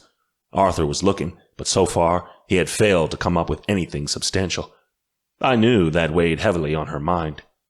She still thought she wasn't strong enough to become the queen she wanted to be, but I knew she was. She was stronger than all of us, even me. She only had to believe it. On June 21st, Emma and I had a day off from all the governing because we were expected to participate in revelry. Midsummer's Eve, Radek's holiday, had arrived, and the palace was ablaze with activities from sunrise to sunset and even beyond. A great bonfire had been set up in the middle of the city. Emma and I watched from our balcony as Faye danced around it, celebrating the arrival of the longest day of the year. There was a mock battle in the courtyard that the guards were hosting. Emma and I watched the spectacle from our royal box. It was all in good fun, and nobody got hurt. During breaks in the battle, dragon nobles would come onto the fields to tell tales of epic battles long past in Fae history. I looked into the history of Midsummer's Eve before yesterday, Emma said. A book in the royal library mentioned humans were involved, though it didn't say much else, and there isn't a human in sight in Dolinska anymore. We'd freed and sent back all of the human slaves in Dolinska since Gabby had run out. Now there were only Fae in the city, as it should be. In many years past, Fae on Midsummer's Eve would play games to see how many humans they could trap, trick, and enslave in one evening, I told Emma. They'd bring them back to Edenmire or to Dolinska and force them to participate in parties until they danced or drank themselves to death, though that's all past us now. Thank the gods, her expression soured. And some call the Elementi savage. The Elementi are far more civilized than we are, I told Emma. We just put on the illusion of grandeur and riches to disguise our savagery. Most of the soldiers participating in the mock battles were dragons. They boisterously wrestled in the courtyard, overpowering each other with the mass of sheer strength. Even though it was merely noon, most of them were already drunk. Emma leaned over and said, "The dragon faction really gets carried away with the summer solstice." Midsummer's Eve is very much a dragon holiday, I told her. Radek is a popular god amongst the dragons, as I'm sure you're aware, since he is the god of war. "I hope he favors us, then," Emma said quietly, and her words ebbed away at the hope I'd stored inside myself. She swept a lock of her hair back as she continued to watch the play, appearing puzzled. "I don't understand. Malovia is a European country, but the costumes the actors are wearing portray outfits from all over the world, in many far-off places. I thought this was a play about the Middle Ages." "Most of Eastern Europe has been multicultural for ages," I explained. "My ancient human ancestors were traders from Mali who journeyed here. I am a very distant descendant of King Mansa Musa, the richest monarch in African history." Emma wiggled her eyebrows. "Seems like it runs in the family." "There is more royal blood in my line than you realize. In fact, if you look into the ancestry of most Fae, or even people from Eastern Europe in general, you'll find bloodlines from people all over." "Really?" Emma's eyes widened.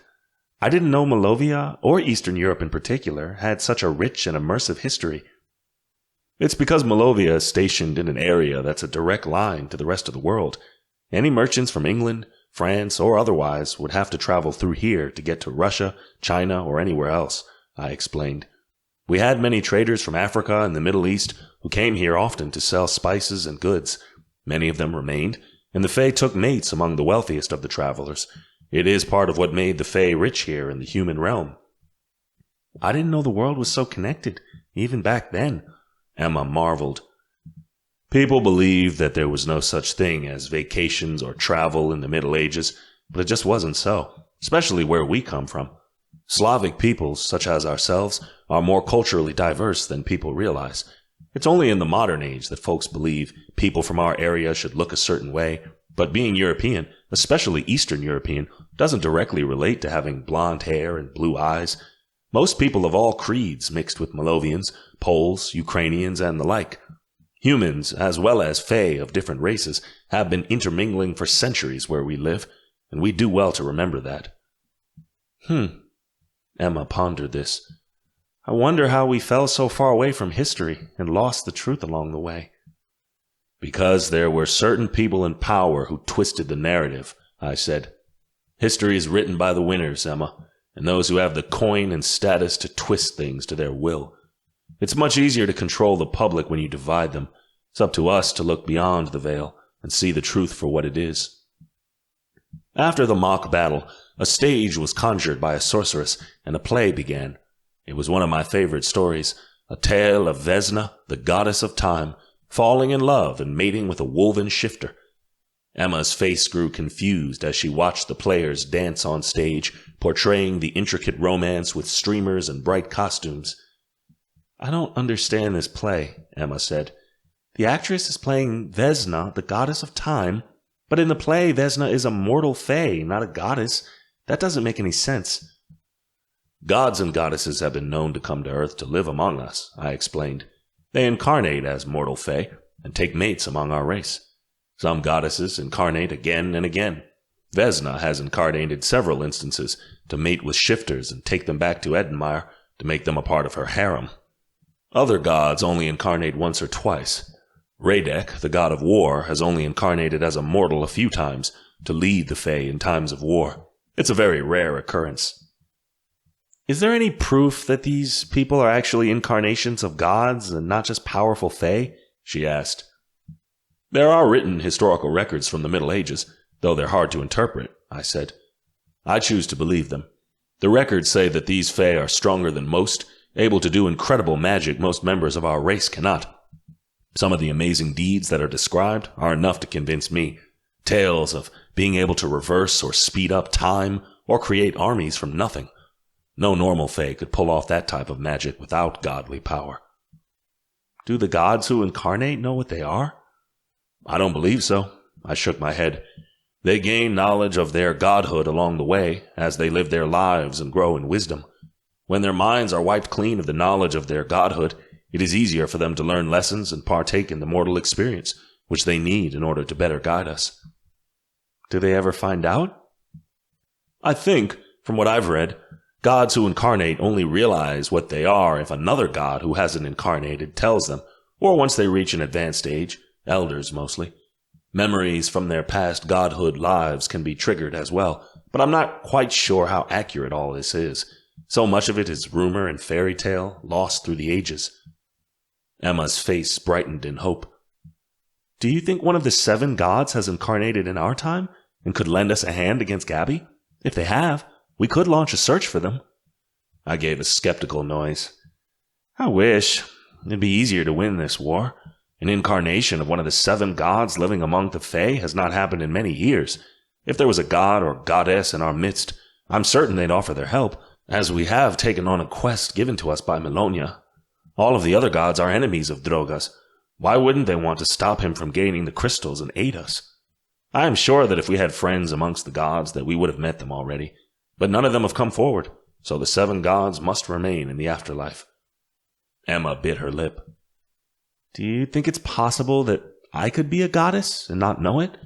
It sounds so silly to say out loud, but sometimes my powers scare even me. The World Weaver is a different thing, Ona Wilke. You wouldn't be able to assume both titles as a goddess and a champion of a goddess. Well, that's a relief, because I really didn't want the responsibility. She laughed, before she took a pause and said, What about you? Me? I laughed out loud. No, surely not. My magic is strong, but unextraordinary in that way. I am a flesh and blood Fae, same as any other. That's a shame, Emma frowned. I really wish one of the gods had incarnated in our lifetime to help us out. Perhaps they think we can manage on our own. I kissed her hand, but I shared her sentiment. Having a god or goddess in our world would be a huge asset, but the gods hadn't mingled in the affairs of Fae in such a long while. That Melonia had reached out to us was a miracle itself. I couldn't expect the gods to incarnate in this realm merely for our sake, even if it was to save the Fae. They did as they pleased, and we served them. It was how it had always been. There was a great feast that night in the main dining hall. The feasting table was laid out with smoked fish, fresh strawberries, sponge cake, and potatoes, along with all kinds of fresh salads and cheeses. Several barrels of ale were placed around the room, from which alcohol free-flowed. The guests were dressed in an array of bright fabrics that varied from red to gold. Sun masks were placed upon their faces, and they danced to music played on leather drums and stringed instruments by minstrels. The servants continued to bring out more and more wine. This kind of expense had been approved by me and the circle, although it was more subdued than it would have been. I figured the people needed some cheering up after the collapse of the city, and that a light party couldn't hurt, but we couldn't afford to go all out on celebration when we were in the middle of a war. I'd finished off my first and last ale of the evening, and Emma had ended a dance with a noble of the court when Odette came blustering in from the other side of the room. She was in a tizzy, nearly tripping over her skirts as she ran through the party. I put it up to Odette just being Odette, but as she leaned over to whisper in Emma's ear, my mate's face visibly whitened. We had a problem. Emma caught my glance and cocked her head. I excused myself, telling Stefan to manage things while Emma and I had a conversation. I followed Emma to one of the parlor rooms off the dining hall. I closed it behind us and barely locked the door before she began pacing in front of me. What is it? I asked, already expecting bad news. Emma took a short breath and said, Gabby is pregnant. My mouth dropped open. Are you sure? I'm certain. Odette and Theo have placed Alicorn spies around the fortress. They've suspected for some time, but today they found proof, Emma said. She must have conceived shortly before Elijah was killed. She's several weeks along. She'll give birth sometime early next year. Damn it! My fists tightened. No wonder she's been so reluctant to make a move. She hasn't announced the pregnancy yet, but she will, Emma said. She paused and bit her lip. But does it matter? The monarchy in Malovia isn't a direct line. Kings and queens have to prove themselves in the king's contest. What difference would an heir make? A prince or princess has automatic privilege to enter the next king's contest, so long as a lord or lady vouches for them, which they always do, I said. It's a chance for a family to maintain control of the crown, as I did after my father. Gabby producing an heir gives her the chance to remain in power if her child wins the contest, even if we manage to kill her. Her memory will live on in the people, which will inspire rebellion. That's not good for us. Emma gnawed at her lip. So you're saying, even without a direct line of succession, Gabby's heir could still sway people to her side? It does strengthen her claim on the throne, even with Elijah gone, I said. Even if we are married without an heir of our own, Gabby's claim with that infant is stronger than ours. Her child gets an automatic entry into the next king's contest due to being the descendant of a monarch as long as a noble backs their entry, and one always will. But the king's contest only takes place every 20 years, Emma objected. It doesn't matter. Even if we win the war, we'll only have 2 decades on the throne before Gabby's child participates in the contest.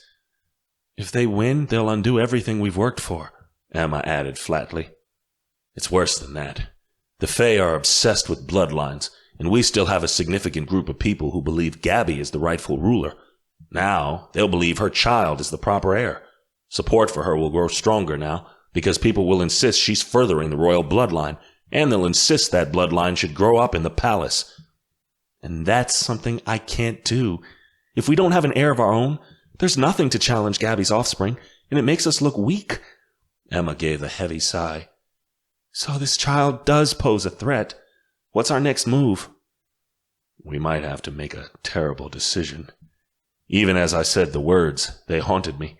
That wasn't the kind of man I wanted to be. Emma blanched, and her lips tightened. We're talking about killing an unborn child, an infant, if Gabby gives birth before we have the chance to slay her, Emma said. Ethan, can we do that? Slaughtering an innocent child, even if it was Gabby's, was repugnant to me. I knew it's what many kings would do, and had done throughout the centuries to remain in control of their country. But that's not how I chose to rule. This child is my cousin's blood. Therefore, the baby is also my family, I said. I refuse to hurt an innocent. The child will remain blameless if it comes into this world before we can ruin Gabby. But until that time, we can make no promises, and Gabby knows this. She'll want to string this war along until that child is outside of her at least. That gives us less than 9 months to show the people that we deserve the crown more than she does, Emma insisted. Gabby thinks our rule is a temporary position. She'll be ready to move out of that fortress and into this palace once she pops out that kid. She knows it's not going to be that easy. She still doesn't have the crystals of harmony, and we do, I said. That's another reason she can't afford to be reckless. She's biding her time. And time's on her side, Emma insisted.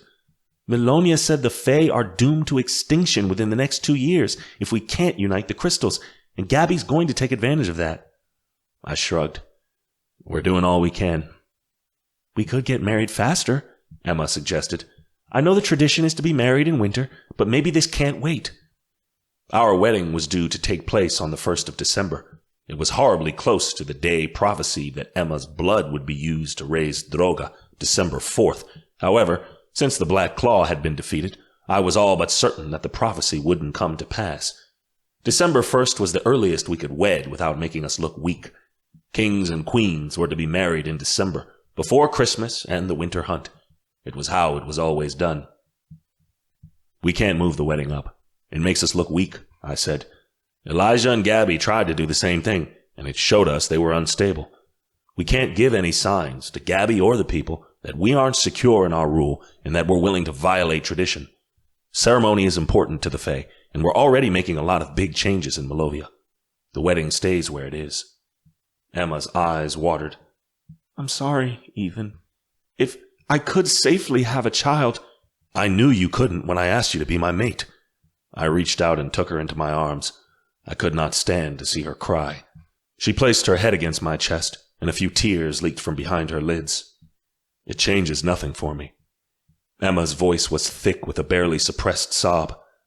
I can't give you what you want. No matter what we do, this would be easier if I could have a baby. Because I can't do what every woman is supposed to, the entire country is in jeopardy. I squeezed her even tighter against me. Emma, I wanted you, regardless of whether you could or could not bear my children. I decided long ago that having you in my life was more important than having a daughter or a son." "I feel like I failed you." She sniffed, and I lifted her chin. "You didn't. I would never think so." I kissed her tears away, brushing my lips under her eyelids and across her cheeks. We knew this was a bridge we'd have to cross someday, whether we were on the throne or not. "I didn't think we'd have to face it so soon." Her lip wobbled. "I can be a warrior, a great sorceress, a good governor, but I can't be the one thing that this country needs me to be, which is a mother." "You'll be a mother to the people," I said. "That's all Malovia needs, is someone to look after her and guide her into a new era. Without children, you can fully concentrate on making this country the best it can be, and so can I. In a way, we're stronger for it, because our people are our children. That's a gift no monarch has ever given Malovia before. We can lead the Fae into a new and peaceful age. Let's just take one step at a time and deal with what's ahead before we torture ourselves over something we can never have." Emma crushed her face into my chest and said nothing more. I knew that guilt was eating her alive, and I was helpless to mend it. Children were something I'd considered in the past, but they weren't much for me to give up for Emma's sake. I wasn't sure she felt the same. I knew I could not fix her body, and for that I grieved. I merely wished I could take her sorrow away.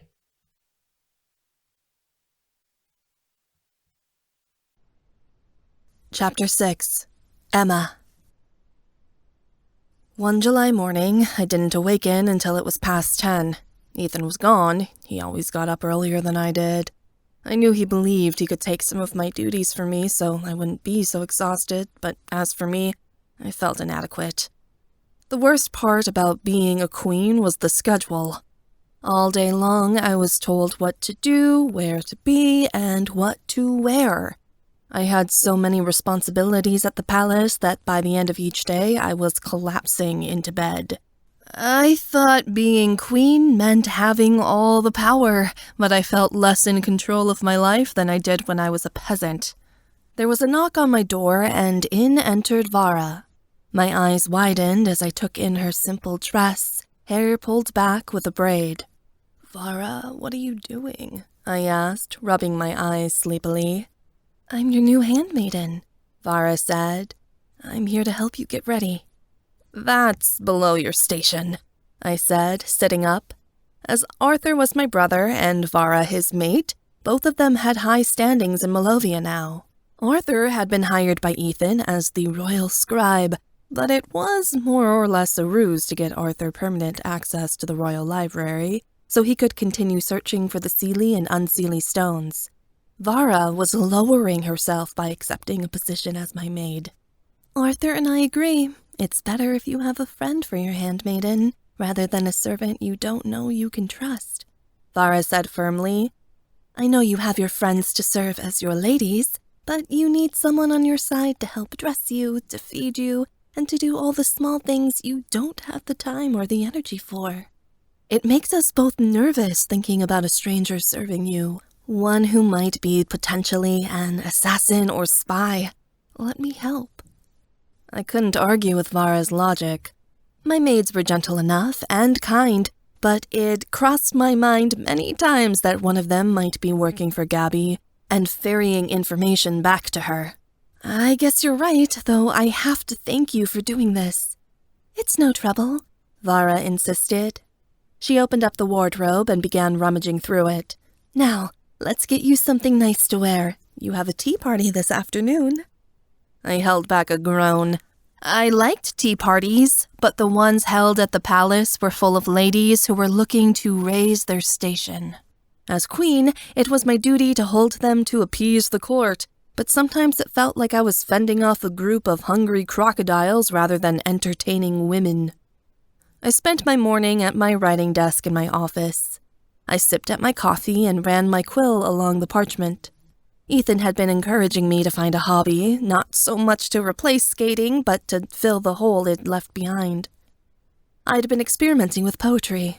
Delmare had gotten me into it, and it was a goal of mine to write a new poem every morning, even if it sucked. I took some time to mess around with wordplay before I read over my latest work. Snow in April, morning sunlight on the dusting, odd for such a time as spring, where warmth would leave me lusting. Stones and sadness, crystals lingering on the wood, magic performed like a prayer, a wish for things to turn good. Folded and torn, pieces of paper, fragments there, a new life written in pen, but one that did not come to bear. I was pleased with it. I thought Delmare's poems were better, and I was certainly no master, but poetry gave me a way to express myself without feeling obligated to explain my emotions. I had to cover up so many of my own feelings because I was queen and people depended on me. Here, in my office, I could be honest with the thoughts that dangled within my mind and pull them out to examine them on paper. I folded up the poem, put it in a little wooden box with the rest, and returned to my bedroom so Vara could do my hair for the party. Today's tea party was to benefit a charity that supported the healthcare system Ethan and I had reestablished. I was all in for the cause, and didn't care that the noble women were donating just to show each other up. The more funding we had for our country, the better, even if the money was being donated for the wrong reasons. My girlfriends were gathered around the Queen's table in the gardens, thank the gods. It didn't leave much room for anyone else to sit, and for that I was grateful. Socializing wasn't one of my strong suits. I said hello to everyone and chatted for a few minutes, as was my duty, before I sat down with a sigh. Vara poured my tea and handed me a plate of cucumber sandwiches, which I was very appreciative of. I was starving. Toman, my personal guard, didn't wander more than 12 feet away during the entire party. He took the job of defending me seriously. Too seriously, I thought. He'd already saved my life once. He needed to lighten up. Odette was being Odette, and ignoring the rules of high society by reading people's tea leaves. She wasn't always, if ever, proper at these events. Luckily, the ladies loved her rambunctious attitude. They treated her like a cute doll they could play with. A gaggle of women gathered around Odette as she peered at the tea leaves in Kiara's cup with one eye closed, the tip of her tongue sticking out. Finally, Odette said, "What lies ahead is not a choice, but a destination. You've already chosen the path you will walk. The only thing left is to complete what you already swore to do." What does that mean? Kiara raised an eyebrow. I don't know. Odette bounced. That's just what the tea leaves say, I think. The ladies around us whispered, trying to decipher what Kiara's reading meant. Good thing reading tea leaves was more or less a party trick, and not a clue to anyone that would give away Odette's true powers. I thought this was being risky, but to the women around the gardens, this was only a fun game. Lady Redwine, a dragon fae who was around our age, gave Odette her empty cup. Odette tilted her head as she looked at the cup and said, "You need to be careful. Things aren't what they seem, and someone won't repay the debt they owe you. Choose wisely." Lady Redwine frowned, then gave her cup to a servant as she wandered away. "What a silly game," Delmare said, sipping at the last of her tea. "You're making things up." "Nuh-uh. Let me see your tea leaves," Odette said, extending her hand. Delmare gave her the empty cup, and Odette wiggled as she said, "Ooh, you're due for some unexpected news. It'll prompt Stefan to do something big. Make sure you keep an eye on your mate, because he's already got a plot in mind." I shook my head. I wasn't sure if Odette was so much using her powers to prophesize as she was trying to get a rise out of everyone. Delmare snatched the cup back from her and scowled as she peered into it, trying to decide if what Odette said was true or not. I was enjoying the conversation of the party and the beautiful flute music in the gardens when an elderly lady hobbled her way to me, holding that morning's edition of the annual Arcania in her hands. My lips pursed when I saw her approach. Ugh, Lady Elva. She was an old woven crone who made it her business to bother me at every occasion. Rumor was she'd been close with Queen Antonia, and Ethan's mother had made it clear she didn't like me. We kept her around because she hadn't done anything wrong as of yet, but I wasn't so sure she wasn't loyal to Gabby instead of us. Either way, she got a thrill out of goading me. "My queen," Elva said, giving a creaking curtsy. "I found this paper in the possession of one of my servants. I thought you might like to know of the disrespect that's being printed in Dolinska about you." I kept my face passive as the tabloid was placed on the table.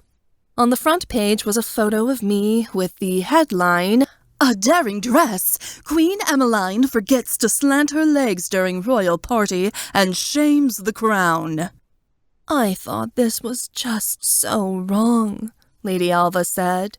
"I punished my servant the moment I caught them reading it, but it was so upsetting I thought you might like to know about it." Yeah, right. She'd bought a tabloid herself to rub it in my nose. I held in a huff about how dumb all this was. Since I'd become queen, the annual Arcania spent most of their time ripping into me.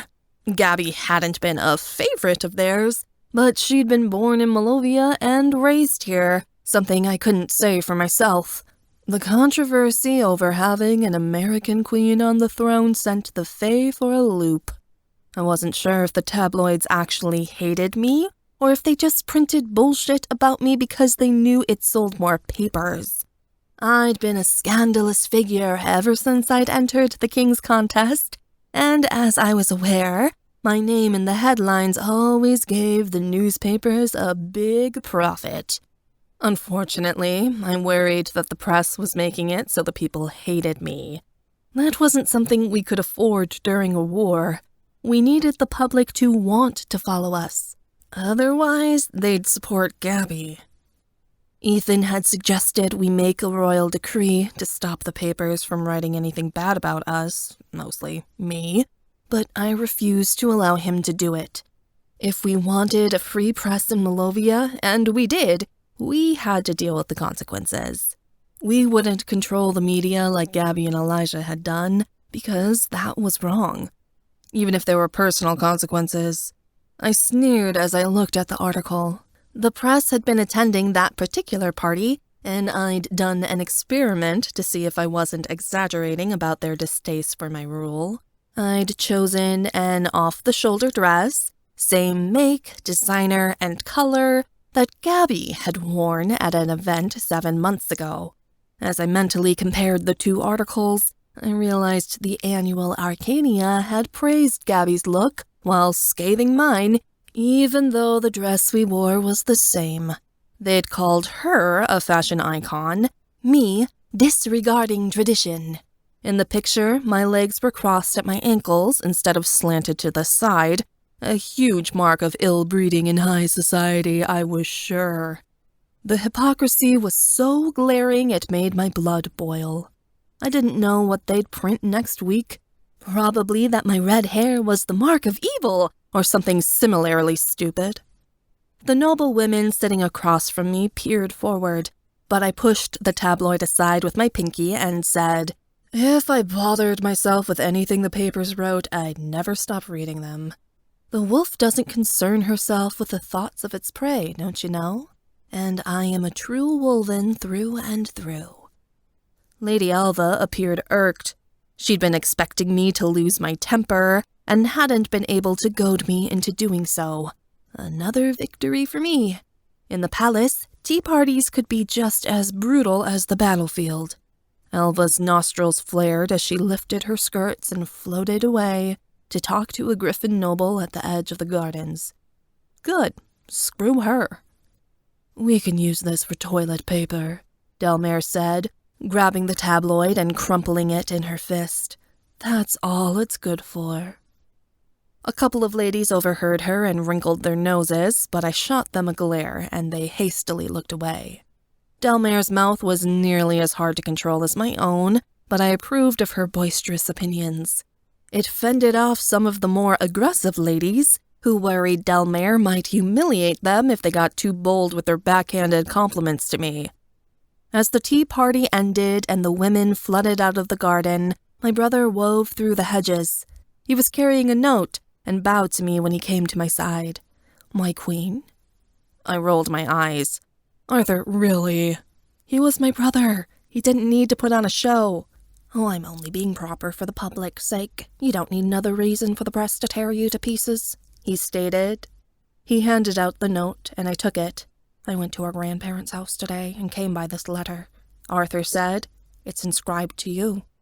I took the letter carefully, my stomach churning with worry. What was going on?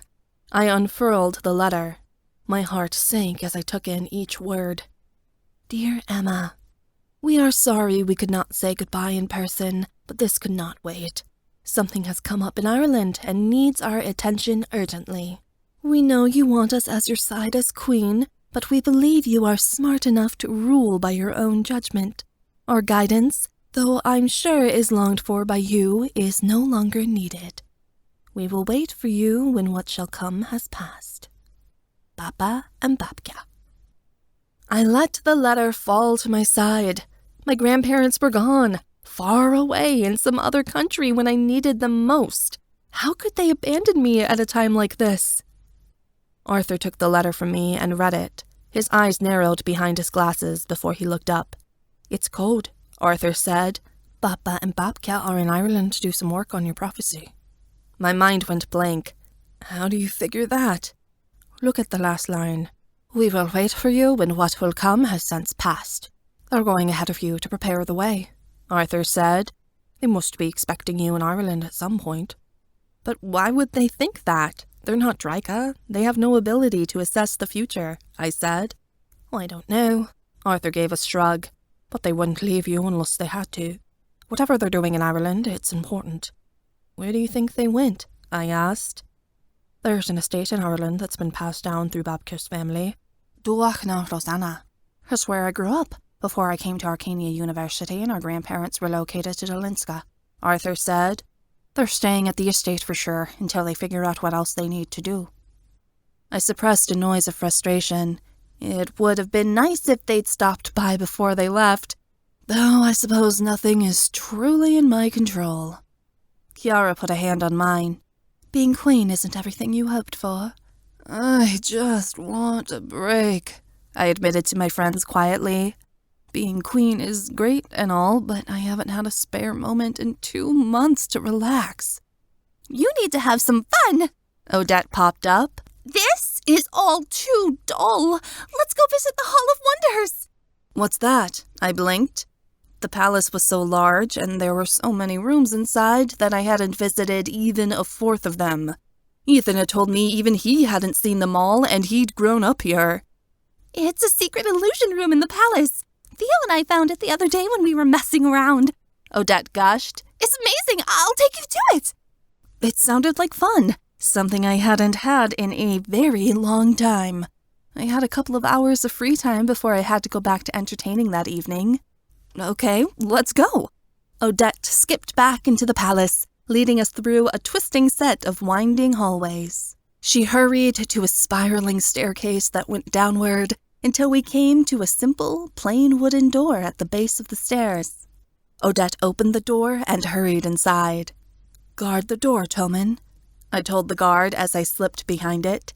He bowed, then took a wide stance beside the door, like he was preventing Droga himself from getting through. When we stepped inside the room, my heart became light. The room itself had an illusion placed upon it, so that it appeared we stepped into another world, a forest that had an open sky and a bright sun. Trees that grew among the space had long fronds like willows, swinging in the slight breeze. Large butterflies that were the size of books fluttered around the room, their wings creating a rainbow against the purifying light. Through the room ran a red river, one that began at a marble fountain. The fountain spilled over into a pool, and tiny creatures drank from it. The creatures were pink, pale blue, and yellow, with insect wings and glittering black eyes. They appeared to be made of flower petals and were no bigger than my forearm. They reminded me of Tigris. I knelt by the red pool and conjured a wine glass. I dunked it into the pool and drank from it. The pool appeared to be red wine, cherry in flavor. It was the most delicious wine I'd ever tasted. I walked throughout the room and found the tree trunks were made of chocolate, the leaves sour candies. Even the grass below my feet was edible, some sort of gummy substance that, when I reached down to taste it, exploded in my mouth with flavor. It was a Candyland world. How interesting. Odette summoned her wings and fluttered from branch to branch, tasting all the different treats. She flew into the sky and broke off a bit of cloud, handing it to me. It appeared to be cotton candy. I placed it into my mouth, and the sweetest taste I'd ever experienced spread over my tongue. "Isn't this place amazing?" Odette asked, hovering from one spot to another with glee. She clapped her hands and said, "Everything in this world is edible." It's like a child's dream.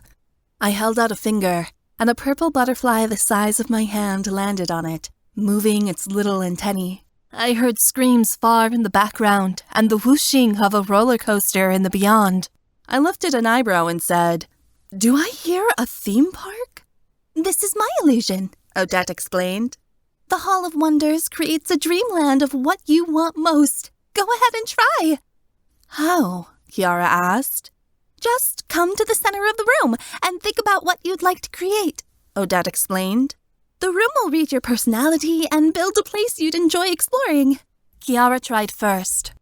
She came to the center of the large space and closed her eyes. The Hall of Wonders changed from Odette's vision to a broad laboratory with books and countless potion ingredients lining the walls. Cauldrons were placed over roaring fires, and flasks were on every table. Kiara's eyes glinted, as if already thinking of all the potions she could conjure there. When it was Delmare's turn, the alchemy lab melted away into a duplicate of Paris. I smelled French bread and coffee coming from a nearby cafe. The Eiffel Tower stood in the distance, and the River Seine floated underneath us as we stood on a bridge overlooking the water. If I wasn't certain we were inside the palace, I'd figure we were in France at that very moment. Delmare's face softened as she took in the scene. I was sure she was remembering the time she and Stefan had spent there last summer. We took turns working with the Hall of Wonders. Arthur created a magnificent museum, and Vara, a golden field that went on and on.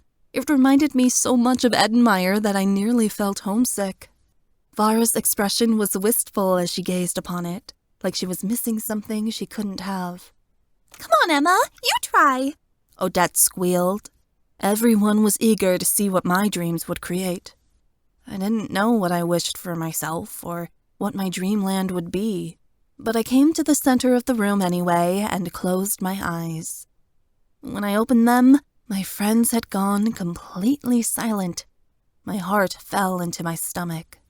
The Hall of Wonders had made a perfect replica of Arcania University.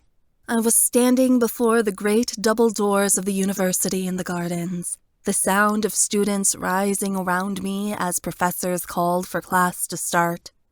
I felt my throat grow tight. The Hall of Wonders was similar to my hearthfire in Edenmeyer, in that it created whatever room you needed, but the Hall of Wonders had a different magic placed upon it. It seemed like the room made a fantasy land for the user, gave them what they wanted, satisfying what they desired most. I was aware of everyone's eyes on me, and I let my illusion fall away. The Hall of Wonders reverted back to Odette's Candyland. Embarrassment ebbed at my cheeks. Why was I still wishing for something I had long let go? Feeling a bit perturbed, I returned to the red pool and offered a glass of wine to Vara. "Would you like some? The wine is incredible." Vara smiled kindly and shook her head. "I'm afraid I'm going to have to decline, at least for the time being." Arthur wrapped his arms around her. He was practically beaming with pride. That look, it meant something. My feelings both rose and plummeted as I read the expression on his face. "Are you?" "Vara and I are expecting," Arthur said, his voice elated. "We're going to have a child." My mouth dropped open. Around the room, there were notes of congratulations. "You're pregnant? That's wonderful!" Kiara cried. "We're really happy for you," Delmare added, "though we didn't expect it." "We were surprised too," Arthur said, and Vara glowed. "We just found out a few days ago. The due date is sometime next year, in the spring." I can't believe it! A little baby running around the palace, Odette squealed. It's gonna be so cute! Something festered inside me at the announcement. There was happiness, but more than that, there was also regret. It wasn't quite jealousy. It was more like pain. Arthur glanced at me, and his face faltered a little. I realized I was being a jackass, and I forced a grin onto my face. Wow, Artie, you're gonna be a dad? I can't wait, really. My voice sounded so fake, but Arthur must have bought my shitty tone because he said, I want you to be there for everything, Emma. Our child is going to love growing up in the palace. Yes, we want you and Ethan to be the godparents, Vara added. Being the godmother was a great honor, but at this moment in time, it almost felt like a consolation prize, and a shitty one at that. Ethan and I had just had this conversation when we found out Gabby was pregnant. We had to revisit the fact that I couldn't have kids all over again. It'd been a hard conversation to have, and now it was being shoved in my face for the second time. Even though I knew my brother and Vara didn't want to hurt me, their lives and their decision to have a child had nothing to do with me.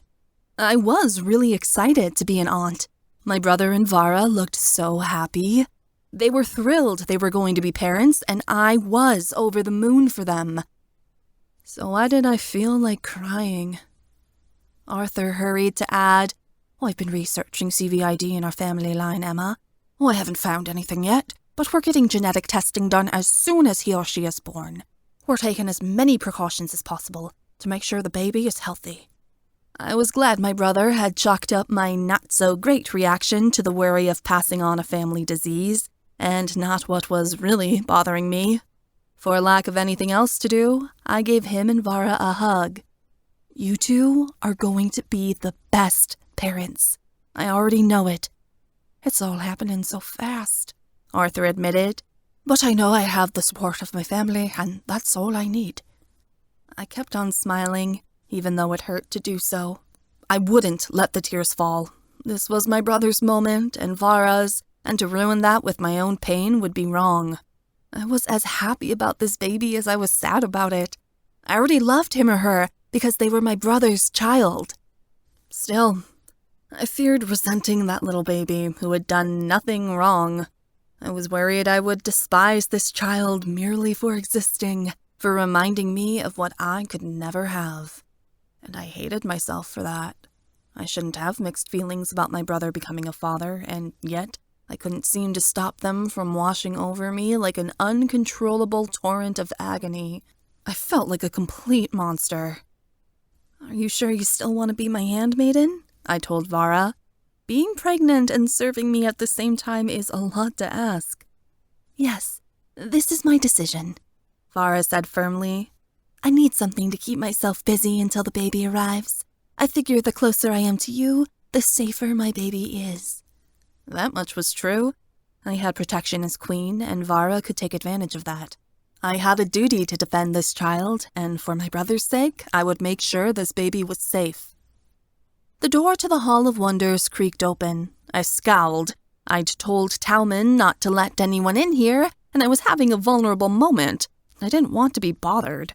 But my irritation fell away when I saw Lady Magdalena stroll in, her shoulders thrown back. She must have been looking for me, and a mere guard was no match for Magdalena's blustering stature. What are you doing here? I asked. She stood across from me and patted her hair. I created this room, Lady Magdalena said. King Lycus asked me to make it for him a long time ago, an escape from the royal world within the palace walls. I believe it is the perfect place for a training arena. Training? I asked. Of course, Magdalena said briskly. I have decided that I will become your mentor and teach you everything I know about magic. I gaped. Lady Magdalena was the most powerful sorceress in the world. To learn from her directly was a great honor. Come now, Emmeline, close your mouth, Magdalena quipped. It doesn't become a queen to bob like a fish. I shut my lips and held back an angry growl. I figured my education came secondary since I'm ruling the country. You still have a destiny as the World Weaver, Lady Magdalena said, like I needed a fucking reminder. It would do you good to begin practicing higher magic as soon as possible, because you are going to need it. Magdalena walked to the center of the room. The Hall of Wonder changed and became a broad dirt arena with wooden stands. It was similar to the field the King's Contest was held in. My friends went to the stands to sit and observe, keenly watching Lady Magdalena and I. I looked down and noticed my queen's dress had been replaced with leather combat gear, which was easy to maneuver in. Magdalena wore a similar outfit, which I took to mean these lessons would be nothing short of violent. Could you teach us how to use the crystals of harmony? I asked. Magdalena shook her head slowly. I'm afraid not. I do not know how to harness their power. You will have to find another way in that regard. My hopes fell, but I didn't allow myself to get too disappointed. We'd figure out how to use the crystal someday, and any instruction from Lady Magdalena was valuable.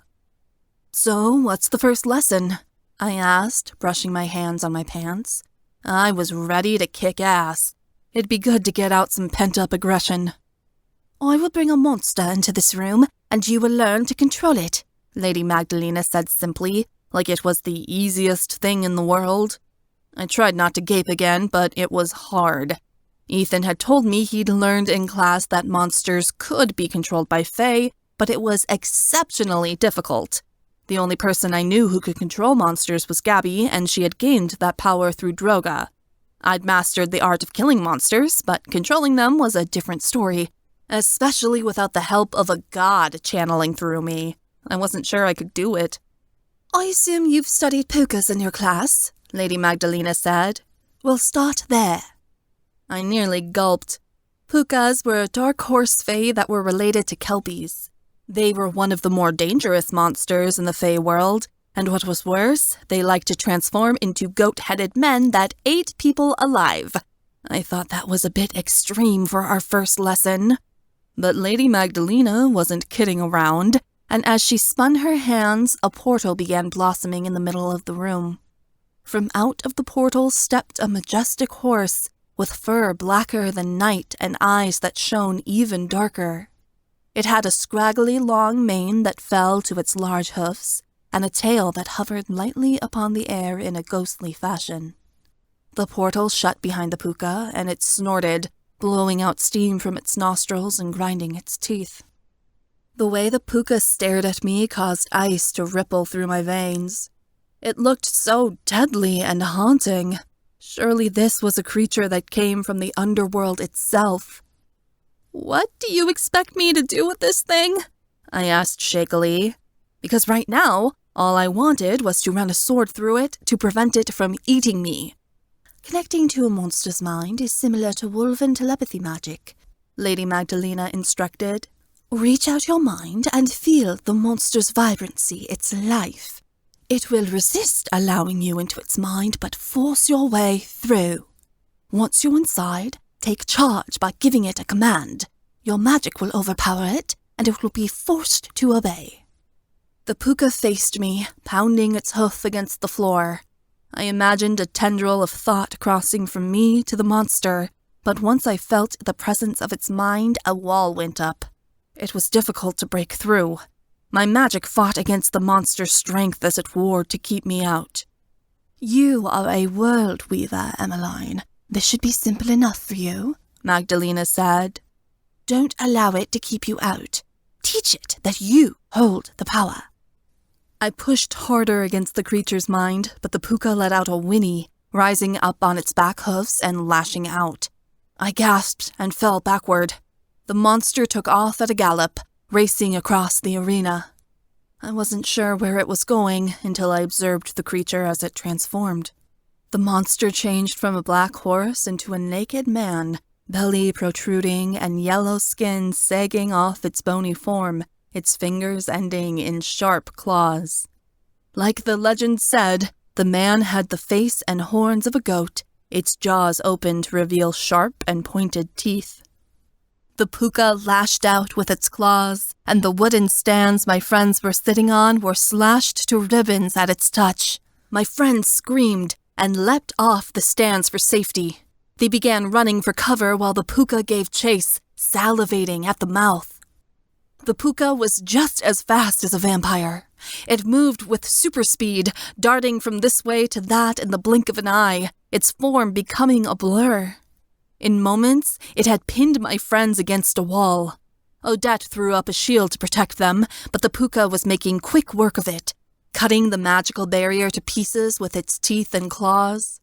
My friends screamed, unsure of whether to use magic to destroy this monster or let me handle it. If you don't gain control of this creature, I dare say it's going to make your friends its lunch, Magdalena said fairly. Hurry along, Emmeline. Lady Magdalena wasn't lying. If I didn't learn to harness my powers to control this creature, she'd let it eat my friends. She had a sink-or-swim approach to her training that I'd learned well under her instruction as an ice skater, and apparently while teaching magic, her methods were even more brutal. I forced my thoughts to calm and focused on what she'd told me. My heart was pounding in my ears, and it was distracting, but I blocked out the screams of my friends and closed my eyes. I reached out my consciousness until it made contact with the puka again. It was even more ravenous while it was hunting, a delirious beast with the scent of blood in its nose. It wasn't strong enough to keep me out of its mind, not when it was distracted. I forced myself past the puka's mental defenses and opened my eyes. Immediately, the monster went rigid, realizing its mistake. It was far too late by then. With effort, but not so much energy that it dropped me, I created an anchor in the creature's mind with my own power. "Change back," I ordered it, gritting my teeth. It didn't obey, not at first, but then my magic became more insistent, and the puka morphed from the goat-headed man to the black horse it had been. Its eyes were locked on me, looking for more instruction. I crooked my finger, and the puka trotted to me. It was terrifying, watching a dark monster like that come barreling toward me, but I held my ground. If I let go of this monster's mind now, it would kill me, so I had to remain in control. Very good, Emmeline, Magdalena said approvingly as the puka came to a stop in front of me. Now, raise your hand and place it upon the monster's forehead. Thus, you will be able to survey its thoughts. With shaking fingers, I put a hand to the puka's temple as my friends observed me in awe. I expected to be bombarded with thoughts of violence and death once I entered the creature's mind, but mostly the area was dark and vast. The puka's thoughts were definitely malevolent, but it wasn't as intelligent a creature as I had assumed. It had thoughts to kill and to eat, but that was where its imagination ended. Lady Magdalena conjured a dummy. The straw target sat stiffly on a pole, and Magdalena said, "Tell the puka to attack it." This was far too similar to those lessons where I'd practiced with my Spriggan. After seeing how Ethan's Spriggan had ripped Elijah apart, I never wanted to call upon it again. But through the mind connection, I could feel that the puka wasn't as evil a creature. It was more or less a dangerous animal looking to feed. "Attack," I told the puka, glancing at the dummy.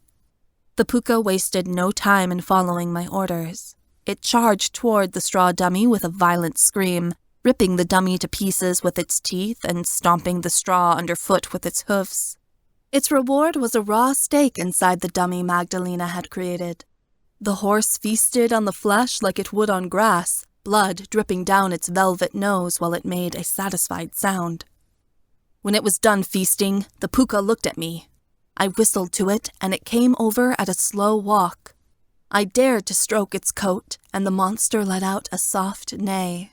Now that it had been fed, it was calm and easier for my magic to control. Monsters can be easily manipulated when you know what they want and provide for that desire, Magdalena said. Pukas, for instance, desire food. Give them something to hunt, and they will listen to your commands far more willingly. Most monsters have an inherent sinister desire. Satisfy it, and they will do your bidding. Is there a chance of it backfiring? I asked. As in, can the monster sense a weakness in me and overpower my mind once I'm inside theirs? Magdalena frowned. Unfortunately, yes. However, most monsters will not be stronger than you since you are the World Weaver. Most are nowhere near powerful enough to be in your league. The ones that are, well, let's hope that you never have the misfortune to encounter them.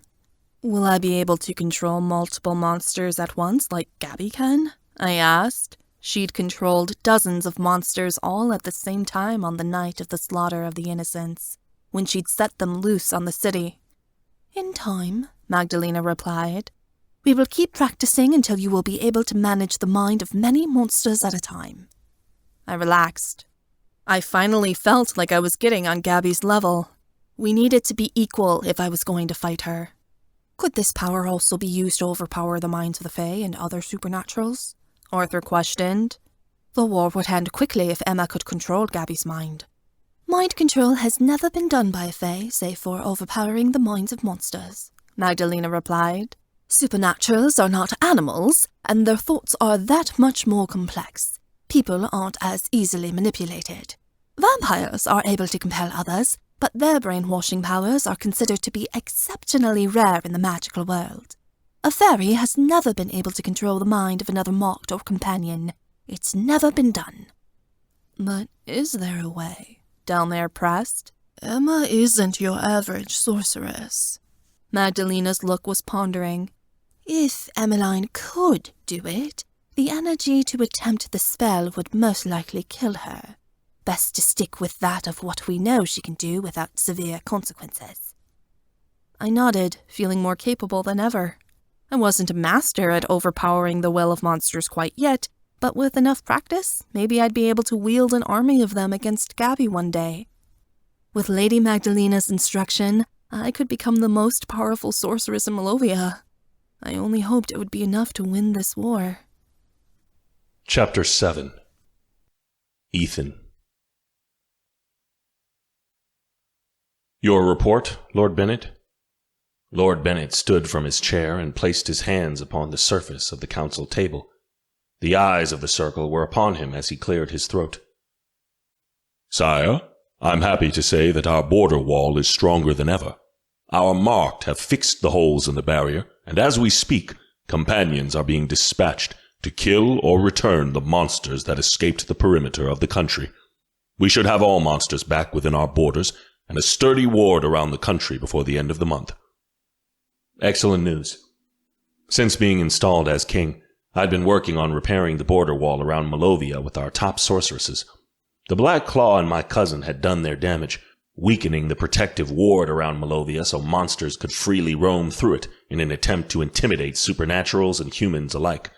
Their goal had been to destabilize the region and damage our alliances with other magical beings. The cult and Elijah had been hoping to provoke another conflict, so the Fae could use it as an excuse to attack and enslave the other races. But their efforts were futile now that I'd ascended to the throne. Monsters have done some damage over the past year, but nothing that can't be solved without negotiations with the magical settlements around Europe, or forgetting spells we could use on humans, Lord Bennet said. From what we uncovered, most of the monsters hadn't made it far from Malovia, preferring to hunt in the wilderness of Poland and Slovakia, where it was a rare chance they'd be spotted by any humans. We got lucky, Stefan said, nodding in thought. That was to say the least. In today's modern age, it would have only taken one video of a monster posted online to expose the entire supernatural world. My cousin had loved to play with fire. I had thought his actions would become clearer to me now that I was king and could understand the position he'd been in, but now his former rulings only seemed to be the work of a madman. And what about Gabriella? Lady Bella asked. She might break down our border wall again, to distract us. We'll be busy trying to repair it while she continues to train her troops. She was a good choice for my council. Lady Bella was sharp, and no detail got past her. She'd have a tough time of it, figuring out how to slip out of her fortress without being caught, Lord Eric replied. We have her fortress surrounded by small battalions on all sides. Anyone trying to sneak past to the border wall would certainly be caught. We'd stationed troops about a mile or so off from Gabby's fortress. It wasn't enough to force Gabby to make a move, but was meant to send a message. The moment she or her army left their fortress, they'd be forced to do battle. We'd cut off all supply chains to the fortress months ago, but our spies reported that things at the fortress were still running smoothly. They should be feeling the effects of starvation by now, and yet there were no signs. What about portals? Is she getting supplies that way? Lord Bennett asked. It's possible, but they'd have to make multiple portals several times a month for the amount of soldiers she's housing, and that would expend a lot of energy for their sorceresses, leaving them weak and defenseless, Lady Bella argued. She wouldn't take that risk. I wasn't sure how she was getting food and weapons for her army when we had her blocked in. We were missing something. Have reparations begun with the Miriamic Coven, Lady Rena? Emma asked, turning in her seat. I'm afraid not, Your Grace. Lady Rena shook her head. We have reached out to reconcile with them, and apologize for the witches we hanged at the start of the year. But all efforts to speak with the witches have been unfruitful. Their Imperium Council seems preoccupied at the moment. Keep trying, I said. The witches must know there are new monarchs on the throne who are willing to give peace a chance. It's vital we come to some sort of understanding. The Coven will never sign a treaty with us, Lord Grey objected. Probably not, but we must do what we can, I said. The lapse of silence afterward prompted Ebba to take charge, as I knew she would do once she got a spare moment. We can't keep avoiding the issue of same-sex relationships in Malovia. Marriage between Fae of the same gender must be legalized, and Fae who identify as lesbian, gay, transgender, and otherwise must be allowed to live freely, instead of being put to death for being who they are. This isn't a debate or up for discussion. It's what I promised to do as queen, and I won't go back on my word. Tension ran throughout the circle at her words. This was an issue that had been brought up in every council meeting for weeks now, and we still hadn't come to an agreement. It had divided the circle multiple times, but like a wolf on the hunt, Emma wasn't willing to let go of the issue. She was going to make the council sway to her opinion, one way or the other. I hoped by the gods it was today, because we were wasting precious time on an issue that should be obvious. The other circle members needed to stop resisting and agree with us. I couldn't understand why it was anyone's business on who was mated to who, so long as everyone was a consenting adult. But some on the circle didn't see things that way. I wish Lady Magdalena was here to help sway opinion, but she was gone. Again. Where was she these days? She rarely, if ever, showed up to these meetings. We just made unseelie magic legal to use, Your Grace, Lord Deverell said. To change another Fae tradition so quickly. You knew what kind of rulers we would be when you voted for us, Emma said flatly. You knew this wasn't an issue we were willing to compromise on. So either get with the program, or we'll waste more time bickering about it. I will not change my position. Lord Deverell flushed. Finlay ran a hand through his dark curls and said, I'm in favor of it. I don't see what the hold-up is. Of course you are, Lord Dunbar, Lord Deverell said through clenched teeth. Finlay waved him off as if he were an irritating fly. Finlay was close with Ozzy and Jasper. He didn't want to see them hang if their relationship ever came out, and he would give us his vote. But Lord Eric shook his head and added, It can't be done. I understand your personal feelings, my queen, but... This isn't personal, Emma shot out. It's about doing the right thing, which Malovia keeps running away from, and the king and I plan to set things straight. Most shifters and sorceresses mate with the opposite sex. It is how our kind is designed. To take this kind of risk for a few outliers is too large a step, Lady Bella said. I'd heard that word before, outlier. My cousin had used it when speaking of the less fortunate, and I didn't realize how wrong it was until I'd become an amputee, become the outlier. I deepened my voice and leaned forward to let the circle know I wasn't messing around. No, the Queen is right. This ruling must pass. You are putting the nation at risk. This could throw the country into chaos all over again, and earn more support for Gabriella, Lord Deverell argued. Or it could earn us more support, Stefan said. We don't know how many Fae within Malovia are hiding relationships with those of the same sex, or how many Fae might support this new law, because the issue is so controversial. We could earn their loyalty by reversing the law against same-sex relationships. Or their hatred, Lord Eric said glumly. We are being cowards. We can't keep denying our heritage, Delmare insisted. Fae had mates of all kinds before we began intermingling with humans and took their medieval customs as our own. The Dark Ages are long over. Fae must be allowed to be who we are. I understand you have different opinions than the rest of us due to your inferior birth, Lord Deverell all but sneered, referring to Delmare's peasant roots. She, besides Emma, was the only one on the circle who had not been born a noble, and Deverell liked to hint at it, though he'd never gone this far. Delmare didn't react, but Stefan sure did. The table shook as Stefan's fist slammed against it. Watch what you say to my mate, he growled, and a bit of smoke emitted from his nostrils. Deverell poised in his seat like he was ready to duel Stefan right here and now. Things were getting heated. I raised a hand to calm everyone down before Lady Elowen stood. She appeared nervous, but cleared her throat and threw back her head before she stated, My sister was among those you speak of. She claimed she was mated to a sorceress. I was disgusted by the thought of it. I couldn't understand. Lady Elowen appeared ashamed as she dropped her head. I thought I was doing the right thing by revealing her love. I wanted her to change. I thought she had a choice, that she was turning her back on our country by refusing to mate with a shifter. It has been my greatest mistake, for it cost my sister her life. My sister was hanged for her crime.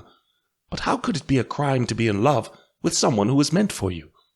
I see now that I was wrong, that our traditions are wrong. And the only way I can possibly fathom making my mistake right is to voice my support for this ruling. We can't continue to break families apart. A humble quiet fell over the circle. Several members dropped their gazes until I broke the silence. There are definite risks to approving this ruling. We will certainly lose Fae to Gabriella's army once we reverse the law. Some, dare I say, even many, may oppose the new way of doing things. But I think any Fae we will lose is not someone I want to fight for us. So, once again, I am asking for a vote. All in favor? Hands shot up. I noticed Lady Elowen's speech had swayed a couple of members on the council who'd been opposed before, including Lady Bella and Lord Locket. All opposed? Lord Deverell and a few others raised their hands, but the vote passed this time. Emma gave a sigh of relief. She rubbed her temple and muttered, Finally, thank the gods. I'll have the reversal drawn up tonight and announced in the morning, I said. I think we've covered quite enough today. Meeting dismissed. Lord Deverell stormed out, pissed he hadn't gotten his way, but he'd be back tomorrow. He liked his place on the council and wouldn't give it up due to losing out on a few issues. The other circle members left with quiet conversation, save for Finlay, who stomped out with all the grace of an elephant. He had a meeting with the Malovian Revolution about integrating their ranks into our army. Mixing the two sides, who'd previously fought against each other, wasn't going well. Ozzy and Jasper are going to be thrilled. They can come out of hiding, Emma said with a bright smile. I don't know if it's going to be that simple, Delmare said reluctantly. The law will change, but that doesn't mean the country will. Why? Emma leaned back. It's the law, so they'll be safe now. Delmare bit her lip. I hope so. There was a slamming sound as a door flew open. Arthur bustled into the room, his red hair stuck up on one side of his head and his glasses askew. He was carrying a stack of books. Papers fluttered everywhere as he ran. I think I've done it, Arthur said victoriously, and he dropped the books on the table. Done what? Stefan asked. Arthur began flipping pages in a hurry. I think I know where the Seelie Stone is, Arthur said. Or at least, who had it last? What did you find? I leaned over the books. Arthur stopped at a page which had an old medieval drawing of a woman that looked very familiar. I've been examining several ancient texts, and in all of them they say that a stone of great Seelie worth was at the Zamek Marzenia, the Castle of Dreams, Arthur began. That's where the Willow Maiden is. It was the site of the first palace of the monarchy, before it was destroyed in the Seelie and Unseelie conflict when the Fae first immigrated to Earth from Edenmire, Emma said. Exactly. These books are records of that conflict and are hundreds of years old. They've been languishing in the Royal Library for ages, and no one thought to check them, Arthur said.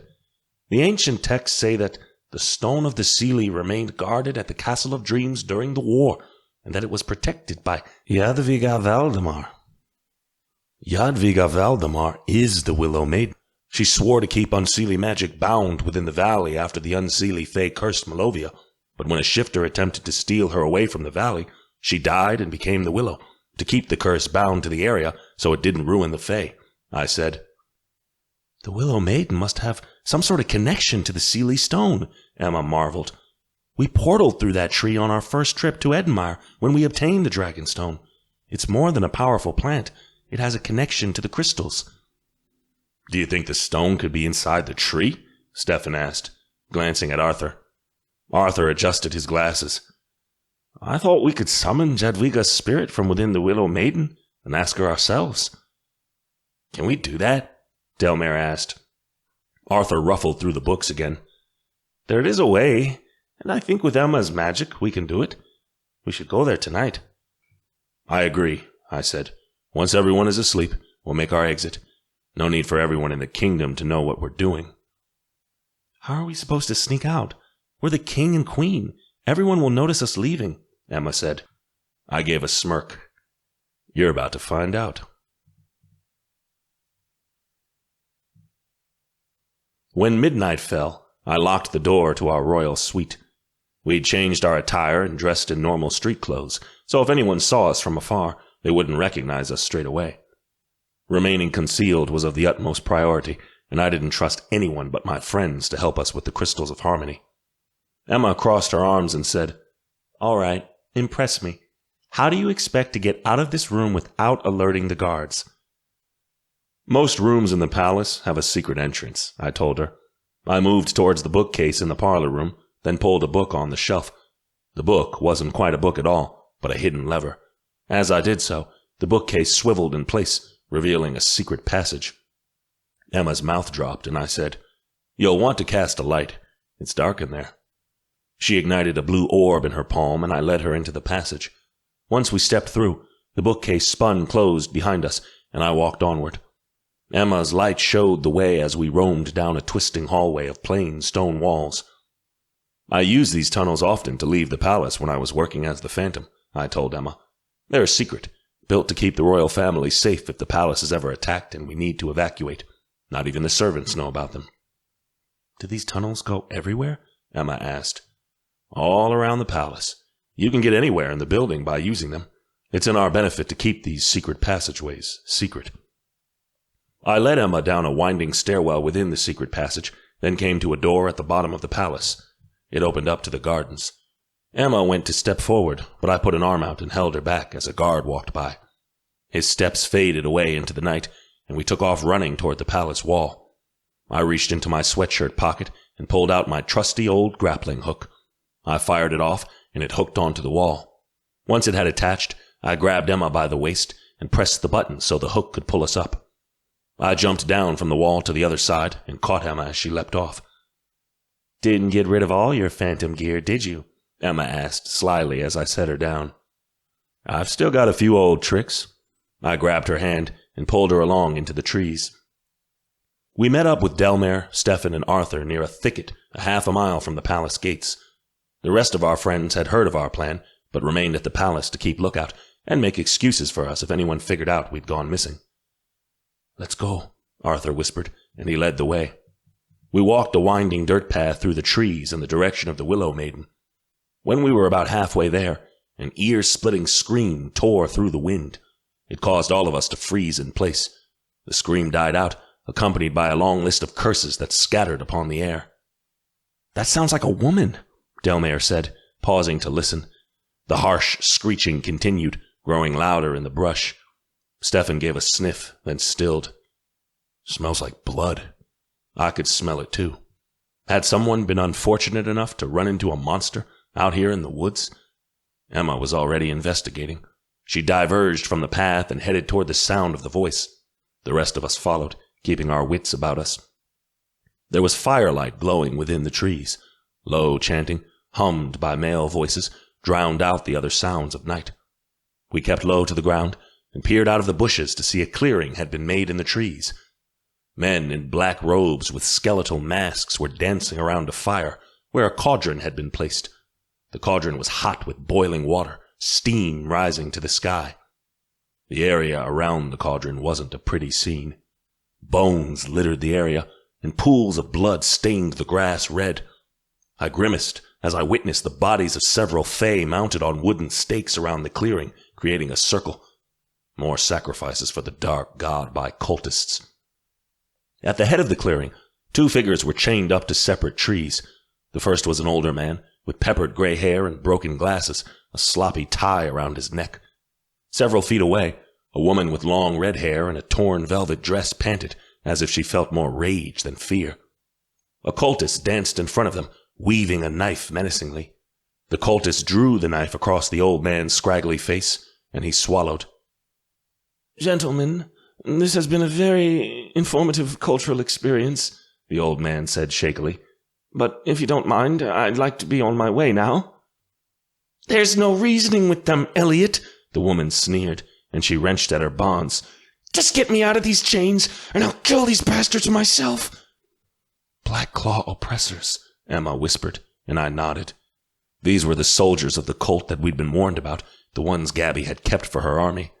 It churned my stomach to know they were still in Malovia and hadn't fled after the cult's demise.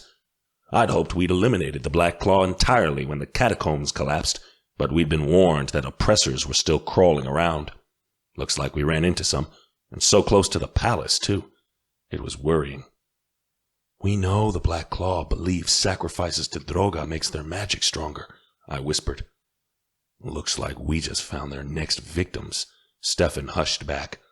His eyes moved as he counted, but I already had. There were 20 cultists within the clearing, and we were outnumbered. "Look," Emma whispered. "That's Acolyte Vesper."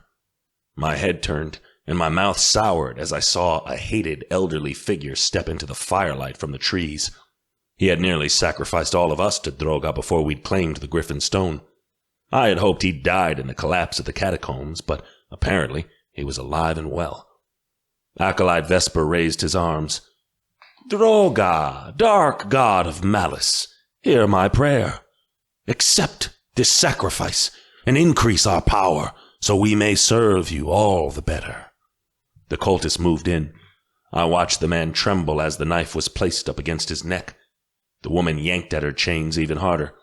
I noticed that they began to melt, turning into molten as a result of what I assumed had to be her magic, though the chains weren't melting fast enough for her to save the man in time. "We have to do something," Delmare hushed. Emma was already on it. She stepped out of the brush and shouted, "Hey, dickheads!" All the cultists turned at once, including Acolyte Vesper. His face paled when he recognized her. The other cultists turned to attack, but Emma cast out a spell, and her blue magic divided in midair. It hit several cultists in the chest, creating cavities in their bodies and dropping them to the ground. "Do something!" Vesper hissed. By this time, the rest of us had emerged from the shadows. Arthur and I changed in unison, charging through the area and taking cultists down with our fangs. Delmare tossed red battle orbs at Emma's side, while Stefan ran from one end of the clearing to another, breaking the necks of cultists with his bare hands. Cultists shot spells back at us, but Emma crafted a shield and pushed it outward, knocking cultists off their feet. "Flee, you fools!" Acolyte Vesper hissed, crawling to his knees after Emma's spell had laid him flat. Cultists changed into griffins, alicorns, and wolvens and took off into the woods, though most remained to fight. A cultist faced off with Emma. She shot out a battle spell, but it flew right through him as the man literally morphed into black smoke right before our eyes, becoming the essence of air and poisonous vapor. The thick smell from the gas filled the area. I hacked as it hurt to breathe in the presence of the shadowy cultist. Emma took a few steps back, afraid of this strange power. She sent multiple spells ricocheting out through her palms, but the orbs sailed through the smoke uselessly, exploding on trees beyond.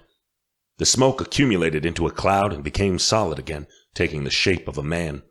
The cultist returned, once again solid, triumphant that Emma's spells had ceased to take him out. Emma's mouth bobbed in shock, as if she couldn't believe what she had seen. The cultist had no idea I was behind him. Before he could change into smoke again, I snagged him by the back of the neck and ended his life as I crunched his head between my jaws. He fell to the forest floor. Emma stared at his corpse, unsure of what she'd just seen. I myself was baffled. I thought most of the Black Claw couldn't use unseelie magic, as that was what we had experienced within the catacombs. The acolytes, despite being the head of the cult, couldn't use unseelie power. But it seemed there were some Black Claw oppressors who had unseelie blood and knew how to use it. Or perhaps Gabby had weeded the ones out who were unseelie and taught them what she knew. Either way, it was concerning. The fight was becoming more fair. The woman had finished melting the chains off of her and stepped forward. She wove her hands in an intricate fashion before spanning them outward, and fire emerged from her fingertips. It engulfed the cultists that surrounded her, turning them into pyres that screamed and were devoured by her flames. Stefan broke the chains, holding the old man with brute strength. Now that he was free, the elderly gentleman came forward and summoned the boiling water from the cauldron, splashing it onto the faces of the battling cultists. They screamed and clutched at their faces as the man moved the water to his command. The cultists dropped to the ground instantly as the flesh was singed off their bones. I was intent on bringing Acolyte Vesper to justice. I whirled on him and charged, my fangs wide open to snap his neck. Vesper's black eyes widened in fear. Before I could grab him, Acolyte Vesper summoned a portal and stepped through. The portal vanished as I jumped to follow him, and I landed on 3 paws without a bite of my prey. I stomped my paw into the earth and growled. Escaped again. Vesper had a talent for slipping away. The rest of the cultists had taken off. I changed back and wiped blood from my mouth. Emma approached me with a wary stare. "What was that magic?" Emma gasped. "The one where the cultist changed into smoke?" "Shadow manipulation. I told you about it long ago when we first met," I breathed. "It was rumored the most powerful soldiers of the Black Claw could use it, but I've never seen it in action. It's very powerful unseelie magic. I thought all the true unseelie of the Black Claw had died out when my father eliminated them, but perhaps we were wrong." "How many Black Claw oppressors can do that, you think?" Emma asked. "I'm not sure. And I was terrified to find out. We couldn't fight an army of smoke, and Gabby knew it. I bet she was teaching as many unseelie as she could within her ranks to use shadow manipulation, because she knew we wouldn't have any way to combat it. Now that the cultists had run off, the rest of my group came together. We stood in front of the victims that had been kidnapped for the sacrifice. The man was bent over his knees, taking deep breaths. At best, the woman at his side appeared half mad. She waddled out of the trees with branches stuck in her hair, her red lipstick smeared across her face. Her bedraggled appearance certainly pointed toward her being put through a lot in the past few days. "Is everyone all right?" I asked, gesturing toward the strangers. "We're fine," the old man said pleasantly. "Just a little scrap." The woman blew a breath. A little scrap? Elliot, there's bones everywhere, she burst, throwing her hand out. "I thought you would appreciate the fey aesthetic," the old man said fairly. The woman gave a groan and slapped a hand to her face. We took a few steps forward, and the old man looked up, as if he just noticed our presence. "Oh, hello. Who might you be?" I started, a little taken aback. "I'm Ethan. This is my mate, Emma, and my friends, Stefan, Delmare, and Arthur. We're locals. No need for royal pomp and circumstance when you were interacting with tourists. They tended to gush when meeting someone famous, though I'm sure the woman wouldn't be impressed with me, even if I announced I was king of the world. She stared at me in an entitled way, like she expected me to get her out of these woods immediately. "How did they kidnap you?" Emma asked. I had the same question. Both of these supernaturals could clearly defend themselves. "We were, camping in the woods," the woman said, dramatically, as if nothing could be more unpleasant. "I, for one, enjoy the outdoors," the old man said brightly. "Camping? In a forest full of monsters?" Delmare asked, raising her eyebrows. "We're quite experienced with magical creatures. No need to worry," the old man insisted. "But I do say, we didn't expect to meet any cultists at this time of year." They're not seasonal, Arthur mumbled under his breath, while Stefan chuckled. They snuck up on me from behind and knocked me out, the woman seethed. By the time I had awoken, I was chained up and about to be sacrificed. I ran out of water to use for my spells, the old man admitted. My powers are quite useless without it, I'm afraid. Though I say, if those cultists had run into me 20 years ago, they'd be running for the hills, even without my magic. You couldn't throw a punch when we were young, Elliot. Please don't lie. The woman flipped her red hair over her shoulder, and the man let out a sharp breath. You aren't Fae, Stefan stated, tilting his head. Dare say we aren't. No, the old man wheezed. Allow me to make some introductions. I am Professor Elliot Bain, a water elemental from the Toaqua house. And this is my wife, Madam Eleanor Doya, a fire elemental from the Coigny house. We are members of the Hawkeye tribe and instructors at Orenda Academy, visiting your lovely home. We didn't get many visitors from other supernatural nations, mostly because they all assumed we'd kill them once they stepped past our borders. Not entirely an unfair assumption.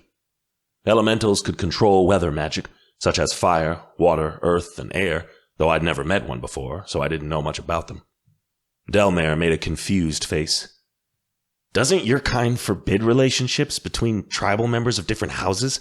How can a fire elemental and a water elemental be together? We just fought a war and solved all that. Ancestors, do you Fae keep up with international news, or are your noses too stuck in your own problems? Madame Doya sniffed. Things have been very complicated in Malovia for quite some time, I said. We heard about the Hawkeye Civil War, but I'm afraid we haven't had much time to look into it, as we're dealing with our own, infighting, so to say. Bain's face fell, and Doya moaned. Elliot, you told me the conflict in Malovia was a small skirmish, not an entire war. I may have misjudged the situation, Bain admitted reluctantly. Doya pinched the bridge of her nose like she had a headache. Where are your familiars? Delmare asked, looking around. Elementi were bonded to animal companions that were the personification of their souls. They were called familiars. Every elemental had one, though I wasn't sure where theirs were. My familiar is a sea serpent, so she's in the ocean, back home, Bain replied. My wife's lioness. Naomi did not want to come on this pointless trip, Doya snapped as she brushed off her dress, and now I can see why. You're a long way from home, I commented. California and the Hawkeye tribal lands are quite a ways away. We're on vacation, Doya said tiredly. We thought some time off was needed after things were settled in the tribe, but the trip is proving more stressful than the last battle was. Who would take a vacation to Malovia when the Fae are at war? Stefan wondered aloud. I was pondering the same thing. Vacation doesn't quite describe our journey, Bain said in a bustling way. I am an anthropologist, and I'm here to do research on the Fae for a book I'm writing on the supernatural races. You picked the perfect time to come, Emma said, with a barely suppressed laugh. Oh, I know, Bain brightened, clearly not understanding the sarcasm. Malovia is wonderful in the summertime. He frowned. Oh, it is a bit of bad luck that the first Fae we ran into were malevolent, though not entirely unexpected. You think? Doya yelped. Bain appeared more confused than ever. If you have questions about the Fae, you can ask us, Emma offered. We can be of some help. Oh, that won't be necessary. I have plenty of notes here in this journal. My wife has been recording them, Bain said, withdrawing a journal out of his bag and showing it to us. I caught Doya giving a sheepish look. Apparently, so did Bain. His face fell as he said, You did write down everything I said, didn't you, Eleanor? You have a tendency to ramble on, Elliot, Doya replied in an almost apologetic way. I more or less wrote my own observations. Bain's color blanched, and he began rifling through the journal pages. He let out a yelp as he came to the middle of the journal and cried out with angst, Eleanor, these aren't the notes I asked you to take. Oh, you know everything about them already, Elliot. What does it matter? Madame Doya said with a dismissive wave of her hand. There's only one line, Bane whimpered. Let me see, Delmare asked, extending her hand. I, too, was curious to see what had been written about us. Bane handed the book to Delmare, and she read aloud. All these worthless fae know how to do is party, lie, and have sex. A fair analysis, then, Stefan said, while Emma and I laughed. Bane's mood had soured. He stuck out his lip and said, Very well. I suppose we'll have to extend our trip. I wouldn't suggest that, I said. Malovia is a very dangerous place right now, even for the Fae. If you have any sense, I would advise you to leave the country as soon as possible. It's the best choice, Elliot, Doya said, unless you want to end up as another sacrifice. We'll get you out of the woods and into Dolinska, I offered, but I ask that you leave in the morning. The Fae world isn't a place for elementals, at least not now. I suppose we have no choice, Bane sighed. On to the next place, I suppose. We remained on high alert as we escorted Bane and Doya back to the city. I didn't see any more cultists lingering in the trees, but I could smell them in the distance, and I was all but certain they were watching us as we reached Dolinska's perimeter. Thank you for everything you've done, Bane said, shaking my hand in a flimsy way. I hope your king hears about you. You're quite the brave lad. The king definitely knows all about him, Emma said, with a sneaky grin. Oh, really? Bane asked. Could you possibly introduce us? I have many questions about how the monarchy works and... Elliot! Doya hissed hastily. Bane gave us a hasty farewell and hurried after his wife into the nearest hotel. What a strange couple, Arthur noted as we returned to the forest. In a hurry, I might add. It'd be no good to be spotted walking amongst the city streets this late. Yeah, I've always thought Elementi were weird, Stefan commented. Nice people, but weird. We've already lost a lot of time, Emma said. We need to pick up the pace if we want to go to the Willow Maiden tonight. We can't go to the Willow Maiden now. Cultists are running thick in these trees. It isn't safe, I stated. We'll try again another night. Emma's tone was disappointed. But no, Emma, we will return to the palace. It's not worth the risk. She scowled, but said nothing more. I, too, was frustrated we hadn't accomplished what we'd set out to do, but we'd saved the lives of 2 people tonight, and what was more, we'd learned that the Black Claw hadn't been vanquished as we'd hoped. Their darkest and deadliest members still roamed free, and even worse, they were minions of Gabby's. I was sure she was posing to strike them against us at any moment. The worries didn't stop there. With soldiers of the Black Claw alive and well, Emma's prophecy put her in danger. It had warned us the cult would try to take her blood at the end of this year. We still had time to prepare, but not as much time as I wished. The sacrifice we'd seen tonight was confirmation.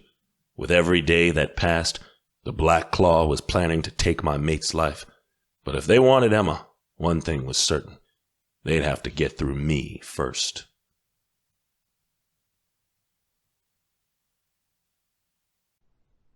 Chapter 8. Emma. The sight of the cultist using shadow magic haunted me for days afterward. I couldn't get the thought out of my head, how helpless I'd been as his shadowy figure approached, hunting me in a spectral form I couldn't defend myself from. Late the next evening, after everyone had turned in, I hurried to the palace library to speak with Arthur. I wanted to get some answers on this strange unseelie magic. My brother had been given his own private study as the royal scribe. I entered the circular room, which was surrounded by bookshelves on all sides. My untidy brother had scrolls all over his desk and littering the floor, his research notes stacked in messy piles here and there on top of mismatched tomes. I didn't know how he kept his facts straight working in this chaos, but I didn't understand his genius. He looked up from the journal he'd been scribbling in and said, "Something on your mind?" I gave a huff of breath. I'd like to learn shadow manipulation. Really? Arthur adjusted his glasses. That's advanced unseelie magic.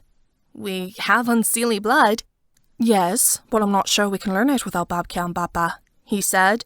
"They know all about unseelie magic, especially the fringe stuff. I'm not even sure where to begin." I held in a frustrated growl. It'd be a lot of help if our grandparents were here to teach us about shadow manipulation, but unfortunately, they were on the other side of Europe, so Arthur and I would have to manage on our own. Then a light came into Arthur's eyes. Wait. He hurried to a bookshelf and pulled out a thick book bound in black leather. He placed the book on the desk and began turning pages. "There might be something. Here. This is it." Arthur pointed at a page that had a heading on shadow manipulation. I began reading out loud. Shadow manipulation is the ability for an unseelie fae to cast an illusion that turns their form completely to smoke. A rare art, it is only mastered by the most accomplished of unseelie. Shadow manipulation is achieved when an unseelie fae is able to submerge themselves in their dark side and embrace the shadow self. I blinked as I stopped reading. I turned the page of the book, but there was nothing else on the subject. That's it? Shadow manipulation is a very rare magic. Most unseelie abilities, and how to do them, were lost when the seelie wiped them out. Arthur explained. I suppose we'll just have to guess. But how are we supposed to get in touch with our dark side? What does that even mean? I asked. Beats me, Arthur said with a shrug. It sounds like the spell wanted us to do shadow work, like what's taught at Arcania University, but I don't see how that would help us cast a shadow manipulation spell. Ethan had taken a shadow work class. Embracing his past and his poor decisions had been the only way we'd managed to get the demon out of him. But how did that connect with shadow manipulation?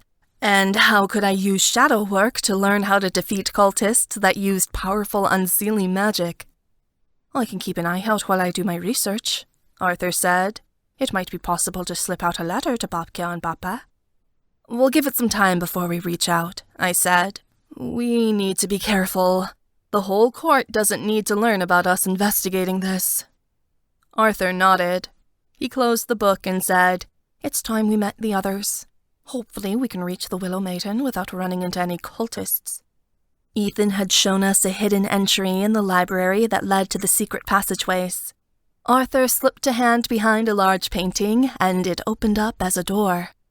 We walked through it, then continued through the passageway. When we reached the gardens, we snuck past the guards who were watching the western gate and into the woods. My mate was already waiting for us. We hadn't brought anyone else along this time. Delmare fell ill, and Stefan was tending to her. The rest of our friends were keeping lookout, as they had before. No cultists, as far as I can smell or see, Ethan noted. I think they moved out of the area, now that we know they're here. A good thing, then, Arthur said. But Ethan didn't take any chances besides. He changed into a wolven, and I climbed onto his back. We'd get there faster on his paws. Arthur followed his lead, and the two wolves wove quickly through the trees. My fingers clenched Ethan's fur tightly, worried we might not be able to summon Jadwiga from the tree. It was our best lead on the Seelie Stone, and we hadn't made any headway in months. The forest began to buzz and hum with magic as we drew closer to the ruins of the Castle of Dreams. Ethan maneuvered around the massive chunks of stone that were lying about, and I looked upward at the mass of the great willow towering above us. The Willow Maiden's fronds lightly swayed in the breeze, and fireflies hovered around its leaves as she caressed the wind. I slid off of Ethan's back at the base of the Willow Maiden, and the wolvens changed back into men. I laid a hand upon the trunk of the Willow Maiden, which was carved with beautiful scenes of shifters and sorceresses. Her power I could feel, resonating throughout her form. The Willow Maiden nearly had as much magic as a goddess. I felt if I absorbed even a twinge of her power, I'd grow strong beyond imagining. What must we do to summon Jadwiga? Ethan asked. Arthur knelt to the ground. He began taking a few items out of a bag he'd brought with him.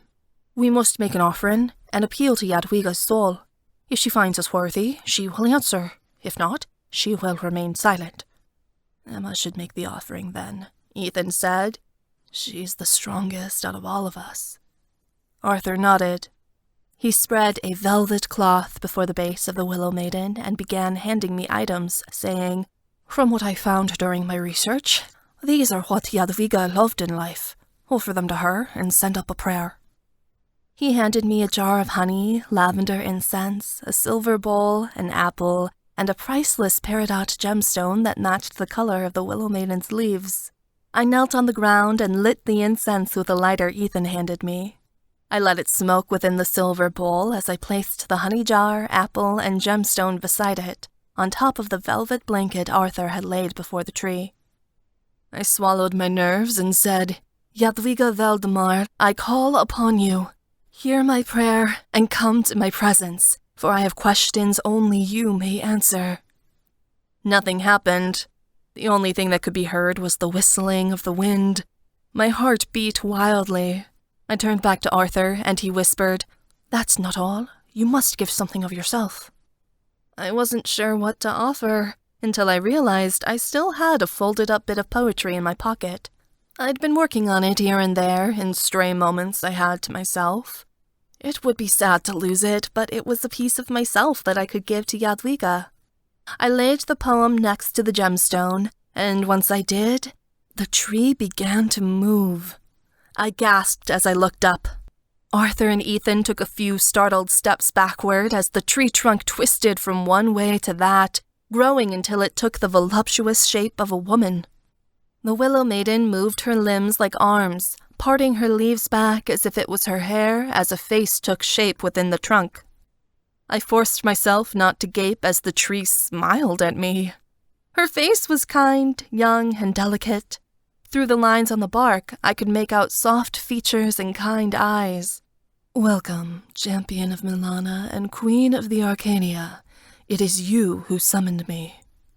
When Jadwiga spoke, she had the echoing voice of a goddess. I remained on my knees and bowed my head.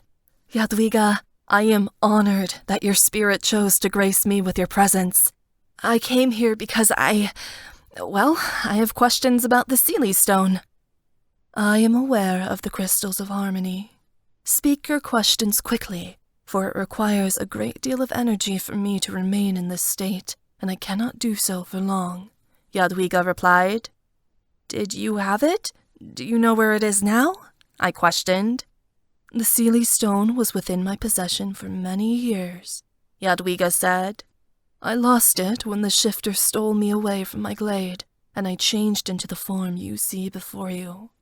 After my transformation, the Seelie Stone fell into the hands of the Spring Princess." "The Spring Princess?" I asked. I glanced back to Arthur and Ethan, but their eyes had brightened in realization. They knew what she was talking about. "She resides in Edenmire with her court, Maiden Eternal, where she keeps the Seelie Stone for her own magic, on a different plane of existence," Jadwiga responded. "A plane of existence?" I asked. I was falling behind fast. "Edenmire, and the great hunting grounds that lie within it, is an astral plane, a realm of the afterlife. Edenmire is as big as Earth is. However, it is not so much a planet as it is a place of spiritual power," Jadwiga informed me. "That's why we can meditate to it," I marveled. "It's not just a physical place, but a spiritual realm." "Correct," Jadwiga replied. "Edenmire and the great hunting grounds are a neighborhood of heaven, connected to a much larger home for the souls of all supernaturals called the Blessed Haven. It is in Edenmire where the Spring Princess resides." "Does she want to help us? Will she give us the stone?" I asked. "To earn the Seelie Stone, you must prove yourself as you have before. Bring an offering to the Spring Princess, and she may grant your request. If she denies it, you will not make it out of her realm alive." The limbs of the Willow Maiden began to shudder, and the trees began morphing from the shape of the woman it had assumed to its natural form. "My time has come. Farewell, Queen and Champion. May the gods grant you bravery on your quest." The tree froze in place, and Jadwiga was gone. I turned to the boys. "Do you know who the Spring Princess is?" "Every Arcanian child grows up hearing the legend of the Spring Princess," Ethan replied. She is a virgin maid who lives in a land of spring that never ages. It is said that if you reach her realm and stay within its borders, you can never die. But the Spring Maiden's land is a secret, Arthur added. The only Fae who've been rumored to find it have gone missing forever. Once you reach the land of the Spring Princess, she takes you for herself, and you may never return. That sounds ominous. I put my hands on my hips. Do you think that the Spring Princess is like us, or a different kind of creature? Who knows? Ethan shrugged. Faekin can be any kind of creature that shares our Fae blood, humanoid or not. That doesn't narrow it down, I said. Faekin can be woodland spirits, animals, monsters, Malilhudwe, even demons like the Lashane. Exactly. Most of the Faekin are still in Edenmire. We can't reach them anymore since the portal closed and the gods cast us out. The Spring Princess could be anything. Whatever she may be, we need to talk to her. I nodded. If we were going to save Malovia, we had to come back from the Spring Princess's land, once we obtained the Seelie Stone. This is all very foreboding, Arthur agreed, but at least we have somewhere to start. I can begin researching where the Spring Princess might be, and you can think of offerings she might accept in exchange for the Seelie Stone. That was a hard bargain. The Seelie Stone was a crystal of unfathomable power. I couldn't imagine what would be a good trade for it, or if the Spring Princess would let us leave her realm once we arrived. Pirniwa was August 1st and Vesna's holiday. Unlike the other Fae celebrations, which were boisterous and loud, Pirniwa was revered and quiet. It was a holiday for friends. Fae traveled to sacred magical springs that were scattered around Dolinska, and harvested fresh water to bring back to make wine. Wine that had already been made on last year's Pirniwa was popped open and shared around a dinner table, which included fruits and vegetables from the first harvest of the season. I was enjoying the Pirniwa feast with my closest friends, and only them, in the dining hall. Since it was such a private holiday, I wasn't required to host any stupid parties, which meant I could finally enjoy the presence of my actual loved ones. We passed freshly made acorn bread around the table while expressing what we were thankful for. I'm thankful I finally get to be with my Jas, Ozzy squealed while hugging Jasper's arm. And I don't have to worry about the government doing a thing about it. That is something to be thankful for, Jasper agreed, and he gave Ozzy a kiss. Ozzy giggled, and his cheeks became a rosy blush. How is life now that you no longer have to keep each other a secret? Ethan asked as he took a sip of tomato soup. Jasper frowned. Our parents didn't take it very well. Both our families more or less threw us out. My father isn't speaking with me currently. Oh, I frowned. I'm very sorry. Don't be! We get to live in a palace! Ozzy burst, but Jasper only gave a small grimace. We'd given Jasper and Ozzy a room at the palace until the new semester began at Arcania University. Arthur had asked us to make a place for them to stay, though he hadn't said why. Now I understood. They had nowhere else to go. I, for one, am very grateful for my new position. Thank you very much, Ethan, Alexi said, steering the conversation to lighter topics. Ethan had made Alexi a real knight and appointed him as one of the generals of the army. He worked in the barracks with General Banny. You deserve it, Kiara insisted. If anyone will have those troops ready by the time the fight begins, it's you. Alexi blushed. He was still so bashful. Kiara squeezed his hand, and Finley broke in. I'm grateful to have such a babe, he said, nudging Amantha. You're one hot lady. Amantha smiled. And I'm grateful for you, though I have to say, I'm really thankful that I was given a spot on Malovia's figure skating team. I promise I won't let any of you down. You better not, I teased. You and Jasper better bring home gold, otherwise you're out of the palace. Amantha gave a little laugh, which Jasper shared. Gabby had dropped out of skating, and I'd been forced to quit, so Amantha and another runner-up had been chosen to represent Malovia in the Winter Olympics. I was happy for her, if but a little sad I couldn't go myself, but that was a part of my old life. I had to let it go. Vara said, "I am very grateful to become a mother soon, and that my offspring will be surrounded by such a wonderful group of fae." Your stomach is so big already, and you aren't even that far along, Odette peeped. Vara smiled and laid a hand on her belly. "Yes, the babies are certainly growing fast." Babies? Theo yelped, and my food lost taste in my mouth. "We found out we're having twins," Arthur said. Can you imagine? Just like you and Emma, Odette squeaked. What a lovely surprise. Ethan was eyeing me, but I ignored his pointed stare and said, "Twins, huh? Hope they don't look like you." Arthur threw a roll at me, which I ducked, so it ended up hitting Theo in the face. He rubbed his cheek sourly and said, "Can at least one of you be more polite?" "With this group? No." Ethan laughed. Theo mumbled grumpily under his breath. Conversation continued, but I noticed Delmare hadn't joined in at any point. Delmare had barely touched her meal and had refused the wine. She looked positively green. Stefan laid a hand on her back and asked, "Irina, what's wrong?" Delmare swallowed. She shakily got to her feet before she said, "I'll be a minute." She ran out of the dining hall, one hand over her mouth. Stefan stood, but I was on my feet before he was. "I've got it," I told Stefan. He slowly sank back into his seat as I hurried after Delmare, confused as all hell. I found her in one of the lavatories off the dining hall. I knocked on the door of the wooden stall she was in and winced when I heard her heaving. "Mare, are you all right?" I asked. I heard the toilet flush. She wandered out of the stall, looking pale. "Food churns my stomach lately," she admitted. "I'm fine." "Are you still sick?" My tone was worried. "You became ill weeks ago." "I'm not really ill," Delmare admitted. She nervously wrung her hands. Her dark eyes caught mine, and she spat out, "I'm pregnant." My stomach churned and my heart stuttered in excitement all at the same time.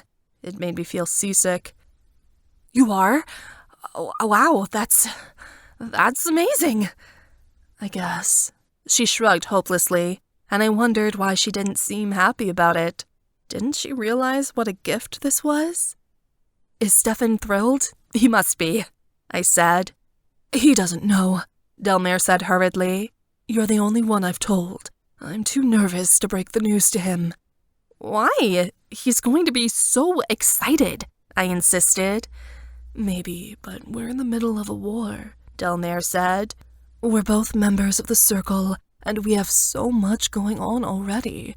This wasn't planned." "So what? This is good news. You guys are going to have a family," I said. "But it's dangerous out there, Em." Her frown grew deeper. "I can't stop worrying about what's going to happen to my baby, and I'm not even showing yet. Gabby's ruthless. She wouldn't hesitate to harm a child. She's done it before. And she would be all too eager to get her hands on my child." That much was true, but I put my hands on her shoulders and said, "Ethan and I have power now and endless resources. If we can protect Vara and her twins, we can protect you and your baby too. I promised myself when I became queen that Gabby wouldn't hurt my friends, and I'm promising that she wouldn't hurt my friends' children either. Your baby will be safe in the palace, I swear to you." Delmare nodded slowly. "I know you'll do everything in your power to keep my baby safe." Then she sighed and put a hand to her head. "I don't know how Stefan's going to take it. We're still so young. And what if this baby is a girl? The dragon faction expects firstborns to be boys. It's the reason my father abandoned me."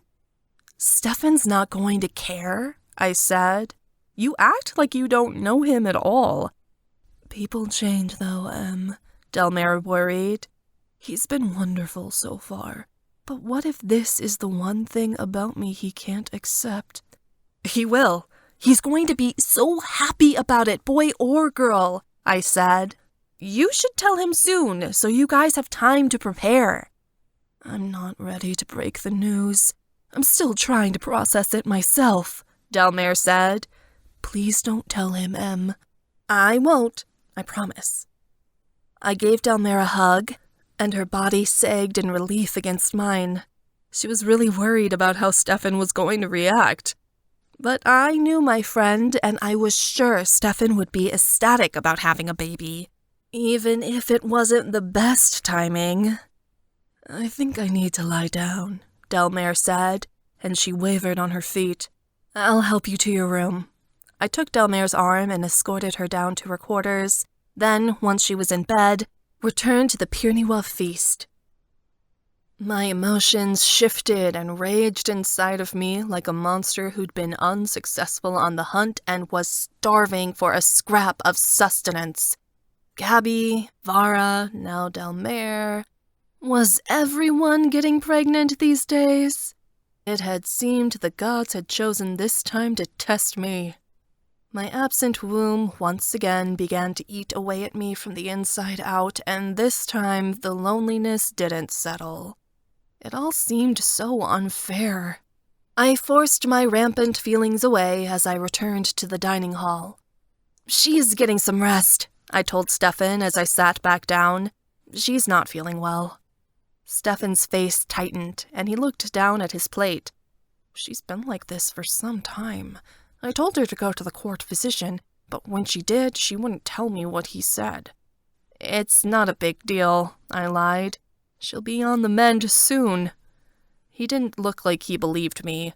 I hoped Delmare spilled the beans fast. She was worrying Stefan by not telling him the truth. I knew before she did, Odette piped up, and I cringed. I might have been the only one Delmare told, but Odette had certainly seen some sort of vision. Odette bounced in her seat, while a bit of color drained from Theo's face. Huh? What are you playing at? Stefan narrowed his eyes. Odette took a big gulp of breath, but Theo elbowed her in the side and said, "Shh." Odette fell quiet with a giggle. Stefan appeared even more lost. The conversation was going south fast, but thank the gods, Lady Magdalena walked in at precisely that moment. She stood over the table and said, I apologize for interrupting your holiday, but I thought Emmeline and I could begin our next training session. What, right now? I asked. I did not show up to chit-chat, Emmeline, Magdalena responded shortly. Now would be best. I sighed and stood. I might be queen, but I was still Magdalena's pupil, and she wasn't ever going to stop bossing me around. We should all come and watch, Odette said brightly. It would be fun. Not a terrible idea, Magdalena replied. I will need volunteers. Oh, great. She was going to use my friends as bait. Again. I just knew it. This lady was ruthless. We walked in one large group to the Hall of Wonders. You don't celebrate Pirniwa? I asked her as we took the staircase downward. Not quite. It's actually my birthday, Magdalena said. But when you've had as many birthdays as I have, it's just another day. That seemed like quite the negative opinion, but I didn't refute it. We entered the Hall of Wonders, which took the shape of the training area. My friends headed to the stands, but Magdalena gestured to my mate and said, Ethan, I need you over here. You don't speak to a king like that, but Ethan followed her orders and stood across from me in the middle of the training arena. Lady Magdalena crossed her arms and tapped her fingers against her elbows. You saw sorceresses use powerful illusions to trap and torture the minds of others during the Battle of Arcania University. Now it is time to use those powers yourself. You might not be able to control the minds of others, but you can overpower them by making them see whatever you wish to. How is it done? I asked. It is as simple as casting any illusion, but instead of calling it into reality, You instead force it upon the mind of your enemy, breaking past the protective barriers," Magdalena said. "We'll start with your mate. It will be easiest to overpower his mind since you already share a magical connection. Travel your magic through the bond and force his eyes to see what you imagine." I didn't want to hurt Ethan, so I chose a simple illusion, the image of a rose garden in springtime, flowers blooming all around him against the expanse of a mountain range. When I had gotten the details set in my mind, I pushed it outward, traveling the illusion across our bond. Ethan's mind was easy to break into since I already had access through our connection. His eyes took on a glossy sheen as he turned in place, falling victim to my illusion. "Incredible," Ethan said. "I can smell the roses even." He reached out a hand, then jerked it back quickly. "The thorns even make me bleed. At least, that's what I feel and see." "Your hand is fine. Nothing's bleeding," I said as I looked at his fingers. "Whatever you imagine, you must be able to make your opponent see," Magdalena instructed. "You will be able to torment them with visions of their own death, so terrifying that they will die of shock, giving you victory with minimal effort on the battlefield." I scowled. I didn't wish to kill people in such a brutal way, but this was war, and I knew Gabby would pull no punches in her effort to take the crystals and kill me. "Keep the illusion going, then direct it toward your friends," Magdalena said. "See how many fae you can get to transfix at once." Moving the illusion was like having multiple boiling pots on the stove. I kept the illusion around Ethan, but I felt the magic on him weaken and become less strong as I moved it across the Hall of Wonders towards my friends. I immediately felt resistance as I tried to cast the magic upon them, and it was uncomfortable. Each of their minds had their own barriers up, sustained by their magic. "How do I break past their mental shields?" I asked, already gasping with the effort. "You must wait for an opening," Magdalena said. "A distraction, an invitation, something that will draw their attention away and give you an in." Magdalena conjured a battle orb, then tossed it at the stands my friends were sitting on. It exploded, and several of them had to dodge out of the way to avoid being hit by the sparks. I felt their mental awareness weaken as they went to defend themselves, and used it as an opening to invade their minds with my magic. They froze as the image of my rose garden flooded their vision, eyes turning gray. I felt sweat bead on my forehead and run down my face. My hands shook at the effort of sustaining the spell. Overpowering the minds of others was no easy task, especially multiple fae at once. I could see why no fae had ever mastered mind control. Overtaking someone's mind and making them see things without casting the illusion into actual reality was difficult enough. I was only able to hold the illusion for a few moments before I ended the spell. I dropped to my knees, pain radiating through my body, and gave a cry of discomfort. Ethan started forward, but I waved him off. I was all right. Even so, I felt drained, as if I'd spent a night without any sleep. "Very good," Magdalena said, before she cracked her knuckles. "Now we will move on. Overpower my mind." "What?" My eyes widened. A couple of people gasped behind me. "I did not stutter," Magdalena said. "Break past my defenses, overwhelm my shield. Only then will I trust that you have the ability to do this kind of magic at a moment's notice, in the heat of battle." She was the most powerful sorceress in the world. I didn't think anyone had ever overpowered her mind. I wasn't sure I had a chance, even as the World Weaver. No one could match her power. I hesitated too long, and Magdalena began throwing battle orbs at me. "Do what you must to stop me! Overwhelm my mind!" I jumped out of the way of her battle orbs and summoned my illusion magic.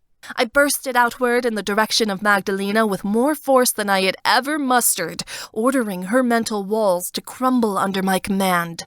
Magdalena's mind was like a fortress. When I reached into her consciousness, it burned like iron. I had to retreat from her mind to avoid damaging my magic. It physically hurt. I recoiled with a gasp, but Magdalena didn't let up. Again, she threw another battle orb at me. I tried once more to penetrate her mind to no effect. I couldn't even get a hold on it.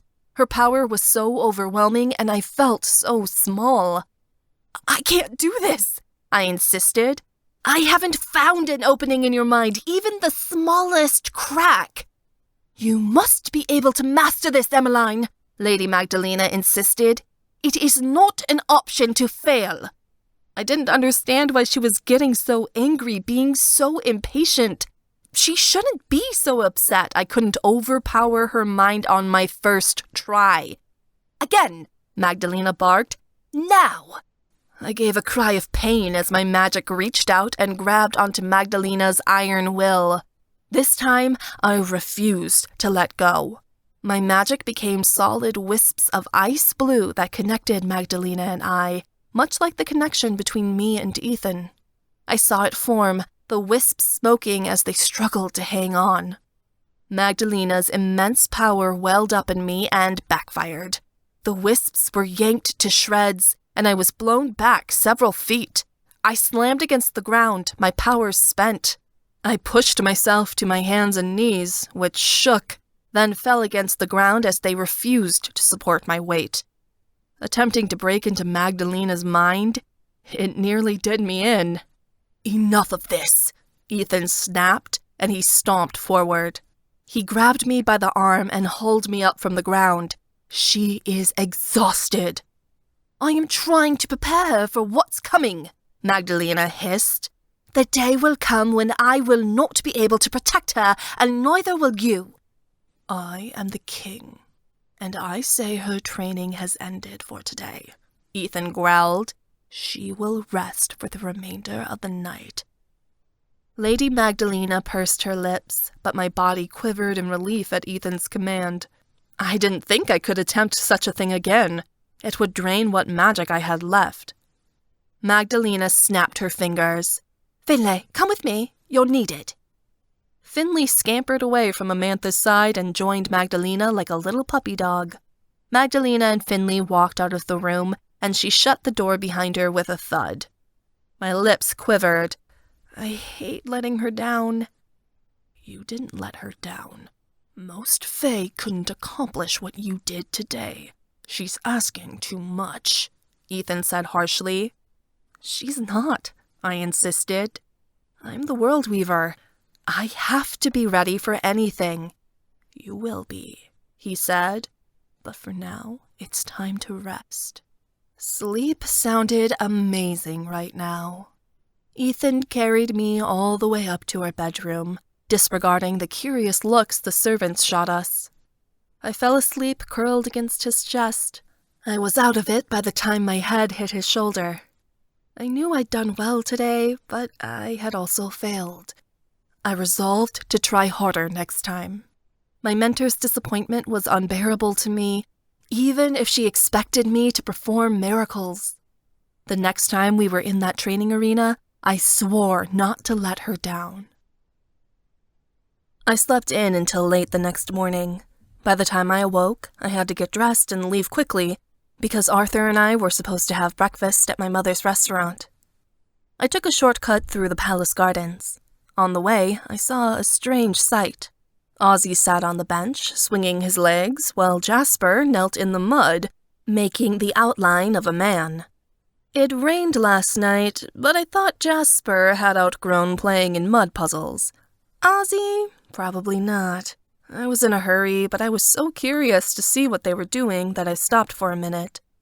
What are you guys doing? Making a golem, Ozzy said brightly. Jasper's practicing. What's a golem? I asked. I'd never heard of one. It's a way for Fae to clone themselves without having to cast an illusion to make a duplicate, Jasper said as he carefully piled the mud to make the shape of arms and legs. It's much easier. Anyone can do it. Really? Then why haven't I heard of it before? I asked. Because it doesn't last long, Jasper said. The magic is kind of creepy. Watch. Jasper snapped his fingers. My mouth dropped open in amazement as I observed the mud turn to flesh and bone, looking as real and breathing as the real Jasper himself. The golem stood, turning in place until it faced Jasper, waiting for a command. That's amazing. Can it talk? I asked. Yes, the golem responded in Jasper's voice. Simple sentences, but enough to get by. What about magic? I asked. The spell looks real, but it's all just weak illusions, Jasper explained. They can cast things like battle orbs and shields and not much else. The golem conjured a battle orb and tossed it at me. I didn't have time to jump out of the way, so I gasped, but the orb sailed right through me. I hardly felt it. That's so clever, I said. It'd serve a brilliant ruse. But it's not foolproof, Jasper said. He poked the golem. The moment his finger touched the golem's skin, it immediately dissolved into a gooey heap of mud. Jasper wiped his hands on his pants. You see, duplicating yourself with illusion magic lasts longer and is more effective, but as we all know, most Fae can't do it, including me. So I'm just making a golem instead. So why do you need a clone? I asked. He sighed wearily. I wanted to take Ozzy out on a date tonight, but I'm expected to go to some stupid pompous event with my family. Your dad is finally speaking to you? I raised my eyebrows. He scowled. Well, no, but my mother is. If I go to this thing, maybe she can convince my dad to go easier on me. But obviously, Ozzy is more important than some stupid party, and the baking convention we're going to is one night only. I missed it last year. I really don't want to miss it again, Ozzy moaned. Exactly, Jasper said. I just have to hope the golem holds up and no one touches it in the meantime. Otherwise, my mother's friends are going to have a pile of mud on their floor, and that's not going to make a good impression. I would think not, I giggled, then gave them a wave. I hope you guys have fun on your date tonight. I'll see you later. I rushed off toward the royal carriages. Going into Dolinska as a queen meant I had to take a lot of guards with me. A simple trip to town had now become a 3-act play. Toman acted like a terrorist was hiding behind every bush as he walked in front of the royal carriage in his griffin form, eyes scanning for any sort of trouble. Don't you think he's being a bit paranoid? I asked Arthur. We were close to the restaurant now. I could see it out the carriage window. Better paranoid than oblivious, Arthur said. He'll spot trouble a mile away. Arthur's words were cut off as the carriage rocked to the side. The alicorn pulling it screamed, and the carriage tipped over, smashing against the ground. Arthur and I cried out as we fell against the wall of the carriage, my head in a daze. My ears rang with the sound of an explosion. With horror, I looked out the broken window and realized smoke was rising in the air. Your Highness! Toman was there in an instant. He opened the carriage door that faced the sky and reached in a hand to pull me out. He yanked me free of the carriage, then rescued Arthur. I took a few deep breaths, wondering where the explosion had come from. My breath caught in my throat. I forgot to breathe as I realized my mother's restaurant was on fire, one side blown out. Bricks lay scattered in the streets, and glass from windows scattered the cobblestone. Arthur's eyes contracted, and his hands bunched in his hair as we watched our mother's restaurant become devoured by flames. I took a shuddering gasp. Your Highness, you must stay within the safety of the guard. Your Highness! Talman screeched. I didn't hear him, for Arthur had already transformed into a wolven, and I had launched myself onto his back. The guards gave chase, but Arthur was faster, and soon we left them behind. Arthur ran toward the blazing building with determination, giving a couple of whimpers. Employees and restaurant patrons alike ran out of Ivana's place, screaming in terror as flames continued licking up the sides of the building. Arthur burst through. The temperature around me swelled as we entered the fiery structure. The restaurant was already full of smoke. It made it hard to breathe. My lungs began to burn. I started hacking, trying to get the smoke out of my chest. "Mom!" Arthur shouted, looking from this way to that. "Mom!" I slid off Arthur's back and bunched up my long dress skirt to put it over my mouth and act as a filter for the smoke. I still felt like I was choking. I forced myself onward as I pushed tables and chairs out of the way, crying, "Arthur, the kitchen!" Arthur scrambled to my side. There was a massive fallen beam in front of the kitchen door that I could not lift. With his shifter strength, Arthur put his shoulder against the beam and pushed it out of the way. I put a hand on the door, but it was strikingly hot and burned my skin. I gasped and brought my hand back, but Arthur charged on through it. The kitchen was going up faster than the rest of the place was. The flames here were so large, I thought I might pass out from the heat.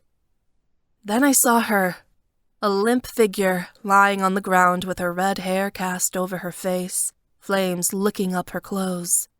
"There she is!" I yelled. I staggered forward and put my arms around my mother's body. Her hair shifted backward. Nausea welled up in my gut as I realized half her face was burned, charred skin mixing with welts and blisters that were blooming all over her body.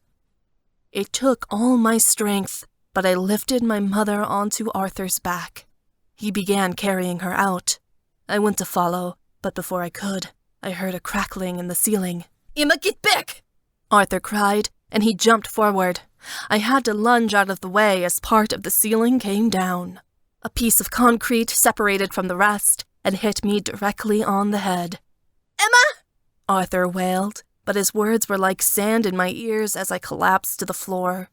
My lungs sputtered as I continued to inhale the smoky air, and my head welled with unimaginable pain.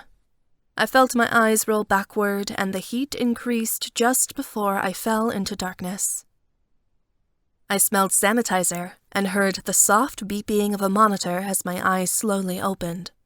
My head was wrapped with some kind of bandage. My chest ached, but my throat sucked in clean air as if my body longed for it. Relief pressed in on me like a soft, warm blanket. From far off, I heard a lovely voice. "It's all right, Emma. Talman and the other guards got you out. You're safe." "Ethan." My grip tightened on his. I just now realized I was holding his hand. I slowly came to the surface, my foggy thoughts becoming clear. The room came into view, a place filled with monitors and machines. I didn't recognize it, but I assumed I must be at Dolinska Medical Center, the closest hospital to the... I gasped as I sat up. The effort nearly made me pass out again. My head spun. I retched, but nothing came up. Ethan placed a hand on my chest, pushing me back down. "Emma, you must stay calm. You inhaled a lot of smoke," Ethan said gently. "Mom?" I screamed. "Mom!" "She's in surgery right now," Ethan said. "You'll be able to see her soon. Sleep for a little while longer." I didn't want to, but I still felt so disoriented, and Ethan's words were soothing. I passed out again and drifted into the sanctuary sleep brought me. When I awoke for the second time, the setting sun was streaming through the window. I felt much better now, though still a little disoriented. There was an IV in my arm, though currently it was the only thing I was hooked up to. Ethan was still there. I doubted he'd left my side. He handed me a bottle of water and said, "Drink this. It'll help." I sipped at the water, but it stung my raw throat, which had been rubbed raw by the smoke. "Is my mother?" "She's alive," Ethan said. "The doctors are keeping her in a medically induced coma until she heals from the surgery. It'll be a few days until she wakes up, but she will survive." "And Arthur?" "He's got some burns on his paws, but he's otherwise all right," Ethan said. "We can go see your mother now. The hall has been cleared by security." Ethan reached out and grabbed my hand once more. "I'm in a mind to lock you in our bedroom and never let you out," he said. "It seems whenever I'm not there, you end up in danger." My eyes gleamed with tears, and I said, "I couldn't let my mom die." "You could not, and I couldn't have asked you to, but you still worry me besides," Ethan said. He kissed the top of my hand, and through our bond, I felt his pain. I could only imagine how terrified he'd been when he'd felt me pass out through our bond, and how he'd felt when he'd gotten the news about the explosion. I hated putting him through that, but I'd had no other choice but to rescue my mother. My legs were too weak to stand. so Ethan helped me into a wheelchair. He pushed me down the hallway as a nurse wheeled my IV pole alongside it. Guards were stationed along the hallway and inclined their heads as I passed, as if I was someone to be honored. "You earned the respect of all the guards," Ethan told me. "They're calling you the brave queen." I bet none of them had to deal with the queen racing into a burning building before. They were probably taking bets back at the barracks on what crazy thing I'd do next. We entered my mother's hospital room. The core of me hollowed out and became empty as I saw my mother lying in a hospital bed, her body wrapped from head to toe in bandages. Several broken limbs were suspended on slings. A chunk of red hair was missing as a result of the flames. Her face was so burned, I hardly recognized her. Arthur was sitting at her side. Both of his hands were bandaged. When he saw me, he gave a watery smile, as if merely grateful I was alive. Ethan pushed my wheelchair beside him. Arthur sniffed and said, "I used iron fragments in the explosive. It's what burned most of her face." I swallowed past a lump in my throat and forced my voice to work. "Was anyone else hurt?" "2 cooks and a waiter are dead," Ethan responded. "Everyone else made it out with minor injuries. It was a lucky thing that the whole place didn't collapse." "But why?" I wondered aloud. "Who would do such a thing?" Arthur and Ethan shared a glance. "This was delivered at the palace after the explosion happened," Arthur said softly, and he handed me a neatly folded piece of parchment. I unfolded it, feeling sick as I read the words upon the page. They were scrawled in an elaborate script that only a royal could master. "I vowed one day to make you pay for what you have done. This is only the beginning." I crushed the note within my hand, knowing exactly who it was from. Queen Antonia had promised to get her revenge against me, and terrifyingly, she'd almost made good on her promise. My mother cannot get away with this. She must be found and dealt with, Ethan said harshly.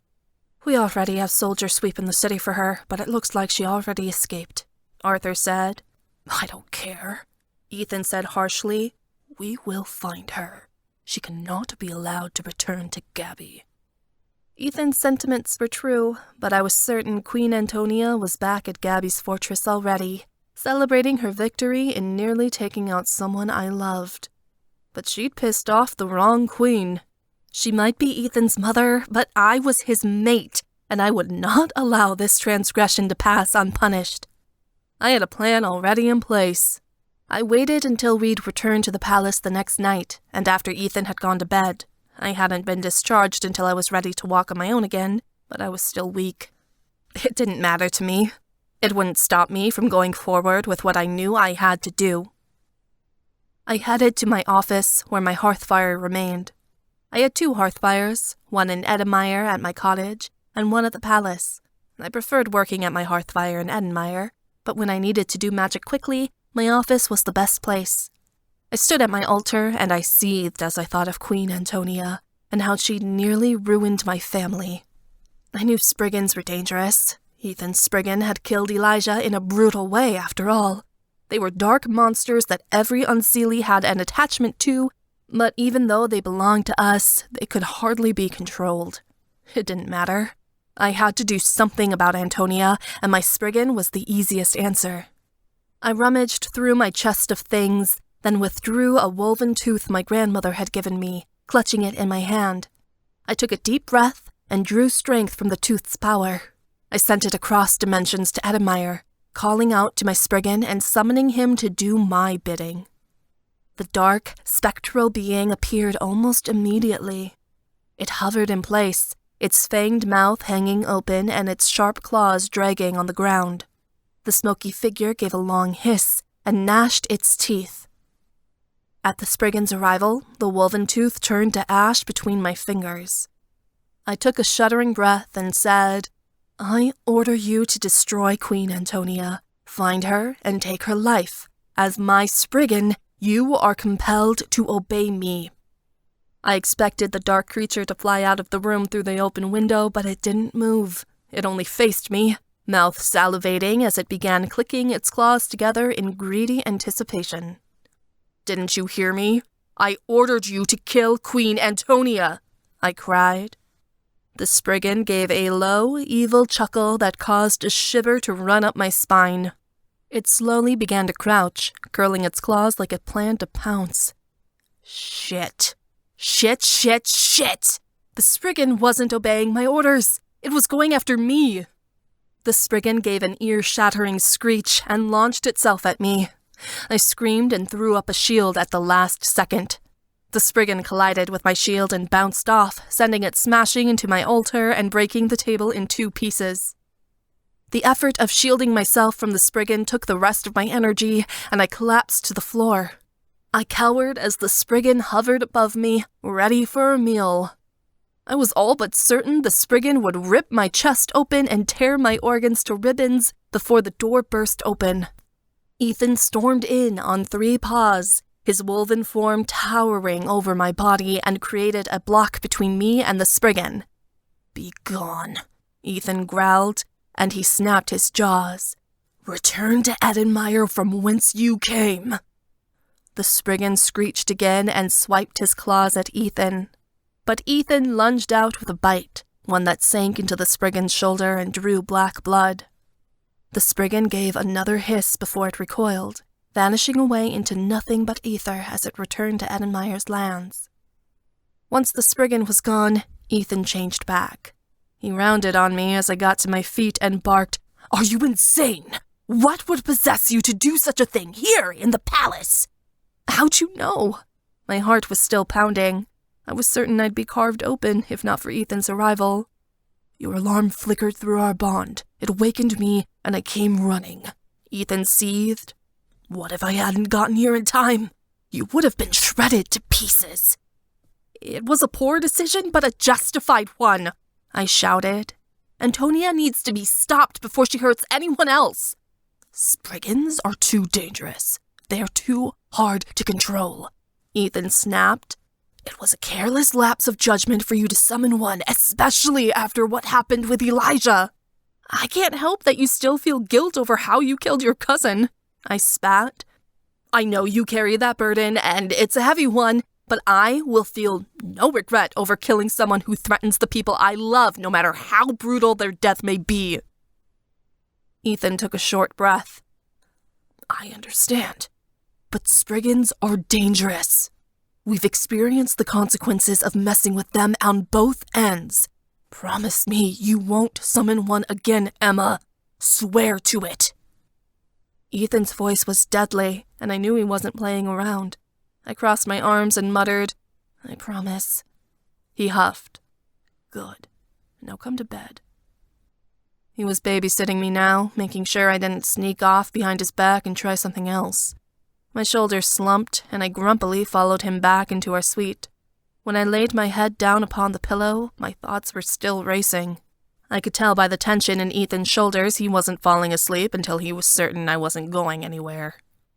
Summoning Spriggans was out, but Antonia was still at the forefront of my mind. It might take some time, but somehow I was going to make her regret the day she'd hurt my mom. When I got done with her, Antonia's memory would be wiped from the history books. No one would even dare to whisper her name, and I would revel in that.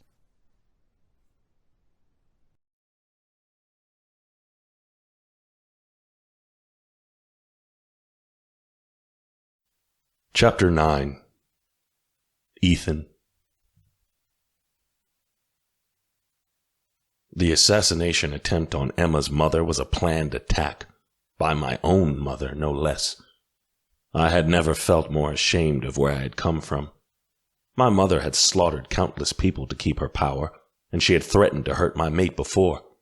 Still, even I couldn't believe she had been so heartless, killing innocent people to try and weaken Emma's rule. As I had learned during my trial for my crimes as the Phantom, she wasn't my mother anymore. She was a cruel and heartless former queen who wanted her power back and no longer considered me her son.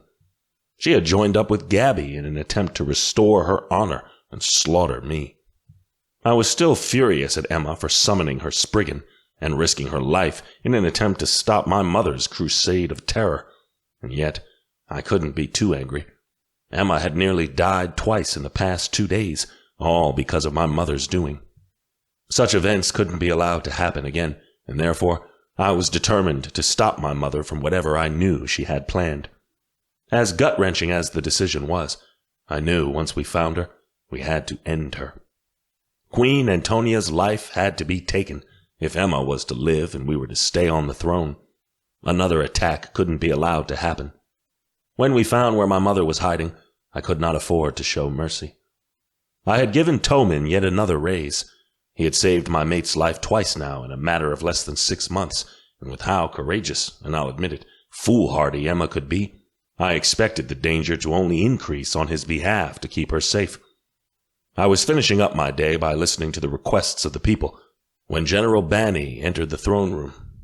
He bowed quickly, and the peasants cleared out of the room before he said, "Sire, I regret to inform you that Gabriella has moved a portion of her forces toward Dolinska into a small village outside the city called Pruska. They have overtaken the village and taken hostages." "How did they get past our battalions?" I demanded. We'd surrounded the fortress. This made no sense. "We aren't sure, sire," Bani replied. "No troops saw her or her soldiers leaving the fortress. Portals, perhaps, are our only guess, though it'd be difficult to transport that many warriors at one time, even with multiple sorceresses casting portals. The magic doesn't add up." "What about secret passageways?" I asked. "Perhaps, but so far our spies haven't located any," he replied. Fear struck my heart, but Emma urged the conversation onward. "How many soldiers did she send?" "Some several hundred soldiers are living within Pruska's walls, only 10 miles from the city," General Bani replied. "Many are shifters, but some are sorceresses, though our spies witnessed multiple Fae who are not part of her army entering into the city unharmed." "She's trying to get a stronghold for Black Claw oppressors," Emma said. "She must not have any room for them at the fortress." "Which means her forces are growing larger," General Bani confirmed. "My king, what would you like us to do?" I mused for a moment before I replied.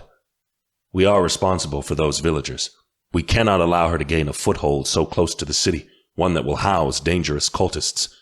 Send troops to counter her attack. We must regain control of that town." General Bani nodded, then left the room. Emma glanced at me and said, "I thought Gabby wasn't planning on making a move until she delivers her child." "She's trying to gain as much land as possible before she mounts a large counterattack," I told her. "If her forces are divided, it'll make it that much harder for us to stomp out her army. It's clever she doesn't have them all in one place." "We can't force all of them to surrender if we have to split up our own army to counter them," Emma replied with a sigh, rubbing her temple. "Which is why we must do our best to contain them.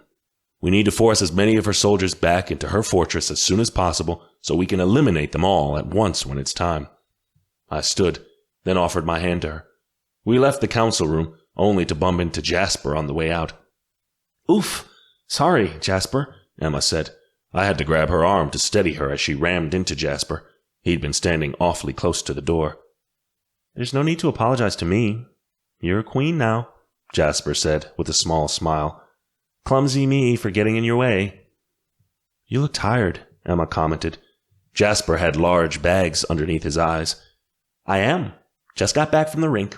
Early 5 a.m. practice," he explained. "Got to get ready for the Olympics and all." "We just had another boring council meeting." "I'd love to switch you places," Emma grumbled. Jasper gave a short laugh before saying, "So would I. Having that much power would be incredible. I really am grateful for what you two did for Ozzy and me." "It's nothing," I insisted. "You should be with the one you love." "And am, because of you," Jasper said. "You can't imagine how grateful I am for that."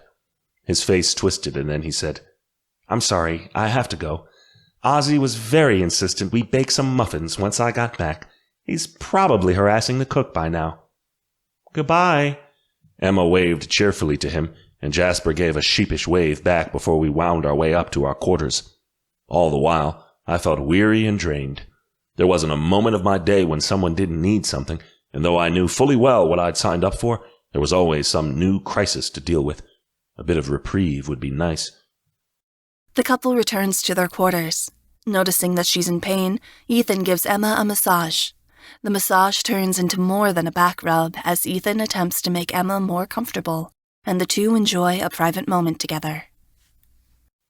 Dinner was fantastic, an assortment of wild game with asparagus and puff pastry. Emma and I were planning to spend the rest of our evening wrapped in each other's arms before there was a knock on our door.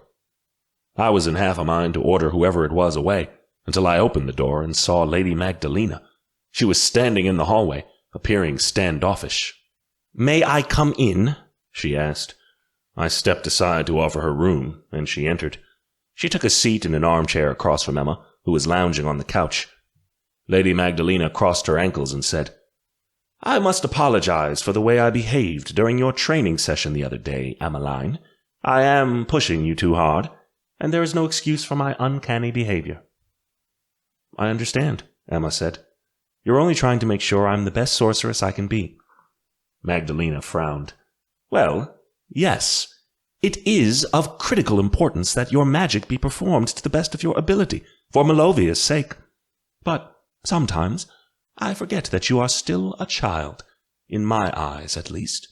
You are so young, and the world already expects so much of you. I have no doubt you will master your magic when you are ready, and I shouldn't pressure you to be more than you should be before your time." "I accept your apology. It's honorable you're asking for my forgiveness. Such a great sorceress like you shouldn't say sorry to anyone," Emma said. "None of us are above forgiveness, Emmeline. Not even me," she responded. Magdalena waved her hand, and a teapot with a few china cups appeared on the table before her. "Tea, anyone?" Both of us shook our heads, and Magdalena poured herself a cup, sipping at it gracefully. "I am very sorry to hear about the attack on your mother's restaurant. Such dreadful news." I took a seat next to Emma. "It was definitely unexpected," I growled. "I still feel much rage at my mother for causing all this." "Queen Antonia was never the type to let things go, even when she was young," Magdalena replied. "She could hold a grudge longer than even the gods could." "You knew Queen Antonia when she was our age?" Emma asked. "I did, though Antonia and I never got along," Lady Magdalena said. "I am quite a bit older than her, though it turned out we had the same goals in life, and that often got in the way of us becoming friends. We have a sort of rivalry, if you could call it so." "Why?" Emma asked. "Why is there so much bad blood between you?" Magdalena gave a thin-lipped smile. "Because I had what she could never possess, a true mate." Emma gaped.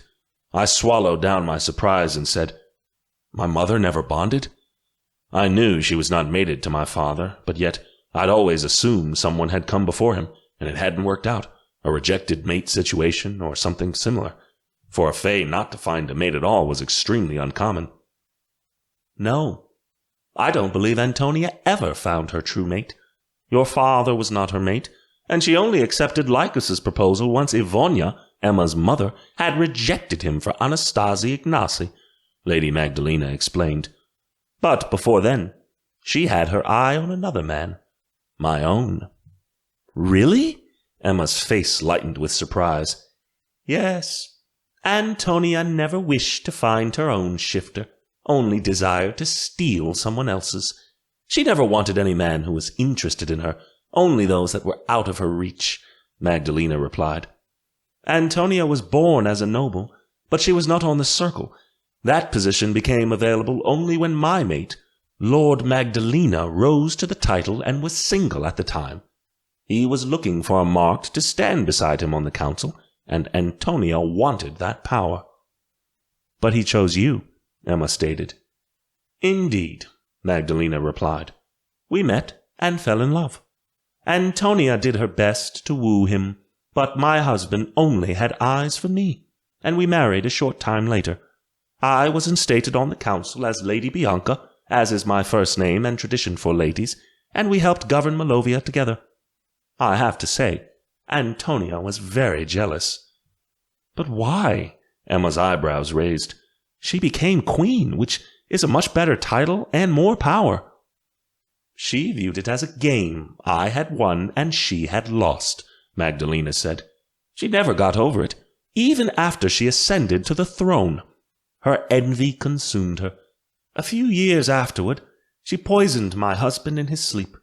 He died a bitter death, one void of glory or honor from being defeated in battle. His one wish was to die as a true Arcania, and yet he perished in his bed, clinging to my side and begging me to save him. Lady Magdalena's eyes grew hollow, and my stomach twisted. I could not imagine her pain, could not bear to think of my mate dying in my arms. It was unfathomable what she went through. I did not know how the loss hadn't driven her mad. I would have certainly lost my mind had that ever happened to Emma. She sighed. When my husband died, my title formally changed from Lady Bianca to Lady Magdalena, and I sat on the circle in his place. Of course, I could not stand attending council meetings with Queen Antonia, who seemed so smug. All of Malovia knew what she had done, and yet she had gotten away with it because she was the wife of the king. Lycus would make excuses on her behalf. I frowned. That had always been my father's mortal flaw. He was constantly getting my mother out of trouble. There was no crime she could commit that he did not wipe away as king. He was a great ruler, but his love for my mother blinded him. Do not judge your father too harshly, Ethan, Magdalena told me. He was distraught after Ivonia rejected him. I believe once that happened, he would have done whatever it took to ensure another woman never left him. He tolerated her murders, her evil, I insisted. But even so, he is not to blame for her choices, Magdalena said. Eventually, I could no longer stomach it. I challenged Antonia to a sorceress duel. I won, of course. Her magic never was very good. She always had other people do her dirty work for her. Though she's a skilled alchemist with an expert knowledge of poisons, she couldn't charm a teacup. I never knew of this, I marveled. No one had told me of such a thing. It was before you were born, Magdalena replied. I had the right to kill her as I won the duel, but I did not end her life. Perhaps I should have. Why did you hold back? Emma asked. Because my husband wouldn't have wanted it that way, Magdalena replied. He was a kind and merciful man, and I wouldn't have been able to live with the guilt if I took her life, knowing he'd be disappointed in my choice. So I let her run free, after humiliating her in court. Shortly after, I received guidance from the gods about your journey as the World Weaver, Emmeline, and I have immersed myself in that experience ever since. I'm so sorry. Emma hushed. That experience must have been so painful for you. The years have dulled the sting, although my heart still grieves for my mate, Magdalena replied. The animosity between Antonia and I has only grown more intense over the years. I think now is the time we finally deal with her. Magdalena stood. But in any case, today is not the day. Both of you must come with me. There is someone you need to meet.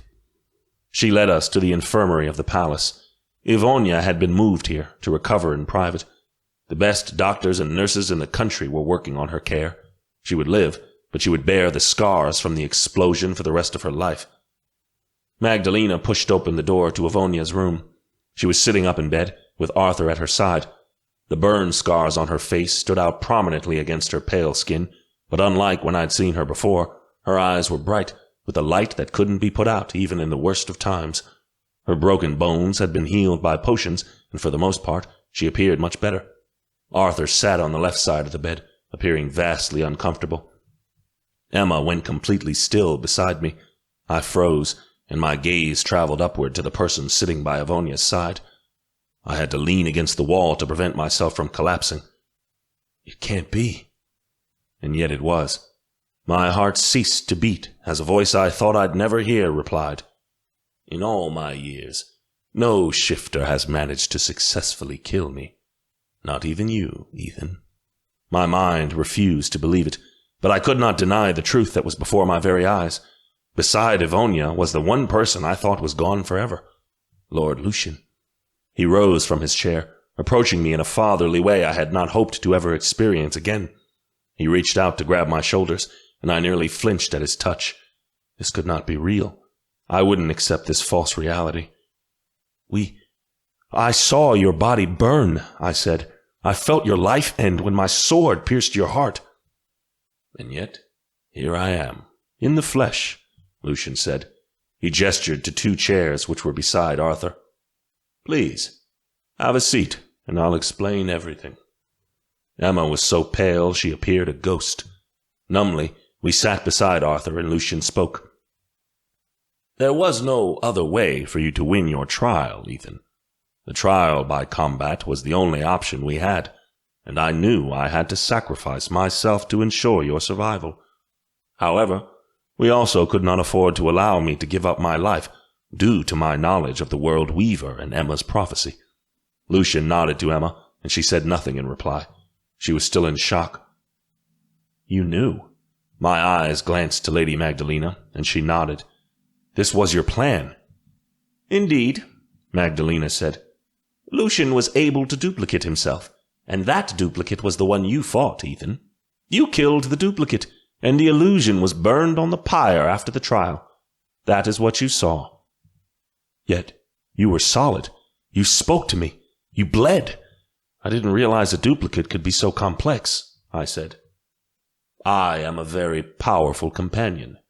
My illusions are strong, much stronger than the average phase, Lucian replied.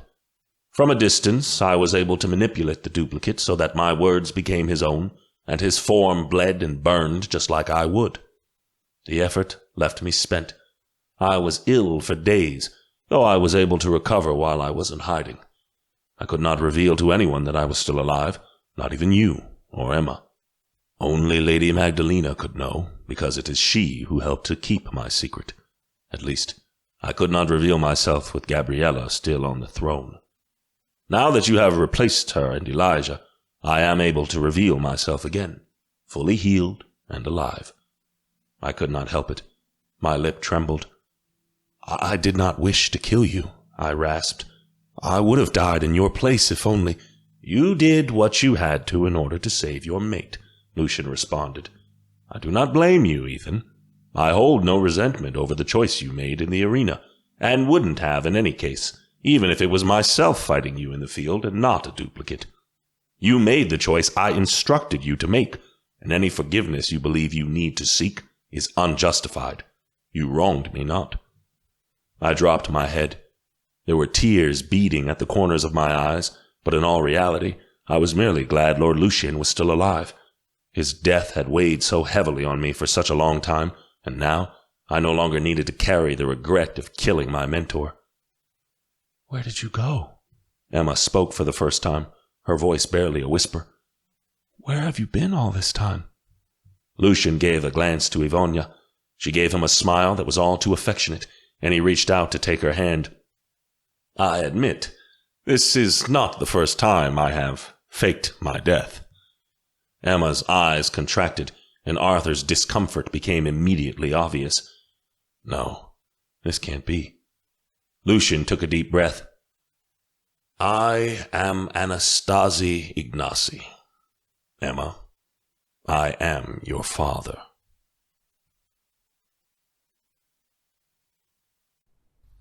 Chapter 10. Emma.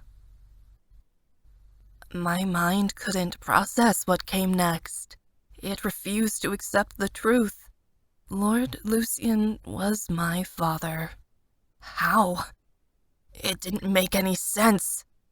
Arthur clearly had already been told. He fussed with his glasses and looked at the floor like he wasn't sure how to react. Lucian swallowed a visible lump in his throat. You know the Black Claw was looking for you, Emma. That's why you and Arthur were separated. Before you were born, the Black Claw received a prophecy that you would resurrect the dark god Droga. They were planning on coming for you, and they weren't going to stop until they got what they wanted. Lucian's tone grew vacant and empty. Your mother and I planned to run away, but I knew wherever we went, cultists would follow. We would not be able to escape them. Someone had to stay behind to fight them off and kill as many of them as possible and prevent them from going after you. Your mother wouldn't hear of it. She wanted us to stay together, and as much as I hate to admit it, our love put you both in danger. We were willing to take unnecessary risks to remain together. Risks that, I eventually decided, would kill our children unless we severed our connection. Mom dropped her gaze, and Lucian looked at her in a way that seemed too intimate. I didn't feel as though I had a choice. Once the Black Claw came for us, I staged my own death and made it so your mother could get away. Then I stayed behind in Malovia and made a new identity under an assumed name. I worked for 20 years on eliminating the Black Claw, hunting them down and making sure no one located you in America or Arthur in Ireland. I tracked their movements and became obsessed with knowing what they were plotting so I could be certain they'd never find you. They came close several times to discovering where you were, but I stopped them before they could do their worst. At least, until one of their rogues slipped past me and found you in Detroit. The memory of how I'd killed the shifter in the woods came rushing back to me, and it made my guts twist. Lucian's tone became thick and choked. I was able to keep you two alive until you reached adulthood and both of you could learn to master your own magic. But the cost of keeping you both safe was the loss of knowing my son and daughter. You'd barely been a few days old by the time I falsified my death. I missed so much. Lucian wiped at his eyes. But that's all in the past. When I had heard your mother nearly died at the hand of Queen Antonia, I could not bear to be apart from her any longer, and rushed back to Malovia. I figured there was no reason to keep this secret from you any longer, and at least now you know. He waited for us to say something, but Arthur and I remained quiet. I wasn't sure if there was anything to say. Ethan nudged me, and I managed to spit something out. This doesn't make sense. Why didn't my mother recognize you when you met her at the courthouse during Ethan's trial? I demanded. She acted like you were a stranger she'd never met. I changed my appearance. I didn't always look like this, Lucian replied. After my identity as Anastasia Ignacy was laid to rest, I used my illusion magic to morph my features, to turn me into someone who did not resemble who I once was. Illusion magic doesn't work like that. It's not permanent, I snapped. It can be, if you are a powerful enough illusionist and are willing to push your magic past the limit to meet your goals, Lucian said. The effort of changing my features drained my powers and almost killed me, if not for Lady Magdalena. She saved my life when my magic was nearly spent to the point of taking my life. You knew? I rounded on Lady Magdalena. You knew my father was right in front of me all this time, and you never... She isn't the only one, Lucian said in a gentle tone, like he was trying to calm me, and I hated it. He didn't have that right. My parents were aware I was alive. Babkia and Bappa knew you faked your own death? I gaped. Yes. I spent the past year hiding in Ireland, at the family mansion, Lucian said. They knew all about my plan, and although they didn't approve, they have kept my secret all this time. So my grandparents had lied to me too? No wonder they hadn't done anything to elaborate on Anastasia's headstone. It was the greatest clue I could have ever had, and it went right over my head. Arthur appeared more miserable at the admission than I did. I couldn't imagine how he felt. He'd grown up without Mom. What was worse, our grandparents had known our dad was still around, and yet they'd never told him. How could they have kept something like this from us? I already felt abandoned by them since they'd left for Ireland. Now I'd learned they'd lied to me, too. I tried to leave clues to let you know I was still nearby, Lucian said. I'm sorry if they weren't clear. The engraving on your headstone, Ethan marveled. Zenitwazi Yevixi Hazim, buried twice, but lived once. Exactly, Lucian said. I've been there for you all along, so you couldn't see it. And you're just going to take him back? I whirled on my mother now, furious with her, too. After he'd left us? Mom's eyes were nothing but full of hope, and it crushed me to witness. I love your father. He is my mate. I'm destined to be with him, Mom pleaded. Please, Emma, don't force me to be apart from him a second longer than I have already. I thought he was dead, and here he is, alive. This is a miracle beyond all imagining. We can finally be a family again. A family? How could we be a family? We'd been separated for so long, cast off in different places around the world. Now that I was an adult, Lucien wanted to come back into my life and be a father again? No fucking way. He hadn't been there when I needed him as a child. And you know what? I didn't need him now. Emma, Lucien began. He reached out for me, but I snatched my hand away. Ethan knew what I was about to do the second before I did it. The look he gave begged me not to, but I couldn't handle it anymore. I bolted. I ran out of the room as fast as my legs would allow. I flung the door open so harshly, it slammed against the wall as I ran out of the infirmary and into the hallways of the palace. Servants and nobles called out, "My queen," as I ran past, but I ignored them. I couldn't care less if I looked undignified as all fuck right now. I just wanted to be alone, because it felt like being alone was all I had known my entire life, and at the moment, that seemed comfortable.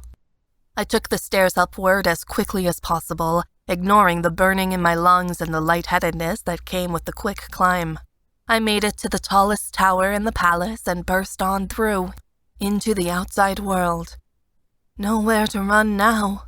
I put my hands on the stone balcony and leaned over, trying not to gag. This was worse than messed up. It was wrong. All my life, I wanted a father who'd be there for me. Now that I knew my father was still alive, I wanted to go back to the way things were.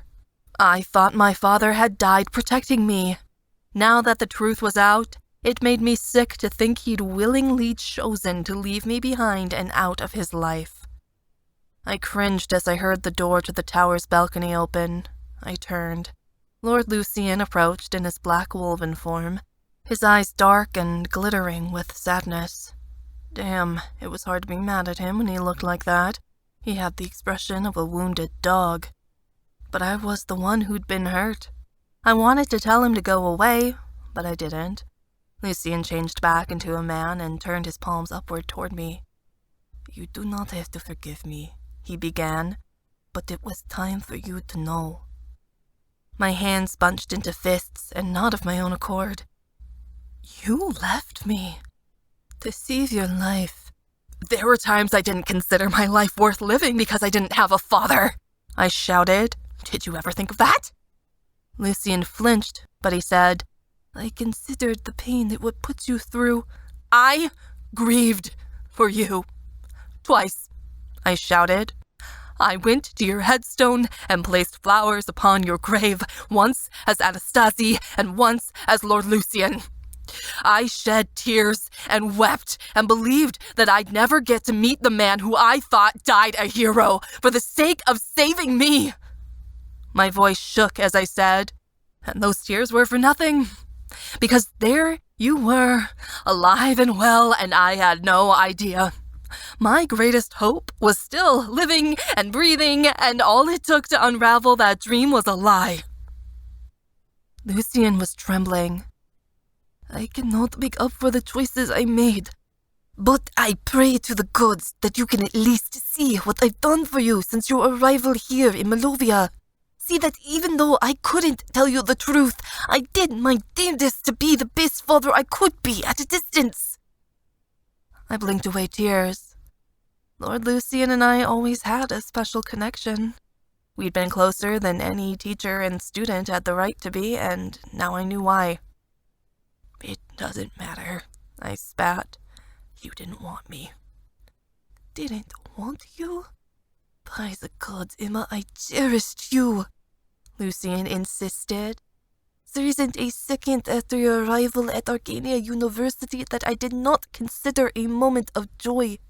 Just being able to look at you is a blessing. After all these years spent apart, of course I wanted to be there. But I wanted you to stay alive, and I was willing to make any sacrifice, so long as it meant that you were able to see another day. Our family is broken, I insisted. Arthur and I already missed out on having a childhood together, and now you're coming in, trying to make things right. There is no making things right, Lucien said gruffly. There is only hope we can have a better future, one where we're together. You're a queen now, Emma. You call the shots. I only wish to be a part of your life, as I have longed for since the moment I discovered your mother was with child. Yet, if you will send me away, for all I desire now is your happiness. And your love, if you'll offer it, mine will always be free to you. His words opened up a flood of emotion in me, and I realized the truth. Lucien had always been there for me, even if I couldn't see him. When I was a child, he'd been here in Malovia, putting himself in danger and fighting off cultists so they'd never discover where I was. He'd helped me learn my magic during my first semester at Arcania University, when I could barely hover a snowball. He'd instructed me during the King's Contest, helped me in my classes, been there to listen when I had no idea where to turn. He'd given me information on my destiny as the World Weaver, and had comforted me when I thought I'd lost Ethan to the demon inside of him. It didn't end there. Even before I'd gotten to Malovia, he'd helped Ethan by training him, teaching him to walk again and maneuver without the use of his leg. He'd been looking out for my mate before Ethan and I had ever spoken. Lucien had done so much for me, and I realized it was because he loved me. The tears welled over my eyes now, and I said, "I've always loved you, even when I couldn't see you there." A tear dropped down Lucien's cheek, and he stepped forward. I fell into his arms willingly because there was nowhere else in my mind that I wanted to go. I wanted my father, and finally, here he was. After all this time, it felt like I had restored the missing part of me that I had lost. It felt like I wasn't alone. After parting with Lord Lucien, I'd spoken with my mother before returning to my quarters to be with Ethan. He'd clearly been pacing, and he spun around the moment I entered the room. "Are you all right?" Ethan rushed to me and took my arms tenderly in his grasp. "I thought you were crushed when you ran out. I worried it was too much for you to handle." "It was, in a good way," I said. Ethan cocked his head to the side. I sighed. I'm still upset that I didn't know and that I missed out on knowing him as a kid. But my dad is here, Ethan, right now. I want to take advantage of that, because, honestly, we don't know who else we're going to lose in this war. We don't have any time to waste on arguing. He's my father, and I want to spend time getting to know him as my dad. I didn't dare speak out loud that I knew my time on Earth was winding down. If the gods had gifted me my father at the end of my life, I wasn't going to waste that gift. I had 2 winters left before my prophecy came to its conclusion, which meant I had a little less than 2 years to enjoy my family before my destiny came true. I wouldn't squander that time being angry about the past, no matter how much it hurt. "That's good to hear. It's very clear he cares about you, Emma. It was obvious even before we knew," Ethan said. "I know," I said. "He took care of me since I arrived at Malovia, and even before that. I just have to think of him as my dad now, instead of my teacher. It'll be an adjustment." Ethan's eyes shone with sadness. "I only wish we all had such miracles. I'd give anything to see my father again." "You will someday," I insisted, squeezing his arms. "He'll be waiting for you in the great hunting grounds." "Perhaps." Ethan gave me a sorrowful smile. "I think we can all assume that won't be anytime soon. At least, I hope not." Ethan's lonesomeness over losing his own father made me sure of my own decision. Pushing Lucien out of my life would have been the wrong move. I wanted to be close with him again, even if we had a lot of time to make up for. The next morning, I received a message from a servant, informing me that Lord Lucien wished to see my brother and I in the library after breakfast if we so desired to meet. I wasn't sure how my brother was taking all of this, so I wanted to see him first. Vara attempted to dress me quickly, but she had a bad bout of morning sickness, so I told her to take some time to herself as I threw on a dress and brushed my hair back into a braid. I usually had breakfast in my quarters, but my friends were all curious about the news that had broken last night. They had a lot of questions. About a dozen people were speaking when I entered the dining hall, asking a million things at once. You have a dad! Odette sang. Oh my goodness, tell us everything! I can't believe it's Lord Lucian, Alexi said, aghast. Well, maybe I can. He's very brave, like you. So, are he and your mom hooking up again? Stefan asked. I snuck by the infirmary last night, but I couldn't hear anything, so... Stefan? Kiara scolded. Why? I'm just asking, he shouted. Ethan sat back in a chair, looking amused. Clearly, he hadn't spoken a word. I held up my hands to quiet everyone, then said, Yeah, Lord Lucian's my dad. He faked his death and hid his real identity for years under a persona. It definitely wasn't the kind of news I was expecting. Are you reinstating him back on the circle? Alexi asked. Not yet, I said, almost regrettably. He wants some time to get readjusted to things. He's been apart from my mother for so long. I think it's right to give them some space to be happy instead of shoving war duties at him now that he's back. This is so juicy, Odette said. It's like a soap opera. Emma's life has always been interesting, Theo added with a nod. Everyone started talking all at once again, but conversation was cut short when Delmare abruptly turned green. She quickly opened a window and leaned out of it to vomit. I heard the sounds of a couple disgusted servants as her puke splattered against the cobblestone a floor down. Damn, she hadn't even had time to make it to the bathroom. Clearly, Vara wasn't the only one around here with morning sickness problems. Delmare pulled herself off the windowsill, looking dazed. Stefan's mouth instantly downturned. All right, that's it! Stefan took Delmare's arm and spun her around.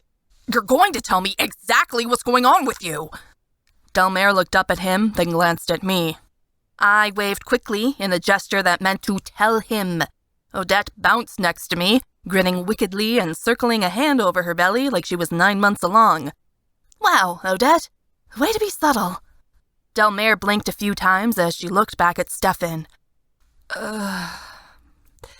I'm pregnant. Surprise. Stefan's mouth dropped to the floor. There were a couple of gasps, and I watched Ethan's eyebrows shoot up in surprise. Odette was on edge, her fists clenched like this was the climax of her favorite show. You're not fucking around? Stefan squeaked out. You're actually pregnant? Delmare's lips turned flat, and she rolled her eyes.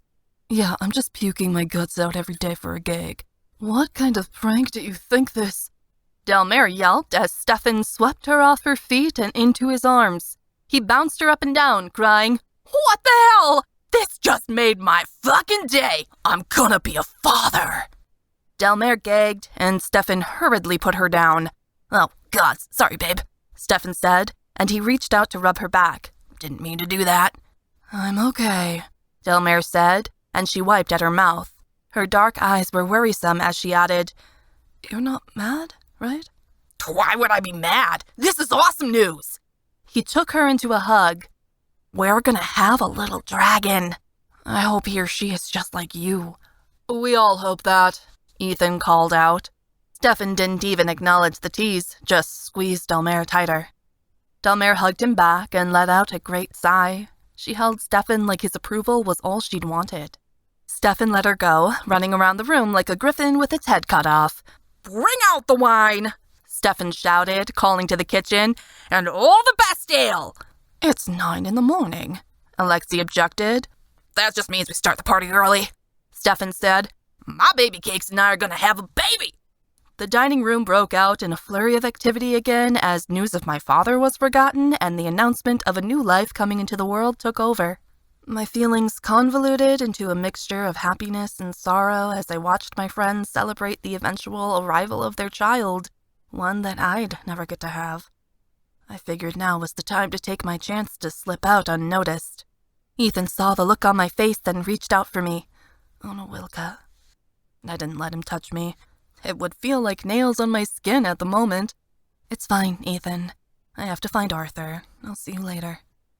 I picked up my skirts and left the dining hall. I ignored the ache in my chest and instead turned to the library where I knew I'd find Arthur. Tillman, ever my shadow, trailed me from behind as I wandered through the palace. He only left me alone when I asked him to guard the door outside the library. My brother was sitting at one of the long tables in the middle of the room, waiting for Lord Lucian. I was glad Lucian hadn't arrived yet. I wanted a private moment to speak with my brother. I slid on the bench beside him, and he looked up from the book he was reading. "Hey," I said. "How are you?" There were bags under his eyes. He rubbed his face and said, "Tired. Laura wasn't feeling well. It lasted all night." "You know that's not what I'm asking," I said. "How are you about, well, our dad?" It still felt so weird calling him that, but there wasn't any other title I could use that fit. Arthur's face was caught between confusion and contemplation. It's hard knowing the truth of what he did, but I understand why he chose to, and it's probably the reason both of us are alive today. I'm willing to leave the past behind us and enjoy the time we have with him now. That's pretty much what I decided too. What other decision is there to make? Arthur said. I spent a lot of time with him at Arcania University doing research with him. He was my favorite teacher. I knew he liked me, but I never had the thought I might actually be his son, that my dad might still be alive. But I guess that's on me. Now I have two parents who didn't want me. It's not like that, Arthur, you know it, I insisted. Everything that's happened is because of my prophecy. Arthur closed the book a little too roughly. I just wish they had tried to solve things another way. Me too, but it's too late to turn back the clock. I gave him a kind smile, which he ignored. Arthur seemed to be isolating himself, which I understood. Lord Lucian's arrival had been anything but easy. I wished he wouldn't push me away. I was his twin. Whatever our parents had done, it didn't mean it had to change our relationship. Or did it? It was then that Lord Lucian strode into the library. He appeared as regal as ever, tall, prideful, strong. Had I really come from him? I couldn't see the similarities, wasn't sure yet how we were alike. Lucian took the bench seat across from us and pulled up to the table. "Thank you both for meeting me here," he began. "There are some things I think we should go over." "Like?" Arthur's tone was accusing. "Mainly Emma's quest to find the crystals of harmony, as well as a bit about your unseelie heritage," Lucian began. My shoulders slackened. Thank the gods he didn't want to talk about family stuff. The end of the Fey world was a much more comfortable topic. Arthur leaned forward in interest. "What do you know? Lady Magdalena has filled me in that you found 4 crystals. Well done, by the way. And that you're currently looking for the island of the Spring Princess, after learning the Seelie Stone is within her realm." Lucian said, "I have knowledge of the Spring Princess, as I have been to her island." "You have?" Arthur's eyes widened in surprise. "But I thought that once a Fae travels to the Spring Princess's island, they may not return?" I asked. "I believe I am the only Fae to do so," Lucian confessed. "I have researched and found none other." "What's it like?" Arthur crossed his arms over his books and tilted his head. "It is as the legends say, a place of eternal spring, a land of abundance and joy," Lucian said. "How did you get there?" I asked. "I was a child. I'd been tricked by a changeling Fae in the forest, whose companion stole me away into a portal cast by the Spring Princess herself," Lucian said. "What's a changeling?" I asked. "A fairy that has been left in place of a human infant or child on Earth, though sometimes they switch with our kind. Changelings can take the resemblance of any child they replace, and the infants they steal are often taken back to Edenmire," Lucian said. "Are changelings common in the Fae world?" I asked. "They used to be, but they're not very common now," Lucian said. "The Spring Princess must have sent her changelings to bring me to her island because she wanted me there for some odd reason or another. The Spring Princess must be very powerful if she's able to create portals from Edenmire to Earth and vice versa. No other Fae have been able to do that since the main connection from Edenmire to Earth was closed by the gods. Her powers must be on par with Emma's," Arthur noticed. "Indeed," Lucian said. "I was taken to the Spring Princess's island and spent time in her court, although I was very young at the time and wanted to go home. I did not think the Spring Princess would let me go, but she did, for a bargain. A piece of my life, You gave her a portion of your life? I asked, surprised. Yes. The actual contract was worded that I would give her years from my life if she allowed me to leave the island, and I missed my parents so badly I agreed. She opened up a portal and sent me home. Lucian sat back. I spent what felt like 2 days on the island, though when I returned to Malovia, 2 years had passed. As in all places in Edenmire, time moves differently there.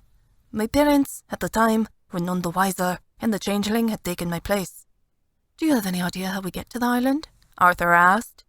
There is a problem, Lucian said grimly. The island of the Spring Princess is always vanishing and reappearing. It is never in the same place for long, moving across the ocean in Edenmire's waters. Even if I were to take you to where I believed the island was when I was on it, I do not believe it would be in the same spot again. Could I make a portal to it if you describe it to me, since you've already been there? I asked. Lucian shook his head. I do not think so. Nor do I think we could meditate ourselves to it, as one can meditate their spirit to any other part of Edenmire. There is no way to give actual directions to the island. The island must be found, not visited. I believe it is part of the illusion magic that keeps the island hidden. More fey requirements and loopholes, Arthur said.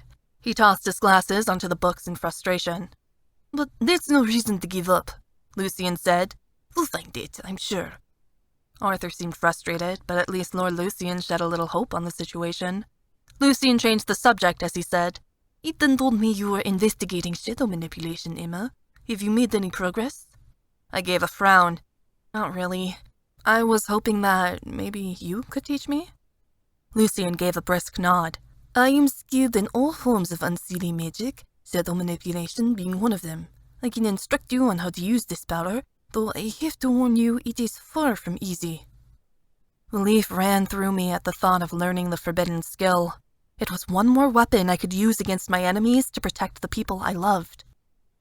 Does Mom know you're unseelie? She must know, since Arthur and I can do dark magic, I said. Lucian appeared reluctant. She has heard.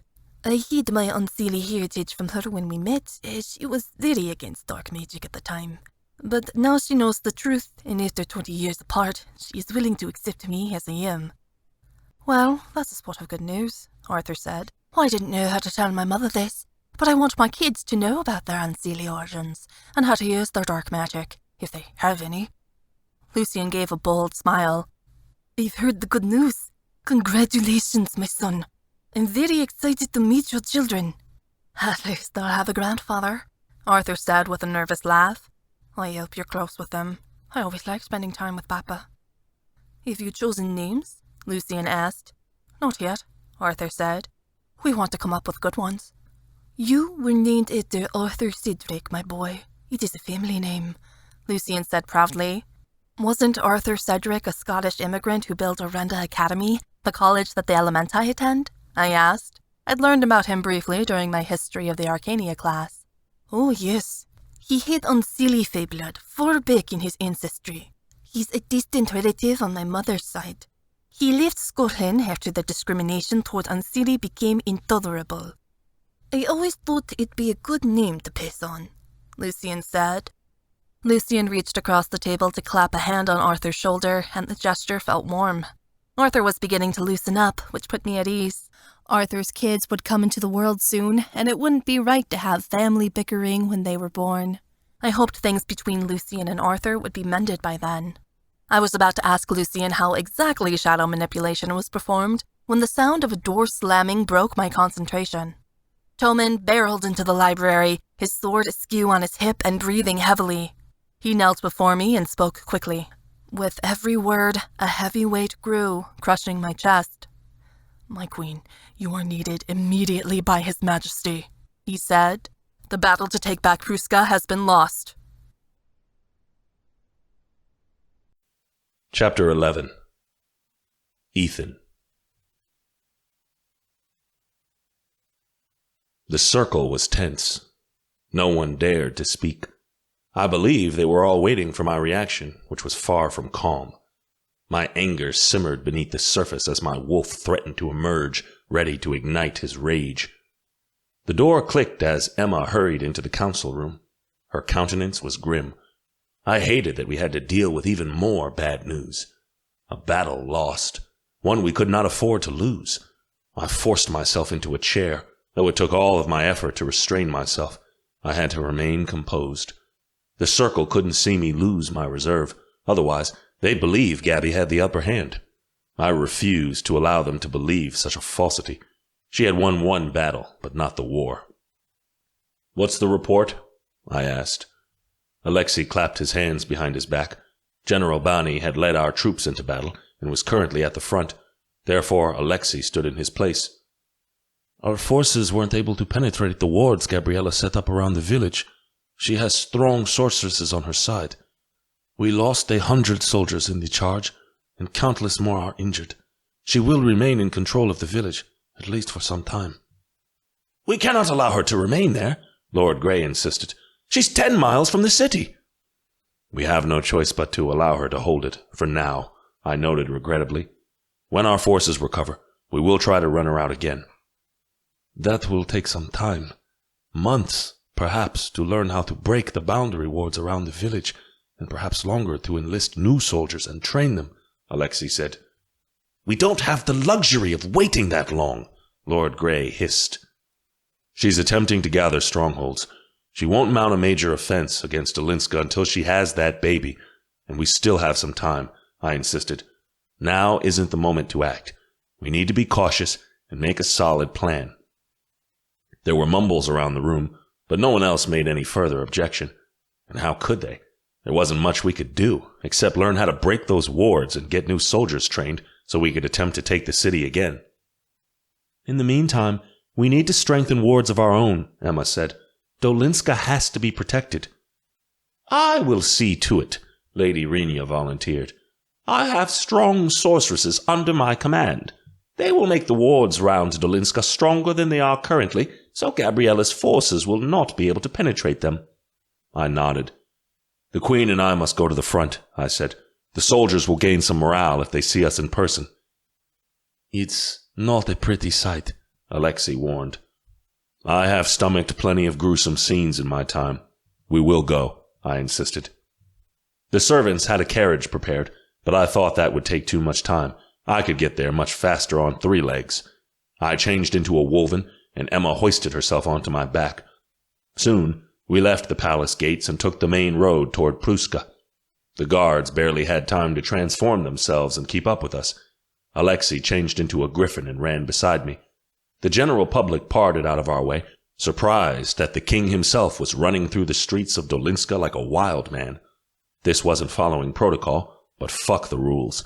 My soldiers needed me. Emma could feel my guilt. She put a hand on my shoulder and stroked my fur as she said, "This wasn't your fault." "I will not allow soldiers to go into battle without me ever again. I cannot sit high in my castle while good fae die for me," I told her. To not be there was a mistake. "Kings lead. They don't always fight." "I should fight. I can't allow my army to experience such a downfall without me being present again," I said. "It's not the kind of ruler I want to be." "Staying alive is more important. I can't sit on this throne without you," Emma said. I bared my teeth. "I will never leave you. But yet, I cannot turn my back on these soldiers again. I have asked them to fight for me. I should have no quarrel about fighting alongside them. At the very least, I should be there." Emma nodded. "Let me conjure a portal. We'll get there faster."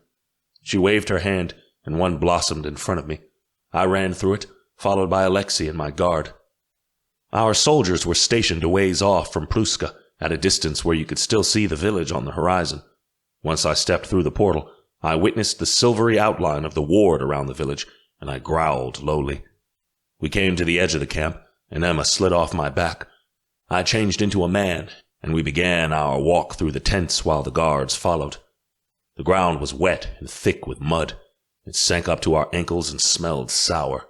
There was the scent of blood, along with the festering smell of disease rising through the air. We wound our way through the tents, and all at once, several heads looked up. "The king! The king is here!" I heard someone cry. Soldiers swarmed to us, desperate and wanting. They were covered in dirt and gore, which was streaked across their uniforms. The guards rushed forward to push them back, but I held up a hand. telling them it was all right. I didn't know what to say. What could I say, looking at all these despondent soldiers, ones who had fought and lost in my name? Thankfully, Emma spoke for me. She always had words when I did not. "I can see you all fought very bravely," Emma said. "No matter the outcome of this battle, I can say that the king and I are very proud to have soldiers like you fighting for us out there." "But, my queen, we lost," a young man voiced, and there was a moment of shamed agreement. "I know," she said, "but one loss does not equal the end. We will live on to fight another day. You have made it through this, and you gave it all you had. We've shown Gabriella today that we will not succumb so easily. So I say, continue to give her hell." A couple of cheers went up amongst the soldiers, though they were subdued. A few men clapped for us as we moved on toward the hospital tent. That was where the worst of it would be, and Emma and I desired to help out where we could. One of the first cots we came across had a sorceress stretched upon it. She screamed in pain as the remnants of a spell ate away at her body, crawling across her flesh and eating it alive like some kind of awful parasite. The nurses were doing everything in their power to get the curse to break, but no matter what magic was attempted, the spells would not work. Emma rushed to the woman's side and knelt there. The sorceress saw Emma, and for a moment her face showed trust. Emma took her hand. The sorceress held on tightly as the pain of the spell worked its way through her body, screaming in pain. Emma bit her lip, but she held back the tears. Suddenly, the sorceress gave a gasp. She clenched Emma's hand until her eyes rolled back in her head and her neck fell backward. Emma gave a look to the nurse, and she shook her head.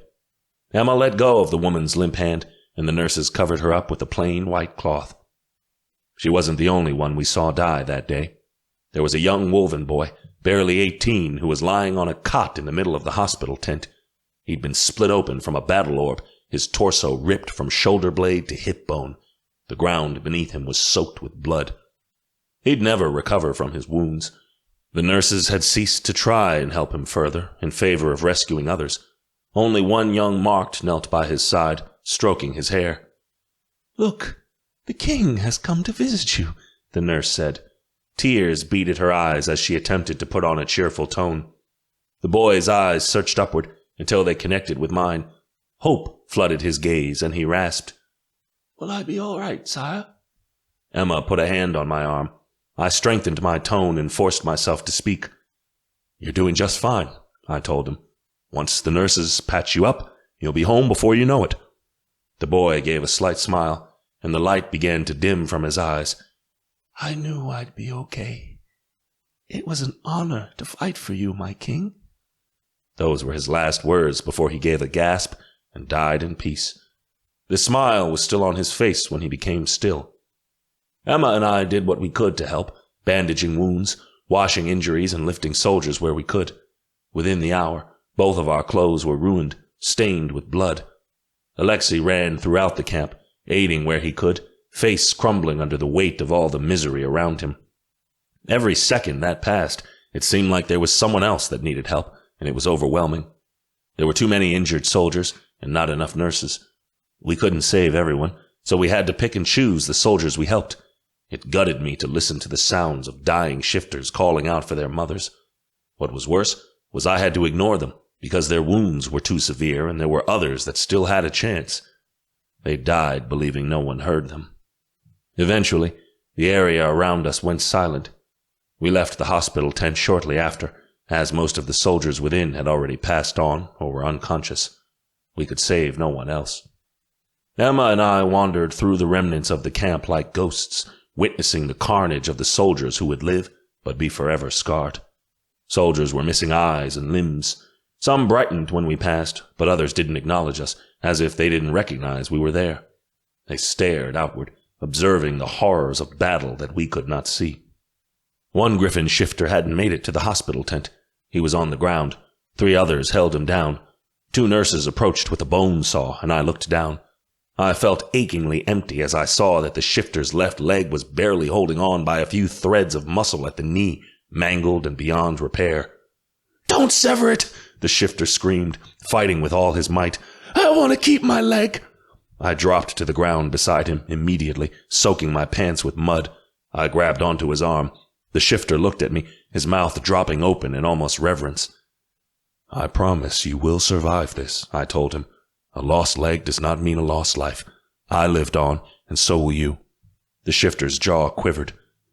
What will I do if I cannot walk? You will walk, just not in the way you did before, I insisted.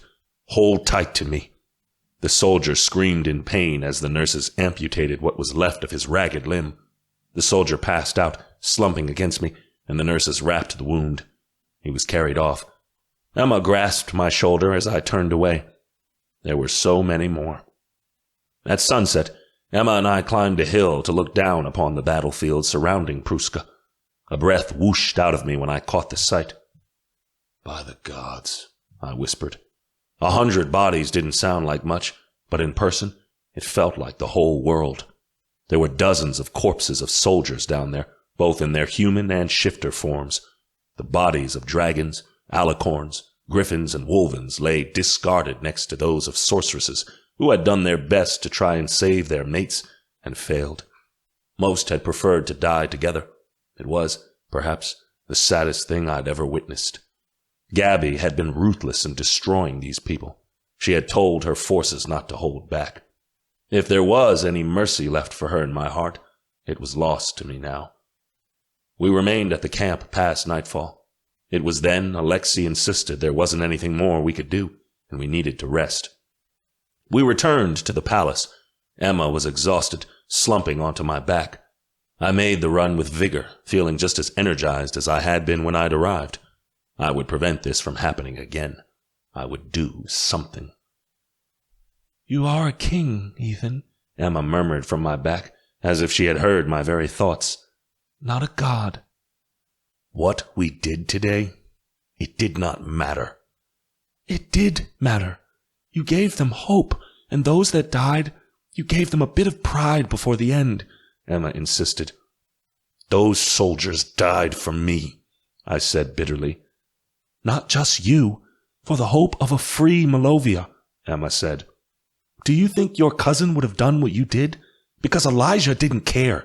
Do you think Gabby is out there comforting her soldiers and mourning the ones she lost? Because I can guarantee you she's sitting comfortably in her fortress, letting her army suffer alone. She does not care how many soldiers she sacrifices, only if she wins. That's the difference between you and her. My paws pounded against the dirt.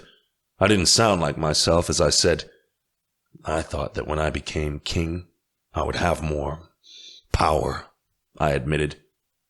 But I'm learning that even as a king, my power is limited. I cannot control the country, control others, control fate. I only truly have power over myself. Then you must lead by example, so others can follow you, Emma said. I've seen that the Fae can change. We can be better. And I have hope that with you on the throne, people will want to make our world a peaceful one, because you're teaching them how. I scoffed. There is no talk of peace in the middle of war. The war won't go on forever, Emma said. And afterward, you'll be the greatest king Malovia has ever known. And you will be her greatest queen, a shining beacon to lead her through the years, evermore by my side, I said, believing every word of it. Emma remained quiet, and I assumed she was too tired to continue speaking. We entered the palace and traveled up to the royal suites. Jasper walked out of a room carrying a small box. I hadn't seen him in some time. He and Ozzy were both busy studying at the university as fall semester had begun, something I missed sorely in harsh times like these. Failing a paper had seemed like the end of the world back then, but it was nothing compared to losing a battle. Hey, Jasper, we thought you'd be all moved out by now, Emma said. Just taking the rest of Ozzy's things to his dorm at Arcania University, Jasper said. He dropped his gaze as he noticed the blood on our clothes. I heard about the battle. I'm very sorry. It was a hard loss, but we'll manage, I replied. Jasper shuddered and went pale. It makes me sick, thinking of all those soldiers. He trailed off before he bowed his head. Anyway, I really am sorry. I'll see you around. Jasper hurried off. Emma and I went straight to our suite, not interested in conversation with anyone else. After we washed and changed into clothes that were not blood-stained, Emma slipped off to bed. I could not sleep, so I found myself wandering around the palace. I eventually ended up in a study near the barracks, where I found Alexei attempting to drink himself to death. "That won't help," I told him as I took a seat beside the roaring fireplace. He wasn't drunk yet. It took a lot to intoxicate a shifter, but he was irritable all the same. He tossed another wine bottle down and said, "It dulls the sting." "Only until tomorrow." Alexei took another sip of wine and Kiara walked in. Her mouth flattened at the sight of him and she said, "You've been avoiding me." Alexei stared down at his goblet and did not speak. "We've talked about this," Kiara said, sounding frustrated. "You can't just isolate yourself from me when you're feeling overwhelmed." Alexei didn't say anything in response, and Kiara's attention flickered to me. "How are you, Ethan?" "I've been better," I noted. "I wanted to accompany you, but Alexei wouldn't let me come," Kiara said, almost with spite. "You had no business being there," Alexei said shortly, like the matter wasn't up for debate. I shared his sentiment. I wouldn't have wished for Emma to witness such atrocities either, but she was a queen, and it was her duty. "I am training to become a priestess. I have medical training. I could have helped," Kiara insisted. "The best healers in the world could have done nothing, Kiara," Alexei shouted. He abruptly stood up, and his goblet clattered to the floor. "It would have only caused you pain, as it did me." I felt for Alexei. As a griffin and an empath, he had absorbed all the feelings of everyone at the camp, the injured, the grieving, the dying. It was more than he could bear, and he wanted to shield Kiara from that. Kiara went to bite back a response, but before she did, her skin became pale. I watched as a white sheen came over her skin, and her body completely froze. Her eyes turned to glass, her lips and cheeks painted on. She became an impression of a child's plaything, locked in place. Slowly, she began to tip backward. My insides twisted as I realized something was deeply wrong. Alexei gasped and reached out to catch her. He did so, but as he touched her skin, he cried out. He laid her gently on the floor, and I knelt beside him, touching Kiara's cheek. It was cold and hard, exactly as porcelain would be. She'd somehow been transformed into a life-sized china doll. "Kiara," Alexei wept. The doll remained frozen in shape, unmoving. I refused to accept any more death, not after today. "She might still be alive," I said quickly. "This must be a hex of some sort." Alexei was beginning to panic. He moved closer to her, and his knee accidentally knocked one of her hands. The pinky finger broke off, shattering into pieces against the hardwood. "Stop!" I cried out. "You'll break her!" Alexei paused, unsure of how to help. I got to my feet and rushed into the hallway, hoping there was someone nearby who could help. "I need a healer, a priestess, someone!" I cried out. A couple of guards jumped to attention, but I feared by the time they located someone, it would be too late. But with luck, Arthur and Vera had been passing by. They rushed into the room, kneeling at Kiara's side. I hoped that Arthur had read or researched something that could help us, but as his visage fell, I realized he wasn't sure of what this was. "Save her," Alexei pleaded. "There must be a way." Vera studied Kiara's fragile complexion. "This is a curse," Vera said. "I've seen it before." "How do we stop it?" I asked. "There will be something planted in her bedroom," Vera said. "Beneath her pillow or underneath the bed." I took off running. I climbed several flights in the direction of Kiara and Alexei's room. When I entered, I floundered toward the bed and began yanking off pillows and blankets, searching for a clue. I didn't find anything, so I sank to the floor and looked under the bed. There was some kind of object tucked beneath the headboard.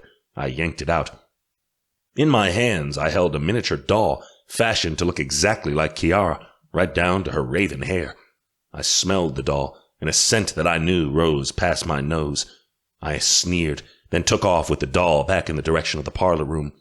Everyone looked up when I entered. I waved the doll in the air. "This is definitely Gabby's curse. It has her signature and her scent. She charmed this herself. One of Gabby's spies must have gotten into the castle and planted it." "Give it here." I handed the doll to Vera, and she studied it. Once she'd observed the doll, She grabbed it by the legs and tossed it into the fireplace, where the porcelain shattered and turned to ash. Kiara gave a great gasp and sat up. Her features had returned to normal, and she was herself again. That was before she gave a wretched scream of pain and clutched at her hand. The finger Alexei had accidentally broken off was gone, severed at the stump and bleeding profusely. Kiara screamed as the blood gushed down her arm. I saw with horror the torn remnants of Kiara's finger against the carpet, bits of mashed skin and bone. "She needs the infirmary!" Arthur barked at Alexei. The griffin scooped Kiara up in his arms and carried her in the direction of the palace hospital. Kiara left a trail of blood behind, her screams filling the palace. I shuddered to think of how things could have been worse. If we'd accidentally broken her torso, or her head, she'd be a bloody mess on the floor. Vera rose with Arthur's help and brushed off her dress. "Can you think of any reason Gabby would target Kiara like this?" Yes. My fingers cracked as my hands became fists. Some time ago, Gabby had poisoned Alexei. In revenge, Kiara had planted a cursed stone in her dormitory, one that hexed Gabby and caused her unbelievable pain. Emma had feared that Gabby would one day work out that it was Kiara who had planted the stone in her dormitory and take vengeance. It had been so long ago when this happened, before we found the dragon stone. I had hoped Gabby had forgotten about it, or at the very least, had given up on trying to discover who had hurt her. A foolish hope. Gabby never gave up when attempting to get back at someone who had wronged her. She did not forget. "What happened?" Emma had awoken. She was still in her nightgown, a robe wrapped around her form. "I heard Kiara's screams from 3 flights up.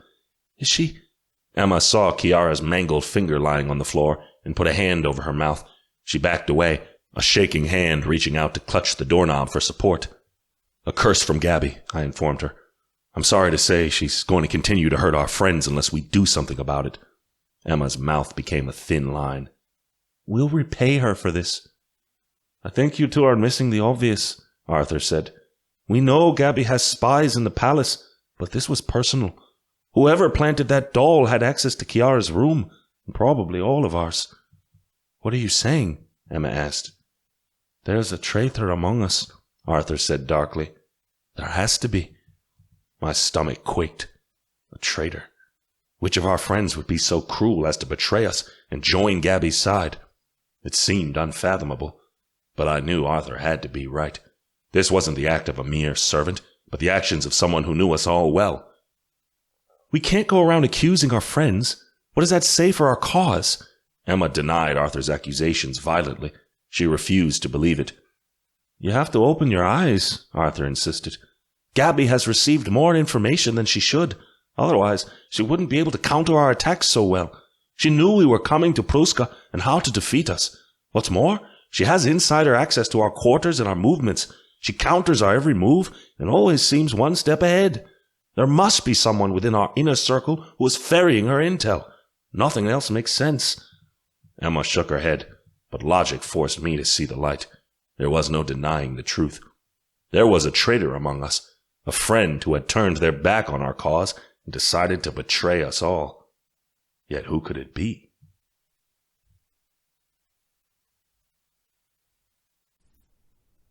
Chapter 12. Emma. I'd been warned not to trust my friends once I became queen, but if I couldn't trust my friends, I didn't feel like I could trust anyone. The betrayer had to come from outside our group, not within. I refused to believe anything different. My friends loved me. They'd never turn their back on me. It just wasn't possible. Ethan was intent on rooting out the traitor, but I was focused on other matters. Mainly, I wanted to learn shadow manipulation and how to use it against my enemies. At this point in time, it was autumn. I was back in school, being taught by some of the most knowledgeable instructors Malovia had in order to finish my education. The classes were dull and not half as fun as Arcania University. I didn't think I could stand it if I didn't have the girls learning alongside me. The 4 of us took classes in a beautiful room with large, elaborate windows in the west wing of the palace, though the lectures were long and boring. We spent more time goofing off and passing notes than we did actually learning anything. It was Friday afternoon, and we girls were waiting in the palace study hall for our instructor to show up for our advanced illusions class. He was late, which was unusual, but all of us were grateful for the slight reprieve. Not one of us was looking forward to another one of Professor Elm's prattling lectures in this sweltering classroom, which was more theory than actual practice. The only one who paid attention was Kiara, though she'd struggled learning how to write again. Kiara had permanently lost her finger due to Gabby's magic. I became enraged whenever I saw her injured hand, and felt more determined each time I did to take revenge for Kiara the moment I saw Gabby again. "We should just ditch today," Delmire said as she fanned herself with a book. "This is so boring." "The queen can't skip school," I argued. "Why not? Queens can do as they wish," Odette said. She was already packing away her things in the hope that we'd take Delmire's suggestion. "But I have wedding planning after class," I said. I'd barely been focused at all on Ethan and I's upcoming nuptials with everything going on, and as such, I was really behind. Even if I really didn't care what flavor the cake was, or whatever other silly decision I had to make about the reception. "Do it later," Delmire said. "It's not like you can't take an afternoon off." I glanced at Kiara, and she sighed. "I do agree that if I hear one more lecture on intricate illusions, I will fall asleep." "So it's settled," Delmire said. "Off we go." I wasn't sure until I realized that everyone, even Kiara, was gathering their things and putting them away. I didn't want to be caught by Professor Elm packing up if he so chose to stroll in here at any second, so I swept my things into my bag and we hurried out of the classroom. We deposited our books in Odette's room, then ran off giggling down the corridor. "We should get out of the palace before Elm comes looking for us," Kiara gushed. "Oh, this is such fun! I've never skipped school for fun before." "Where shall we go?" Delmire asked. The question was problematic. As queen, I couldn't go anywhere without drawing attention. "The countryside," I burst. "We'll have a picnic. It's one of the last warm days before winter starts blowing in. We should enjoy it." "Is it safe, though?" Kiara wondered. "There are a lot of troops stationed here from Fresca." "That's on the east side of the city," I said. "If we go to the west, no one will be out there. It's nothing but farmland. I can make a portal that'll take us there and back." "Our mates are going to freak out," Kiara said. "They'll think we've gone missing." "We'll leave letters behind so they know we ran off. They can be mad at us later," I said, waving my hand. It was childish, risky, in a time of war, and a bit stupid. But I was tired of playing it safe and being a goody-goody all the time. I wanted to have a little bit of fun, and after months of being the best queen I could be, I thought I deserved an afternoon playing hooky. We wrote our letters, then left them behind in our individual quarters. The girls stole a picnic basket and a bunch of food from the kitchens as I bloomed a portal in the dining room. The portal showed the expansive Malovian countryside, and I felt a thrill of glee. We stepped on through, and the hot sun soaked into my skin as I entered the warm fall air. The grass here was up to our ankles, green and lush. Dolinska was miles off, and the only sight around us was the cloudless blue sky. "Whee! Come on, girls!" Odette sang. She giggled as we picked up our skirts and ran through the grass. The breeze blew back my hair, and we came upon an orchard of wild apples. Kiara spread out a blanket and began taking things out for a picnic as Delmire and Odette summoned their wings and fluttered up to the treetops, picking the wild apples and tossing them down to me. I felt a prodding from Ethan, who'd found my letter and wanted me to come back home. I indicated I was having fun and sent him a mental picture of the beautiful field around me. A huge smile spread across my face as I literally felt him scowl. Delmire raised an eyebrow. "Stefan's being very adamant." "Ignore him," Kiara said, before she gave a giggle. "They're all gathered together, talking about what they should do about us." "Ooh, they're peeved. I can sense it through Theo," Odette said. "How fun!" "Maybe Emma will get a spanking later," Delmire teased, and the girls laughed. "If I'm lucky," I cracked. I felt a note of annoyance pass through our bond, but Ethan left me alone. "They've given up," Delmire said. "They're just going to wait for us to get back instead of deal with the aggravation of coming out and getting us." "They know we're uncontrollable," Kiara snickered. We sat on the blanket and began gorging ourselves with raspberry pie and cherry tarts. It was splendid, not having to worry about anything and merely enjoying the nice weather. I needed to get out of the palace more often. Oh, it's such a lovely, magical day, Odette sang. It reminds me of the time Theo and I met a Rusalka. We'd all heard this story many times from Odette, but it was always fun listening to it again. Can you remind me what a Rusalka is? I asked. Rusalka are fey water spirits, found only in rivers in Eastern Europe. They are closely related to mermaids, but they have fey-kin blood, and therefore are much more powerful, Kiara explained. They are low in number and very difficult to locate. They haven't been seen in years. Which is why you probably didn't find one and ran into something else, Delmare teased, poking Odette in the side. Odette's face got red. I did too see a Rusalka. Ask Theo yourself. He was too distracted by the sight of you in your underwear to pay much attention to any details. Delmare snickered, and we all laughed. Odette puffed out her cheeks. Okay, well, we did go skinny dipping, but that was only because we had to get in the water to get the thing. Start from the beginning, I said, lounging across the blanket and throwing my arms over my head.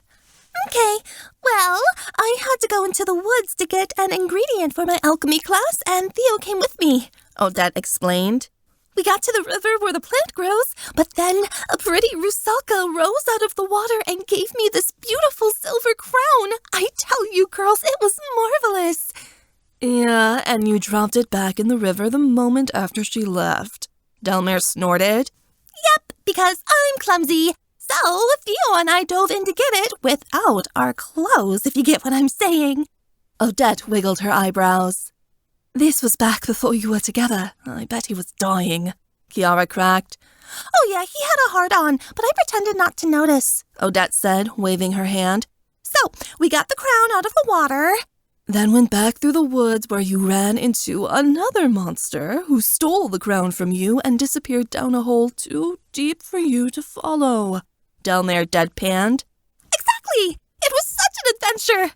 Odette threw her arms up at the explosive ending. Kiara and Delmare laughed. Sure, Odette, Delmare said, rolling her eyes. I'm certain you aren't exaggerating. It's hardly fathomable that you lost the crown the Rusalka gave you twice, Kiara argued. What are you talking about? This is Odette here. It's the most irrational part of the story, Delmare insisted. I'm mad you guys don't believe me. Odette stuck out her lip. I believe you. If you said you saw a Rusalka, then you did, I said simply. Well, I did. Odette stubbornly crossed her arms. One day I'll prove to you all exactly what I saw. Theo's dick, Delmare commented. I snorted, and Kiara spat out her bite of lemon tart. Odette humphed and turned away, stuffing a sugar cookie into her mouth. A deep voice rose over the hills as we got done eating. Jonah, do you know where you're going? Of course, another male voice responded. I'm sure it's this way. We lifted our gazes to a hill not too far off. We saw two massive men roaming through the fields, both of them over 6 feet tall and very muscular in stature. The tallest man looked to be in his late 20s and had dark hair that fell over his broad shoulders. He was carrying some sort of large backpack, which I figured held their things. The second man was literally skipping, which was a very odd thing to see in such a big dude. He had brunette hair pulled back into a man bun at the top of his head and a bushy beard on his chin. He appeared not bothered at all by his surroundings, though his partner was nervously glancing around the field for any signs of trouble. Who are they? Odette peeped. They're not Fae, Kiara said slowly. No, they're not, I muttered. We should see what this is about. Other supernatural races weren't common in Malovia. Despite their appearance, these people didn't seem that scary, but it was always better to check. We got to our feet and advanced closer, watching curiously. I suppose, as a Fae, I could whip up some sort of bad contract or trick to get them to leave, but maybe they'd go away on their own. Before we could act, the taller man caught sight of us. He grabbed the other man's shoulder and hissed, "Jonah, look, the Fae!" Me and the girls froze, but Jonah didn't appear bothered. It's okay, Jake. I know what to do. The stranger brought himself up to his full height as he faced us, which made me feel like an ant. I don't believe in fairies, so there. What? I blinked. You heard me. I don't believe in fairies, Jonah shouted confidently, crossing his arms. What are you doing? Delmare asked. Jonah's eyes glanced to the side. I heard if you don't believe in fairies, they lose their magic and can't hurt you. Odette, Kiara, Delmare, and I glanced between ourselves. Then we burst into uncontrollable laughter, wheezing so hard until our sides hurt. Do you really think we care if you don't believe in us? I gasped between laughs. Oh, gods, that's fucking funny. Delmare wiped a tear from her eye. Your belief or non-belief isn't going to do anything, Kiara commented humorously. Sorry. Jonah gave an elaborate wail and collapsed dramatically. Even on his knees, he was almost eye level with me. Ancestors, you're gonna eat us! Jonah shouted. And I won't even taste that good because I went back to carbs. Jonah, the other man said in aggravation. He stirred his arms in a circular motion, and I felt the wind in the area pick up considerably, forging a protective shield around him and his partner. They were air elementals. What was with all these elementi coming to Malovia lately? Didn't they check the supernatural news and see there was a crisis going on here? Calm down. We aren't gonna eat you. We just ate, I said. Yeah, a bunch of dessert, Delmare said. We're full up on witch eyes and mermaid scales. Don't have room for elemental eggs. I elbowed her to tell her to stop picking on them. Jonah got to his feet and wiped his brow. Oh, that's relief. His partner, Jake, I think it was, commanded the wind to die down, though his eyes were still suspicious. What are you doing out here? Hey, you're on our turf. We should be asking the questions, Delmare said. Who are you, anyway? I suppose if you aren't going to attack, introductions are in order, the taller man said. My name is Jacob Weatherby. This is my husband, Jonah. I'm Emma. This is Odette, Kiara, and Delmare, I introduced kindly. And sorry to ask, but why exactly are you prancing about Malovia? It was the right word to use. Jonah practically danced with every movement he made. It's our honeymoon, Jonah sang. We just had our big wedding. We've been touring the country, though we haven't been to Dolinska yet. We got a hotel in the countryside and decided to go for a walk in the woods before we...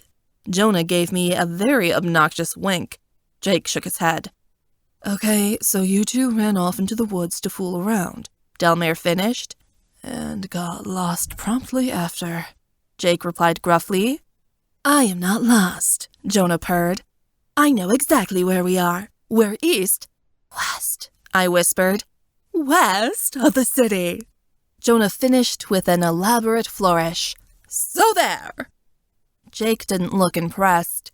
Kiara crossed her arms and said, But why Malovia? It's certainly a beautiful place to honeymoon, but not typically a holiday spot for elementals. My former professor, Elliot Bain, said it'd be a wonderful place to travel, Jonah said with a shrug. Ah, that explained it. These guys knew Professor Bain, who clearly hadn't learned his lesson about avoiding the Fae. I actually ran into Bain a few weeks ago, I said. He and his wife were nearly killed by cultists. We heard, Jake said. But Jonah convinced me it would be a good idea to come anyway, until our plane landed and we found out the Fae were in a time of war, which Bain failed to mention, I might add. Jonah gave a psh and waved his hand. We already got through one war, Jakey. What's another? Besides, I am not wasting my airline points. We're here now, so might as well make the best of it. What's a romantic getaway without a little danger? Jake grumbled under his breath, and Kiara peeked around his large frame.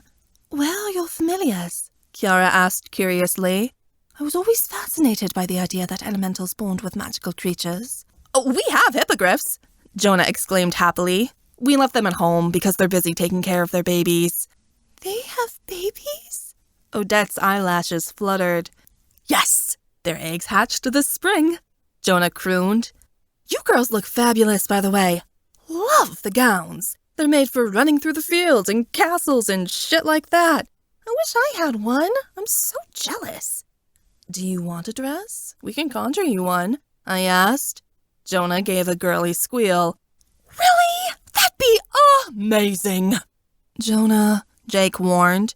He was worried Jonah was making some sort of deal with us. Don't worry about it, big guy. This isn't a bad contract, just a way to ward off our boredom, Delmare said. We skipped class today. Nothing better to do, so might as well entertain an elemente. Ooh, you girls are in school. I've heard so much about Arcania University and how beautiful it is, Jonah gushed. It really is incredible, I said in a small voice. I missed it very much. I waved my hand, and before my eyes conjured the illusion of a mannequin. I began fashioning an aquamarine dress, one with large, billowing sleeves and a skirt that would skim the ground. I had to guess Jonah's size, so I hope it fit. The dress settled on the mannequin, sparkles and all. Jonah leaned in and whispered, Actually, purple's my favorite color. My mouth went flat, and I turned the color of the dress to purple. Jonah let out a squeal and ripped it off the mannequin. Oh my gosh, you're like my own personal fairy godmother. I thought Jonah would throw it over his clothes, but he ripped off his shirt and yanked at his shorts, throwing his clothes to the wind until he was in nothing but a pair of boxer shorts. I thought it was a bit weird, but Odette giggled like she found him funny. Jake didn't even flinch as he gathered Jonah's clothes, as if he was used to this type of behavior from his husband. Jonah slipped the dress over his head, and it stretched across his massive chest. His cheeks immediately warmed with joy as he spun around, swishing the skirt around him. Ah! This is better than Prada! You look like quite the royal, Kiara complimented. I'm a bit of a lord myself back home, Jonah cooed, fluffing his hair. We're rebuilding my palace. My bestie Imogen is working on the interior decorating. Jake smiled and shook his head. Jonah jumped into the air and gave a spin as he squealed, Yay! Follow me, my beautiful princesses! Jonah gathered his skirts and started running through the long grass, like this was some sort of Regency film. We laughed as we picked up our skirts and darted after Jonah. Our dresses billowed out behind us in the wind like beautiful capes. Jonah used his air magic to levitate himself off the ground, so he could twirl in mid-air like he was a fairy himself. He was so carefree and fun. It was nice to have someone like that around in the middle of a war. His joy was absolutely infectious. Jonah came down from the skies, but he wobbled in the air and ended up falling flat on his face. The four of us were going too fast to stop, so we tripped over him, falling in a heap of skirts and fabric.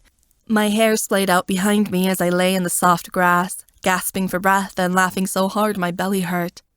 Oh my gods, Kiara gasped, blowing a curl out of her eyes. I haven't done that since I was a child. Honey, if I lived in a magical kingdom like Malovia, I'd be doing royal shit like this every day, Jonah said, waving his hand. Jake had already caught up to us. He was so tall that his huge strides enabled him to catch up in no time flat. Uh-oh. Odette's voice got small as she looked into the distance. I sat up and pushed my red hair back. What is it? Odette pointed. My heart sank as I saw a line of soldiers. Spies scouting the area, I was sure, and they were wearing Gabby's colors. They hadn't yet seen us, but if they got any closer, we'd certainly be in trouble. Oh no, I complained. I didn't think they'd be this far out. I take it they're not friends of yours? Jake offered. They're on the other side, Delmare said. And hate to tell you this, but if you had run into them instead of us, they would have given you a sword in the belly instead of a dress. We know the kind. Dealt with a lot of them in our tribe quite recently, Jake replied glumly. We should get away from them and get you two to safety, Kiara whispered. Provoking those guys is the last thing you want to do. Don't worry, I can whip up a storm that'll stop them, Jonah said excitedly. He popped to his feet and offered me a hand up. I took it. Jonah was so strong, he lifted me a couple of inches off the ground with one arm before putting me back down. Once he pulled me to my feet, Jonah rubbed his palms together and said, "Watch this, girls. It'll make those soldiers go running." Unexpectedly, the sunny day immediately turned into a blustering windstorm that was strong enough to knock several of the spies over. The soldiers looked around blankly, not understanding where the wind had come from. Jonah was using his air magic to create thunder up above. The sky crackled, and my jaw dropped as I saw lightning bolts come whizzing downward. As a fae, I couldn't perform weather magic like elementals could, so I found Jonah's powers fascinating. The lightning bolt struck close to where the soldiers were standing, setting trees on fire. They started to scream, running in the other direction to avoid the storm. Jonah's thunder followed them as they hurried to get out of the wind and away from the lightning. "That'll keep 'em busy for a while," Jonah said, putting his hands on his hips. I gave a huge grin. "Excellent. Let's go." We hurried off in the other direction, toward the edge of Dolinska. The hills came to a close, and I took a few deep breaths to fill my lungs as I turned back toward Jonah and Jake. "I'm afraid this is where we'll have to part," I said as we approached the city. "I'm a bit famous. If you're with me, it'll attract attention, which probably isn't a good thing in your case." "Famous?" Jonah squealed. "Are you an actress? A singer-starlet, perhaps?" I laughed. "My line of work is a little different." Jonah gushed. "Oh, you're a famous escort. I've heard brothels are legal in this part of Europe." "Jonah," Jake scolded, while my friends just about died laughing. "I'm definitely the most recognizable woman in the city," I giggled. "Which is why you can't be seen with me. But here." I cast a spell. It fluttered through the air, scattering like fairy dust across their heads and arms. Jonah sneezed, while Jake brushed off clumps of glitter from his clothes. "It's an illusion charm. Any fae that looks at you will think you're one of us. It'll even confuse the shifter's scent, so they won't be able to tell what you are, so you can enjoy the city," I said. "But it won't last longer than a few days, so make sure you leave before the week is up." Jonah's lip bobbed and his eyes watered. He threw his arms around me and squeezed so tightly it squished the air out of my lungs. "You are the sweetest thing. Thank you so much for being so kind." "You caught us on a good day," Delmare shrugged. "Yes, thank you for helping us avoid those soldiers and for the illusion," Jake said, giving us a slight bow before he took Jonah's hand. "We appreciate the gesture." "I'm going home and telling Liam he's wrong about the fae. They're not all bad," Jonah insisted as he strolled into Dolinska. My dress illusion faded away, leaving Jonah in nothing but his boxers. Jake scolded Jonah, pulling out pants and a shirt as Jonah posed practically nude by the statue of a wolven shifter, begging Jake to take a picture. "Have a nice honeymoon," Odette called. We waved goodbye as Jake and Jonah, now fully clothed, walked off, before heading in the direction of the palace. "Too bad it's not safe for them to stay. Ozzy and Jasper would have really liked them," I said. "Can you imagine Jonah's face when he realizes he told the Queen of Malovia he thought she was a hooker?" Odette screamed. Chiara and Delmare howled. I smirked. Must be the red hair. "It's so unfortunate they can't stay here for long and have to disguise themselves while they're here," Chiara said. "I wish other supernaturals could come visit Malovia freely without being afraid of us." A bit of sadness crossed through me. Yes, Ethan and I were monarchs now, but we couldn't change everything about the fae, and part of that meant admitting we were still dangerous. Even in a time of peace, other supernatural races who visited our country were at risk of being tricked and hunted here. I hoped Ethan and I could change that during our time of rule, although I was sure no matter what we did, it wouldn't help the supernatural races get along with each other. That would be a miracle to even consider it possible for someone who was not a fae to walk through Dolinska without fear. I didn't know if my mate and I were the people who'd bring about that change, but perhaps someone would come along one day who would. We were able to sneak back through the palace gates and into the courtyard without much fuss. We approached the entrance to the palace, but halted in place as Odette let out a coo. Her curls bounced as she sang, "Oh, look, Emma, it's your daddy!" I wished Odette wouldn't use such affectionate terms when referring to Lord Lucian. I wasn't ready for them yet. Even so, I put a smile on my face as Lucian approached. Greetings, Emma, he said. It's a fine afternoon. That it is. Where's Mom? I asked, expecting her to pop up from behind a corner. I told her I needed an evening alone with my children, Lucien said. Ivona is quite attached. I frowned. That was putting it lightly. My mother hung on Lucien at every opportunity presented. She acted like an obsessed teenager. I understood she missed him, and the past 20 years had been hard, but I had to remind her one too many times to be presentable in front of the court. The gossip spreading about her reputation in Malovian circles hadn't been kind, and for all my efforts to put a stop to it, my mother's antics didn't help. What did you want to do? I asked. I wasn't opposed to spending time with my father, though it was still odd to think of him that way. I had the thought we should work on some unseelie magic, Lucien said, and he gave a wry smile. That is, if you're interested. My hopes brightened. Yes, that'd be wonderful. Perfect. Arthur and I will be waiting in the South Gardens, Lucien replied. He went to walk away before he turned and said, By the way, bring your grimoire. I raised an eyebrow as he left. How did he know about that? Odette's cheeks turned pink. Oh, it's so cute you get to spend time with your daddy. I guess, I said. I knew I should be grateful, but at the moment, I still felt awkward. At least your parents are together, right? Kiara asked. Doesn't that make you happy? Of course it does, but we can't act like we're a family again, I insisted. It's been too long. That's not true, Em, Delmare argued. It's hard to see now, but Lucien loves you, and he wants everyone to be together. Just give it some time. I wasn't sure if time could mend what had been broken, but Lucien was my father, and he had an open heart. I just had to open my own. I hoped I would, with time. I wished it was as easy to be vulnerable with Lucien as it was with Arthur. My twin and I shared a connection no one could replicate. We'd been a family right from the start. Why couldn't it be like that with Lucien and I? I fetched my grimoire from my chambers, then came to the South Gardens. Arthur and Lucien were hunched over a garden table. I sat beside them and placed the grimoire on the table. Lucien beamed as he picked it up. Ah, my old friend, Lucien said, turning through the pages. It's nice to see you again.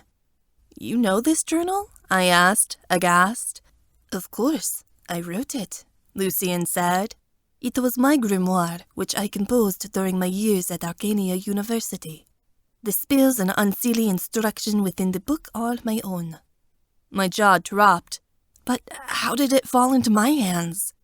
I planted it in Siona's shop, then placed a ward upon it so the only person who would find it interesting would be you, Lucien said. I knew you were friends with Kiara and would venture into her sister's shop eventually. I was dumbfounded. The grimoire had taught me so much. No wonder it had been calling to me in Siona's store. Again, Lucien had been looking out for me when I didn't even realize it.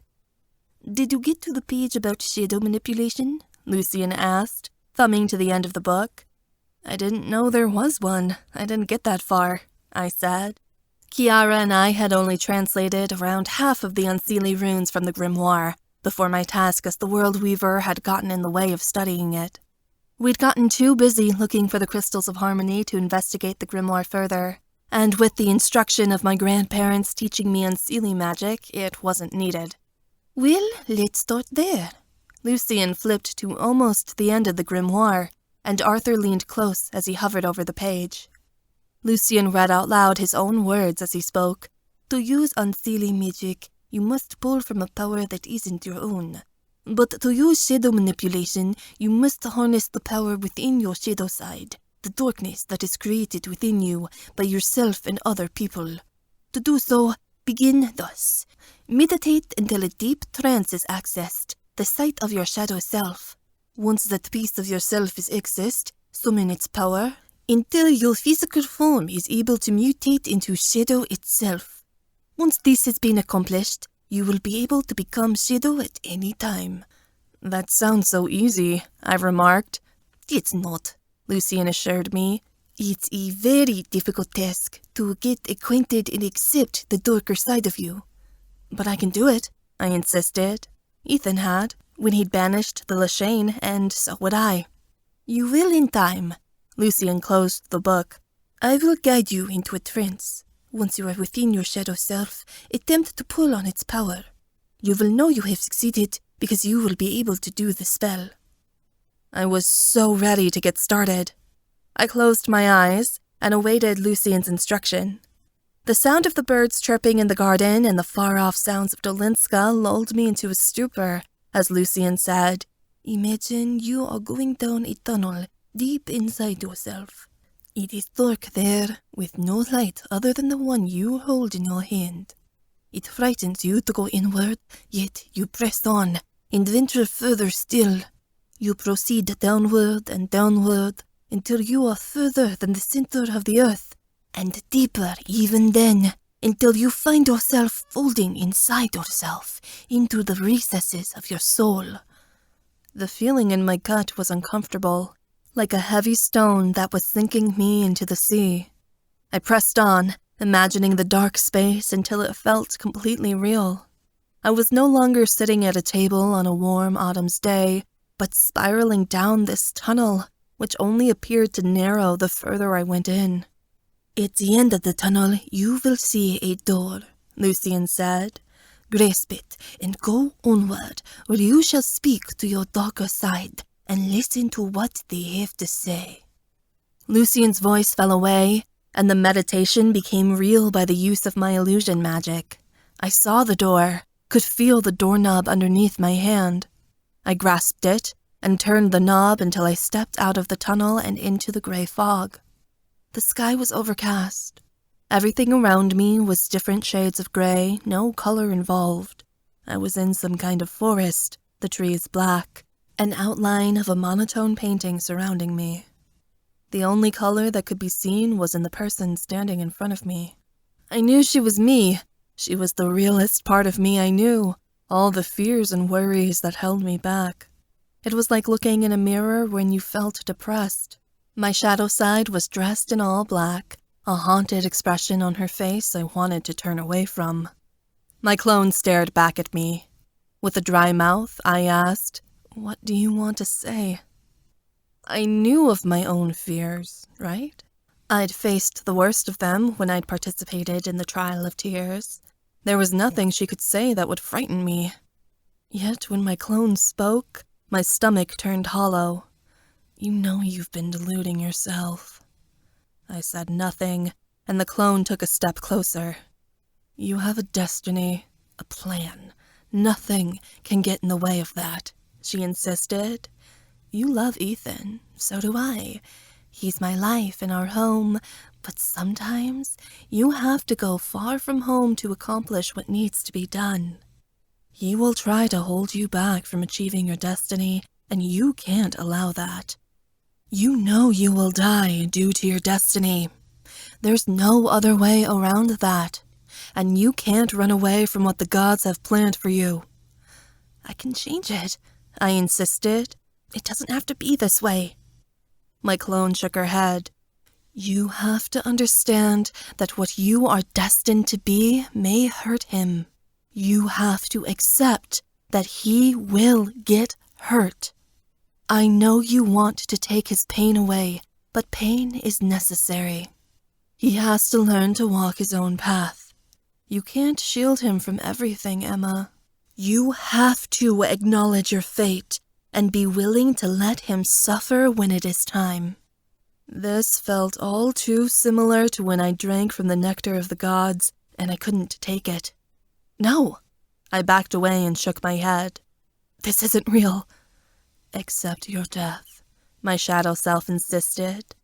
"Surrender equals power. Give yourself up to your fate and realize that your life will soon draw to an end. Only then will you be free." I'd had enough. I ended the vision, spiraling back out of the tunnel and coming back to reality. I gasped as I opened my eyes, taking in the sight of the garden, the beautiful sky. I'd missed the colors. It felt like I'd been down there for ages. Lucian blinked at me, but Arthur was still locked deep in the trance. I watched him for a few moments, wondering if he'd found success where I hadn't. I felt amazement overcome me as I watched Arthur's body dissolve into bits of smoky particles. His form became wispy, a column of black smoke. I observed in awe as he swept around the gardens until the shadowy substance materialized once again into the brother I knew. "Brilliant," Arthur said, clearly impressed. "I didn't realize it'd feel like that." Arthur opened his fingers, and black smoke furled out from his palms. He appeared bewildered by his newfound ability. I was glad he'd mastered it, and what was more, I didn't feel jealous in the slightest. "Wonderful. Now that you've accessed it once, you'll be able to do it again," Lucian said. "Emma, would you like to try a second time?" "Absolutely not," I said. "It's too much." Lucian nodded, but Arthur frowned. "Oh, I thought this was important to you." "Not as important as continuing to hold on to the hope that I could still do something to change my fate." I shrugged. "I've just lost interest." "Not everyone can master shadow manipulation. It's a difficult art," Lucian said. "But she's the World Weaver," Arthur objected. "This should be easy for her." "Shadow manipulation isn't about ability. It's about acceptance of self," Lucian explained. "It can't be fully accessed unless Emma comes to terms with it." "No thanks. If learning shadow manipulation meant accepting I was going to die, then I never wanted to experience it." "But it's one more tool in her arsenal she can use when the Black Claw comes for her blood," Arthur insisted. "We're barely months away now." "Yes, the prophecy," Lucian stated grimly. "We know it quickly approaches." "December is still a ways off," I said, though my words still felt grim. It was growing colder. Soon, cultists would be searching for me to offer me a sacrifice to raise the Dark God. Why do they need my blood to raise Droga anyway? Why am I so special? I asked. "Centuries ago, Tomir used the blood of another World Weaver to seal Droga away, which is why he needs the blood of another to resurrect himself," Lucian explained. "Droga and the World Weavers have been at war since the beginning of time. You are one in a line of many champions sent to defeat him, Emma." "Hopefully I'd be the last." Arthur went to protest further, but Lucian raised a hand. "She's not ready. Give it some time." I didn't think I'd ever be ready. Accepting your destiny was a hard fate. Knowing that destiny would harm someone you loved and take your life? Near impossible. But fighting against the inevitable felt even worse. And I knew it was coming. I could feel it like the incoming of a storm, just waiting to strike. My shadow self insisted there was no other way. I wouldn't believe that until my last breath left me.